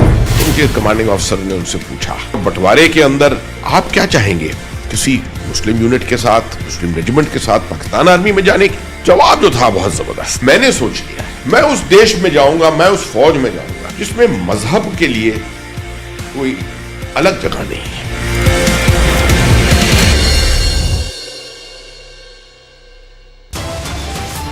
संपूर्ण ग्रंथ पर टिप्पणी नहीं है, ग्रंथ के उस अंश पर टिप्पणी है जो संपूर्ण 85-90% लोगों को शिक्षा से वंचित करता है. Top headlines at 12:30. Republic confronts Bihar minister who insulted Ramcharitmanas. Minister says, in fact, remains defiant, justifies his remarks. Ramcharitmanas was a nafrat फैलाने वाला ग्रंथ, was a grant that was spreading hatred. This is not a coincidence, it is a conspiracy.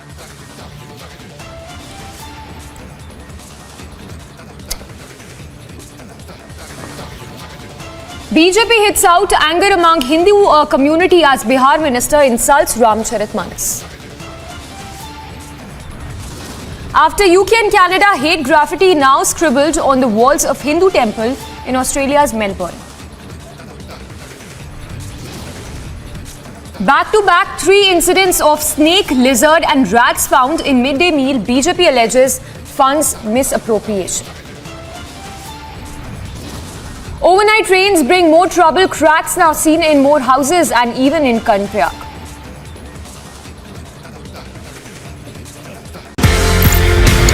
ये कहानी 1947 में जाती है sir. एक नया मुल्क बनता है पाकिस्तान। जो ऑफिसर्स हैं इंडियन आर्मी में, उनको ये बोला जाता है कि आप चूज करें आप कहां पे जाना चाहते हैं। मेरे पिताजी जनरल सैयद मेहदी हसनैन उस वक्त कैप्टन जब आर्मी के अंदर आए थे तो फर्स्ट गढ़वाल राइफल्स में आए। प्योर हिंदू सोल्जर्स कम्युनिटी जो थी पूरी, उसमें एक अकेला मुसलमान। As Waze planted gelatin sticks in Antillia, as Mansoor Hirain was murdered,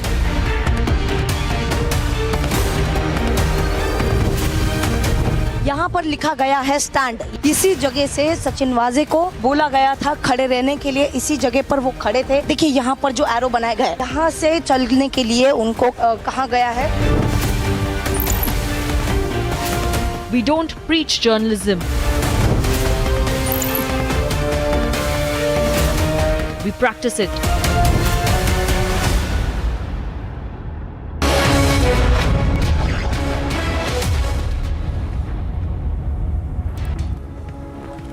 Prime Minister Narendra Modi held a roadshow in Hubballi ahead of inauguration of the 26th National Youth Festival. Prime Minister Modi received a warm welcome in the city as people were seen thronging the roads and showering flowers on his cavalcade. Prime Minister Narendra Modi's security was breached by a boy who ran towards the PM's convoy to hand him a garland. The police and traffic officials on duty immediately pulled the boy back and whisked him. The boy has been identified as an 11-year-old Hubballi resident. Prime Minister Narendra Modi inaugurated the 26th National Youth Festival on the occasion of Swami Vivekananda's birth anniversary.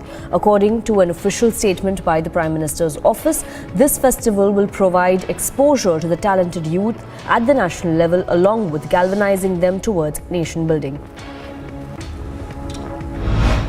Prime Minister Modi, while addressing 30,000 youth who attended the 26th National Youth Festival, said that Yuva Shakti is the driving force of India's journey and the next 25 years are important for building the nation. आज देश का लक्ष्य है विकसित भारत, सशक्त भारत। हमें विकसित भारत के सपने को पूरा किए बिना न रुकना है न विराम करना है।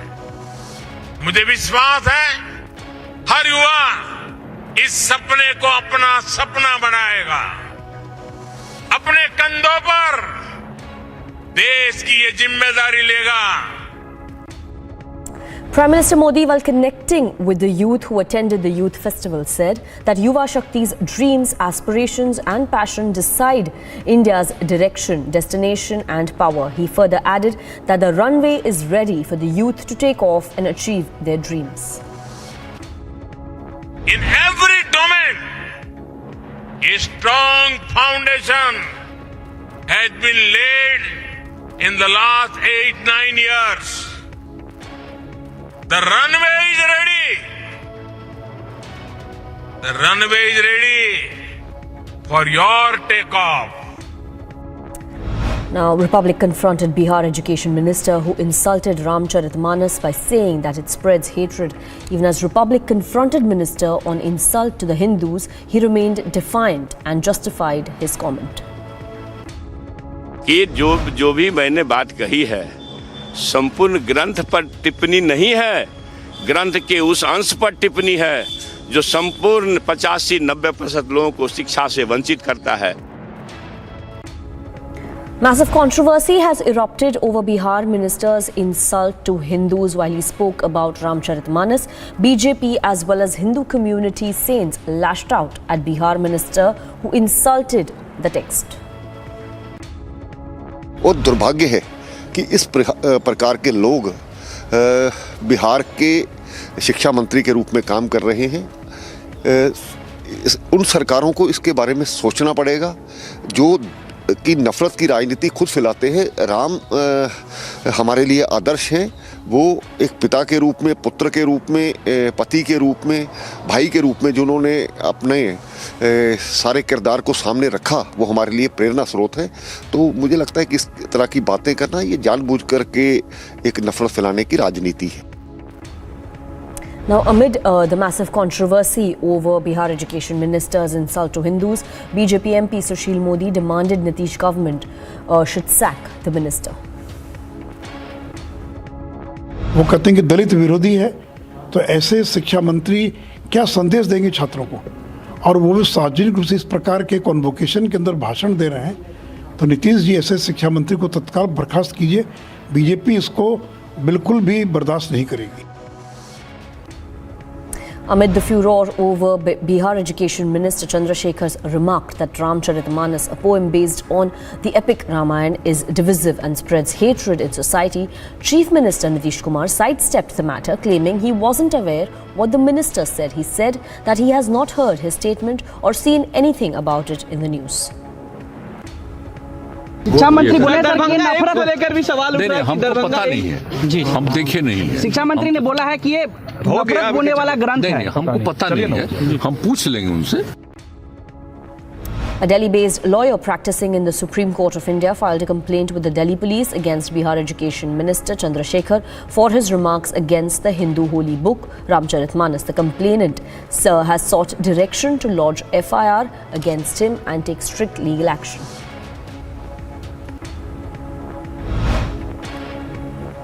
Moving on to more news coming in, this time from Uttarakhand. Uttarakhand Chief Minister Pushkar Singh Dhami visited Joshimath to assess the situation on the ground, assuring safety to the residents. Dhami said the state government is closely monitoring the situation and evacuation is their priority. नहीं, अभी तत्काल रूप से हम 1.5 लाख रुपए की धनराशि फौरी तौर पर अंतरिम सहायता के रूप में दे रहे हैं सभी के खातों में। आज से ही उसको डाल देंगे। आज शाम तक जो है अधिकांश खातों में वो पैसा चला जाएगा, अन्यथा कल तक सभी में चला जाएगा। और उसके बाद जो कमेटी बनाई है यहाँ पर, वो कमेटी तय करेगी कि पहले भी आपदा के समय में जो लोगों के राहत के काम और पुनर्वास की जो व्यवस्था होती थी, जो रेट दिए जाते थे, उन्हीं रेटों पर हम अच्छे से अच्छा रेट यहाँ पर लोगों को देंगे। Addressing a news conference, Army Chief said that they are keeping a close watch on the situation in Doklam and monitoring all the activities there. He also stated that the situation with China is stable but also unpredictable. Situation in the Doklam. Now, without going into the specifics of it, I would only want to mention that we are keeping a close watch on the situation there and monitoring all the activities that are taking place. Beyond this, I think I'll not be, there is nothing else I can share with you. Now, Army Chief also spoke on the situation in Joshimath. He stated that at least 25 to 28 buildings of Army personnel have developed minor cracks and the soldiers have been temporarily relocated. If needed, they will be permanently be relocated in Oli. Now, owing to the land subsidence in the Joshimath area of Uttarakhand's Chamoli, where buildings and structures are in a precarious condition, having developed cracks, a hotel named Malari Inn is to be demolished by the administration. In preparation for the demolition, the road near Hotel Malari Inn has been closed following the heavy deployment of police and state disaster response officials. Thakur Singh Rana, owner of Hotel Malari Inn, said that he is helpless and further asserted that till now there has been no talks about compensation. Building का hotel का इतना दबाव पड़ गया है कि मेरी building hotel फटने वाला है और जब वो कोई दुर्घटना नहीं हो जाए इसलिए मैं लाचार और बेसहारा हो गया। मुख्यमंत्री जी से मेरी कोई न उन्होंने दबाव डाला न उनसे मुलाकात हुई, कोई ऐसी बात नहीं है। Home Minister Amit Shah chaired a high-level meeting to review the situation on the sinking town of Joshimath. Amit Shah chaired the meeting with Union Ministers Nitin Gadkari, R.K. Singh, Bhupendra Yadav and Gajendra Singh Shekhawat. They were participating in this meeting on issues related to roads, power supply, water scarcity and environment in Joshimath in the wake of the land subsidence. A team of experts from the National Forensic Science University in Gujarat's Gandhinagar visited the national capital's Sultanpuri as part of the ongoing investigation into the Kanjawala hit and run case. The Delhi police said that dummies were being used to recreate the crime scene. The 5-membered team of NFSU involves professors and forensic experts. Rohini Court dismissed the bail plea of Ashutosh Bhardwaj in view of gravity and sensitivity of the allegations against him and the investigation being at the initial stage in the Delhi hit and drag case. Also in view of the case is exclusively triable by the Court of Sessions, Metropolitan Magistrate Sanya Dalal rejected the bail application in view of the submissions of the Special Public Prosecutor for Delhi Police and allegations levelled against the accused Ashutosh.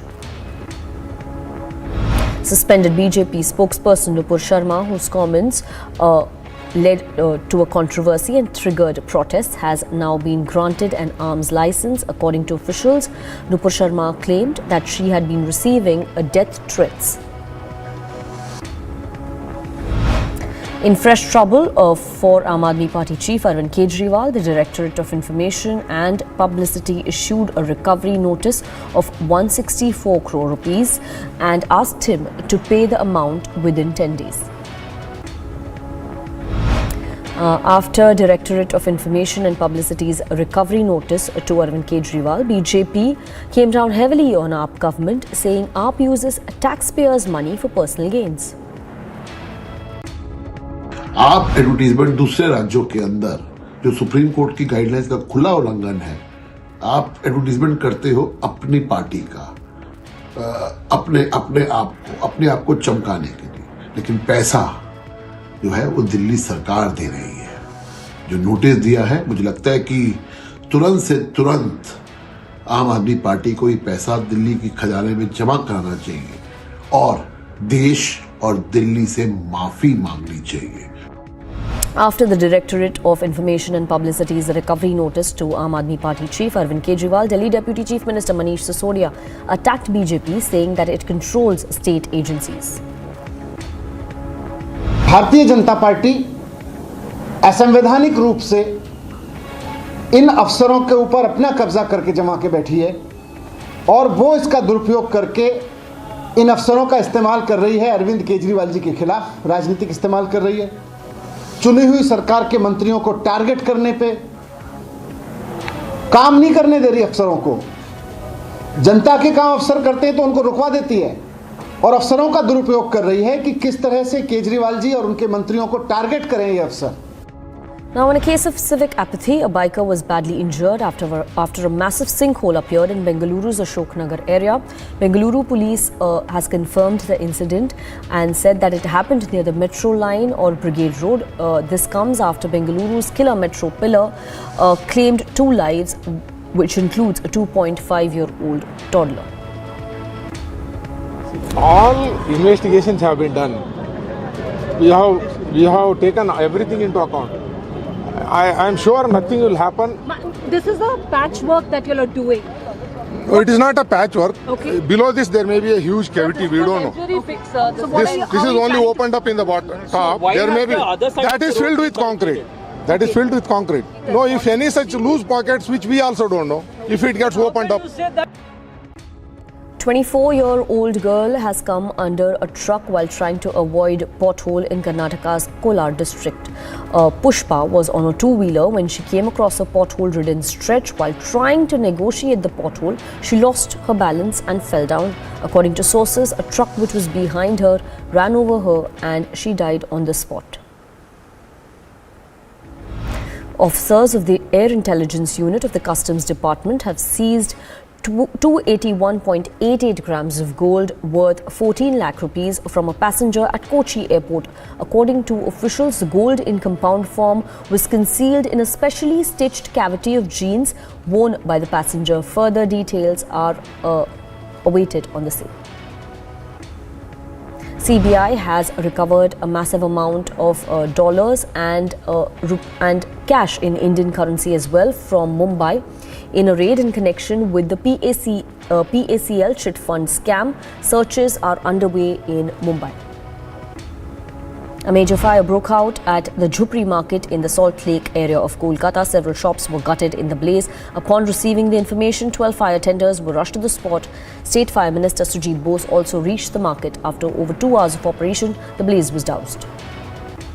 A security guard was shot dead and 8 lakh rupees were looted from an ATM cash van near a flyover in Delhi.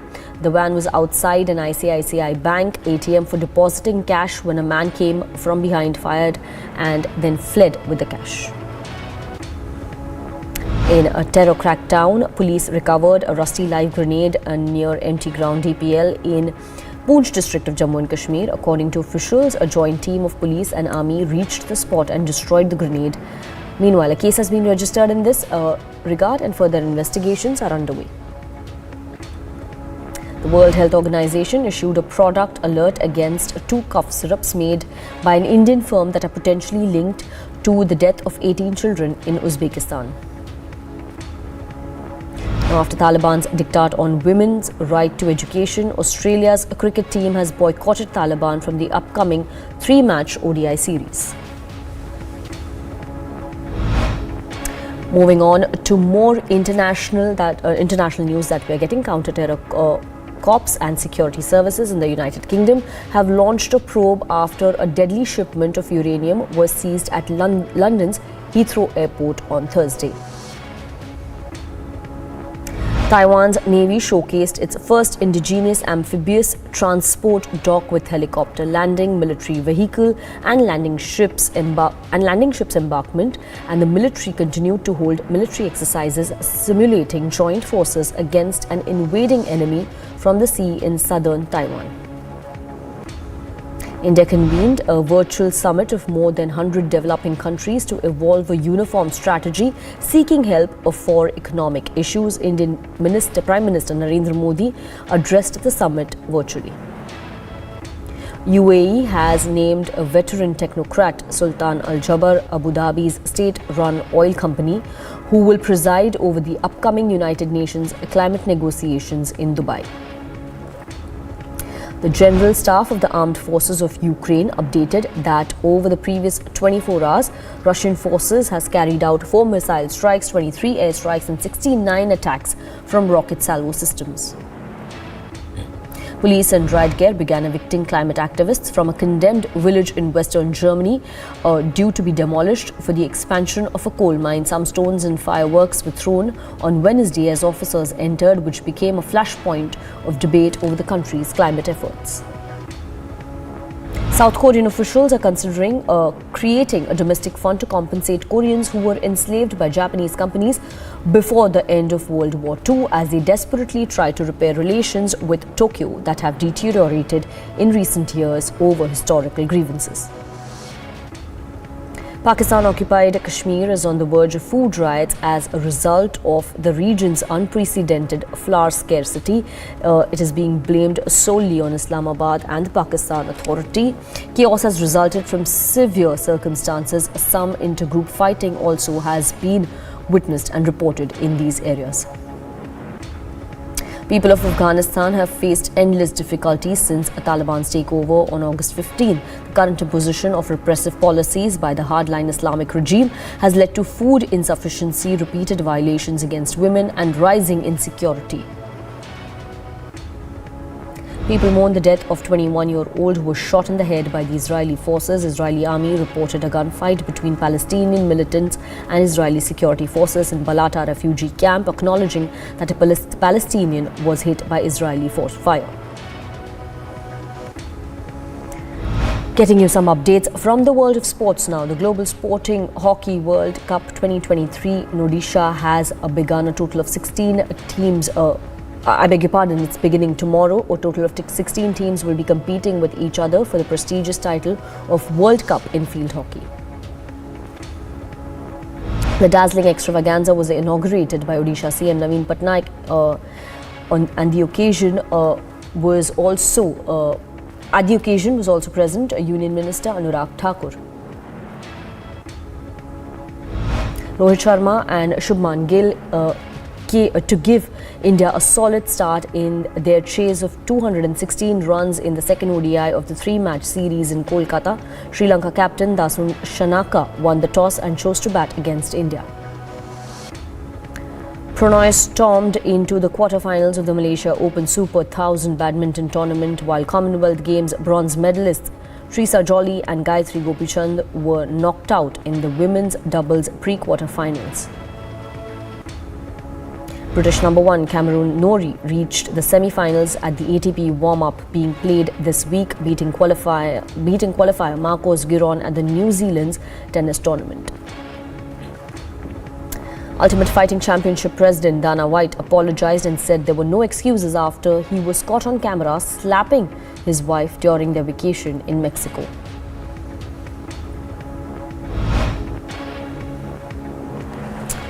Thanasi Kokkinakis reached semi-finals at the Adelaide International 2 after seeing off the 6th-seeded Kekmanovic on Thursday. After Kokkinakis secured a victory, he would be the next facing the 4th-seed Roberto Bautista in the finals. Afghanistan bowler Naveen ul Haq slammed Australia for the decision to withdraw them from the ODI series scheduled in March. Naveen ul Haq called the decision childish and accused Australia of taking away Afghans' only reason for happiness instead of being supportive. The season's first Grand Slam is set to have some blockbuster clashes early as 9-time champion Novak Djokovic faces a potential quarter-final against Nick Kyrgios, defending champion Rafael Nadal against Daniil Medvedev. Lionel Messi scored in Paris Saint-Germain a 2-0 win over Angers on Wednesday on his first appearance since leading Argentina to victory in the World Cup in Qatar.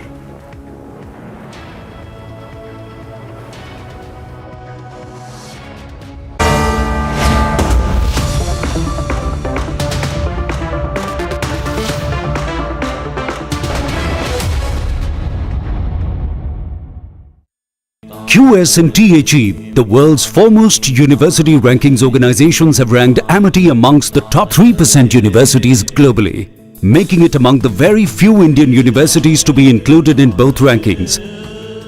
Yet another top ranking for Amity University. एक आपने concept दिया जी जनाब का.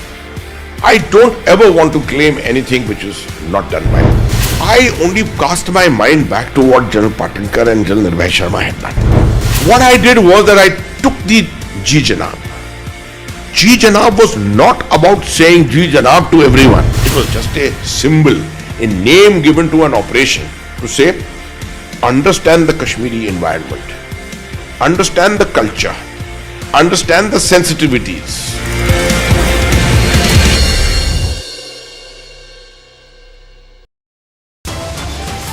संपूर्ण ग्रंथ पर टिप्पणी नहीं है, ग्रंथ के उस अंश पर टिप्पणी है जो संपूर्ण 85-90% लोगों को शिक्षा से वंचित करता है. Top headlines at 12:30. Republic confronts Bihar minister who insulted Ramcharitmanas. Minister says, in fact, remains defiant, justifies his remarks.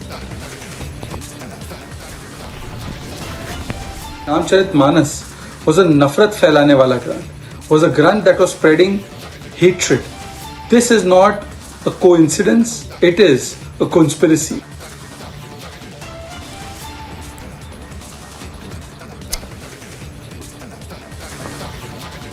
BJP hits out anger among Hindu community as Bihar minister insults Ramcharitmanas.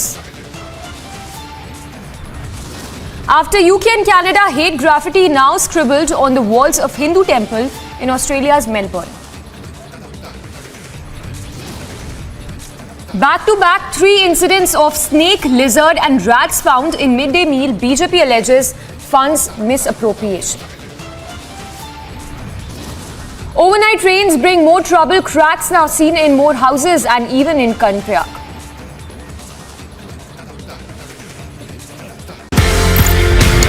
ये कहानी 1947 में जाती है sir. एक नया मुल्क बनता है पाकिस्तान. जो ऑफिसर्स हैं इंडियन आर्मी में, उनको ये बोला जाता है कि आप चूज करें आप कहां पे जाना चाहते हैं. मेरे पिताजी जनरल सैयद मेहदी हसनैन उस वक्त कैप्टन जब आर्मी के अंदर आए थे तो फर्स्ट गढ़वाल राइफल्स में आए. प्योर हिंदू सोल्जर्स कम्युनिटी जो थी पूरी, उसमें एक अकेला मुसलमान. उनके कमांडिंग ऑफिसर ने उनसे पूछा, बंटवारे के अंदर आप क्या चाहेंगे, किसी मुस्लिम यूनिट के साथ, मुस्लिम रेजिमेंट के साथ पाकिस्तान आर्मी में जाने की? जवाब, एक आपने कॉन्सेप्ट दिया जी जनाब का. I don't ever want to claim anything which is not done by me. I only cast my mind back to what General Patinkar and General Nupur Sharma had done. What I did was that I took the Ji Janab. Ji Janab was not about saying Ji Janab to everyone. It was just a symbol, a name given to an operation to say, understand the Kashmiri environment, understand the culture, understand the sensitivities.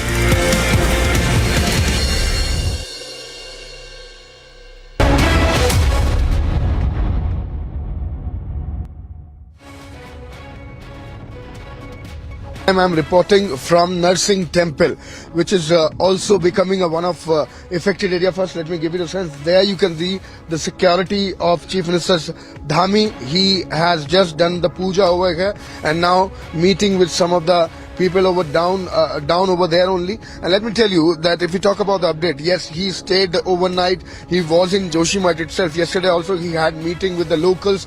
He had meeting with the administration, and today it is again going to be the meetings after meeting. The series of meeting is already lined up at the ITBP campus itself in Joshimath, where he stayed last night. And let me tell you that this is going to be the meeting with the local administration, with the local people also, because the local people has also made in the committee and the representative of them is going to be there in this very meeting. This is going to be the district magistrate of Chamoli. This is going to be the secretary. This is going to be the local administration who is going to share this particular meeting.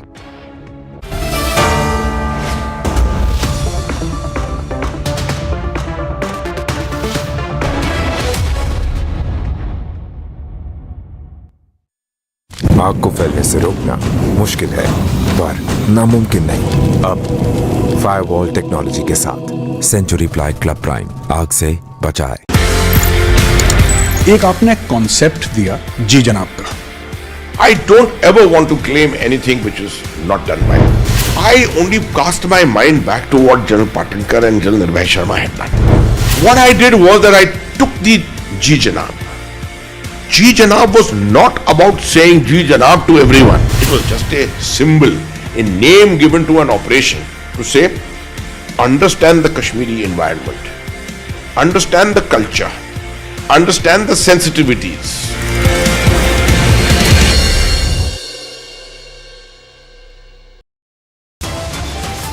संपूर्ण ग्रंथ पर टिप्पणी नहीं है, ग्रंथ के उस अंश पर टिप्पणी है जो संपूर्ण 85-90% लोगों को शिक्षा से वंचित करता है। Top headlines at 12:30. Republic confronts Bihar minister who insulted Ramcharitmanas. Minister says, in fact, remains defiant, justifies his remarks. Ramcharitmanas was a nafrat फैलाने वाला ग्रंथ. Was a grant that was spreading hatred. This is not a coincidence, it is a conspiracy.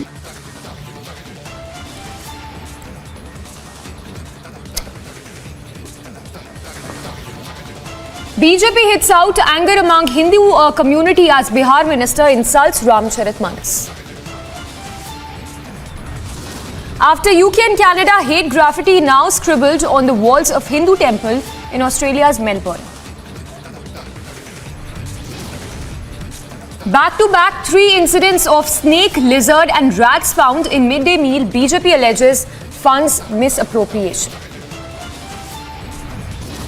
Overnight rains bring more trouble. Cracks now seen in more houses and even in Karnataka.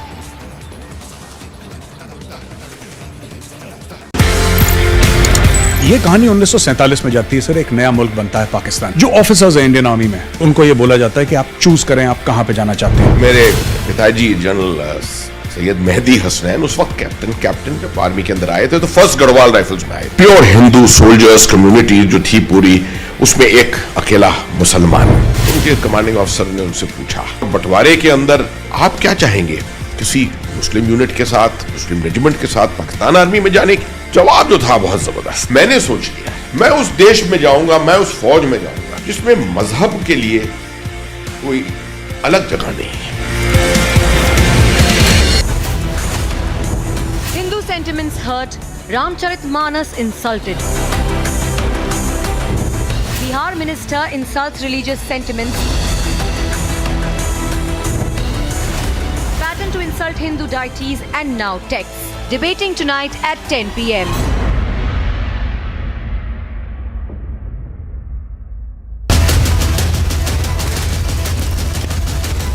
Burning Question, presented by Samsonite.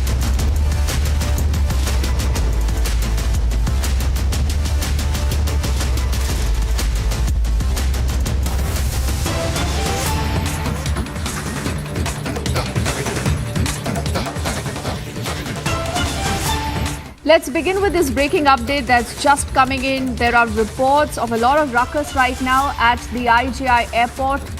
What possibly we are learning is that there was a call for a bomb in a particular flight. This is a Delhi-Pune flight and there is a bomb scare on it. Even as we speak, the CISF and the airport officials are checking the flight. This is the Delhi-Pune SpiceJet flight right now that is being searched after a phone call claimed that there is a bomb on the plane. This is a story just breaking as we are bringing to you this broadcast. We'll also try to get across to our colleagues who are tracking that story closely. But like I said, this is a Delhi-Pune SpiceJet flight that is being searched after a phone call claimed that there is a bomb on the plane. Even as we speak, the search is continuing and we'll try and see if we can get in our reporters who are getting us this initial bit of information that's coming in right now.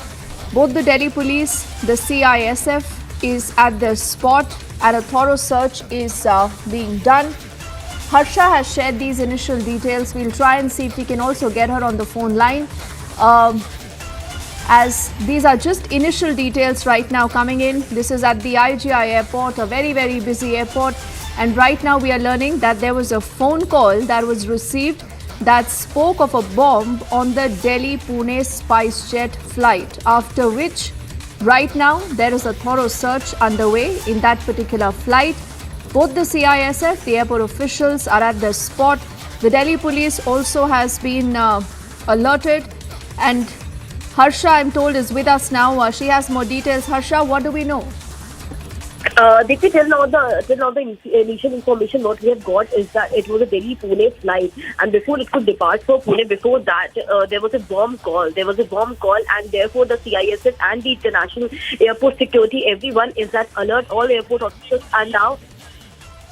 And it is the SpiceJet flight, Deepti. What we are learning is that it was SpiceJet flight, Delhi International Airport. It is, and it was going from Delhi to Pune. Now, Delhi police official and CISF are at the location, and they are checking the entire flight, as we have got to know. And we are also getting the details that whether it is a hoax call or from where the call has got, that also Delhi police officials are looking into. So the primary information is that only the entire flight is being checked. None of the passengers have yet boarded the flight. The passengers were in the shuttle, and before that only there was a call, and now the entire flight is being checked. All right, so Harsha, do keep us abreast of all latest developments. Harsha at the moment is telling us that right now that search is on, and sources indicating that till now nothing suspicious has been located. We will keep you on top of that story. For the moment, thank you. And from that breaking development, back to our burning question. Remember, it's been a day of high political activity, a lot of comments that continue to be made against the Sanatan Dharma. Now, in fact, it's a Bihar education minister. He's still a minister. This minister actually berates the Ramcharitramanas. He goes on to say that Ramcharitramanas spreads hatred. As expected, the BJP has launched a full frontal attack against the JDU, the RJD combined, and against this Bihar minister. They are asking, is there a pattern? Is there a pattern, and why is Sanatan Dharma has right now become a favorite punching bag? How can an elected representative really do this? And to top of it, when you ask the chief minister of the state of Bihar about this comment that has been made by his minister, he says, I'll check. I absolutely have no knowledge about it right now. So clearly there are questions that Nitish Kumar has to answer. This Bihar education minister has to answer, who's from the RJD quota. But more importantly, the big question, has it become just a pattern to attack Hindu gods, to attack Hindu texts, and why? Why is that happening? Let's quickly bring up the entire story, the reaction of this Bihar minister, his defense, and then we debate. आज से करीब 7 साल पहले 15वीं 16वीं सदी में रामचरितमानस लिखा गया। तुलसीदास जी ने लिखा रामचरितमानस। उसके उत्तरकांड में कितनी बात कही गई। अगर ज्ञान से परवीन भी बाबा भीमराव अंबेडकर है तो वह पूजनीय नहीं है। यह शिक्षा हमारा एक शास्त्र देता है जो नफरत बोता है। विवादास्पद आप कह रहे हैं, मैं कहाँ कह रहा हूँ? नफरत का ग्रंथ आपने मैंने नफरत का ग्रंथ नहीं कहा, नफरत का अंश कहा है। उस ग्रंथ में नफरत के अंश हैं। मेरा ये कहना है कि जो भी मैंने बात कही है संपूर्ण ग्रंथ पर टिप्पणी नहीं है, ग्रंथ के उस अंश पर टिप्पणी है जो संपूर्ण 85-90% लोगों को शिक्षा से वंचित करता है।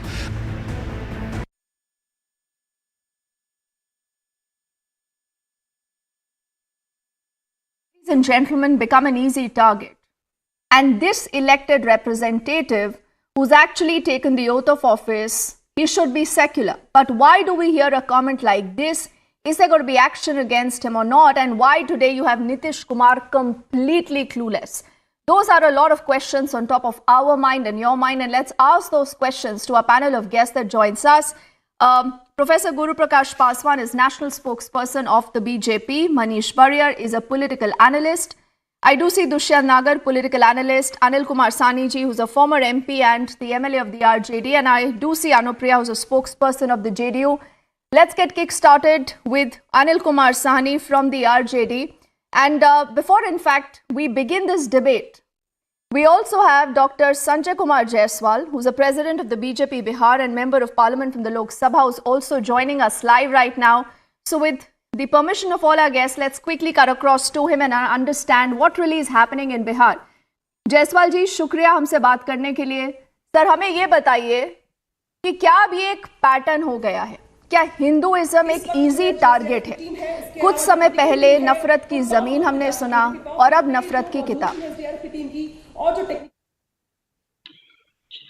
चंद्रशेखर जी को एक तो ज्ञान की कमी है। जो दोहा वो उद्धृत कर रहे हैं वह भी दोहा को वो गलत ढंग से उद्धृत कर रहे हैं।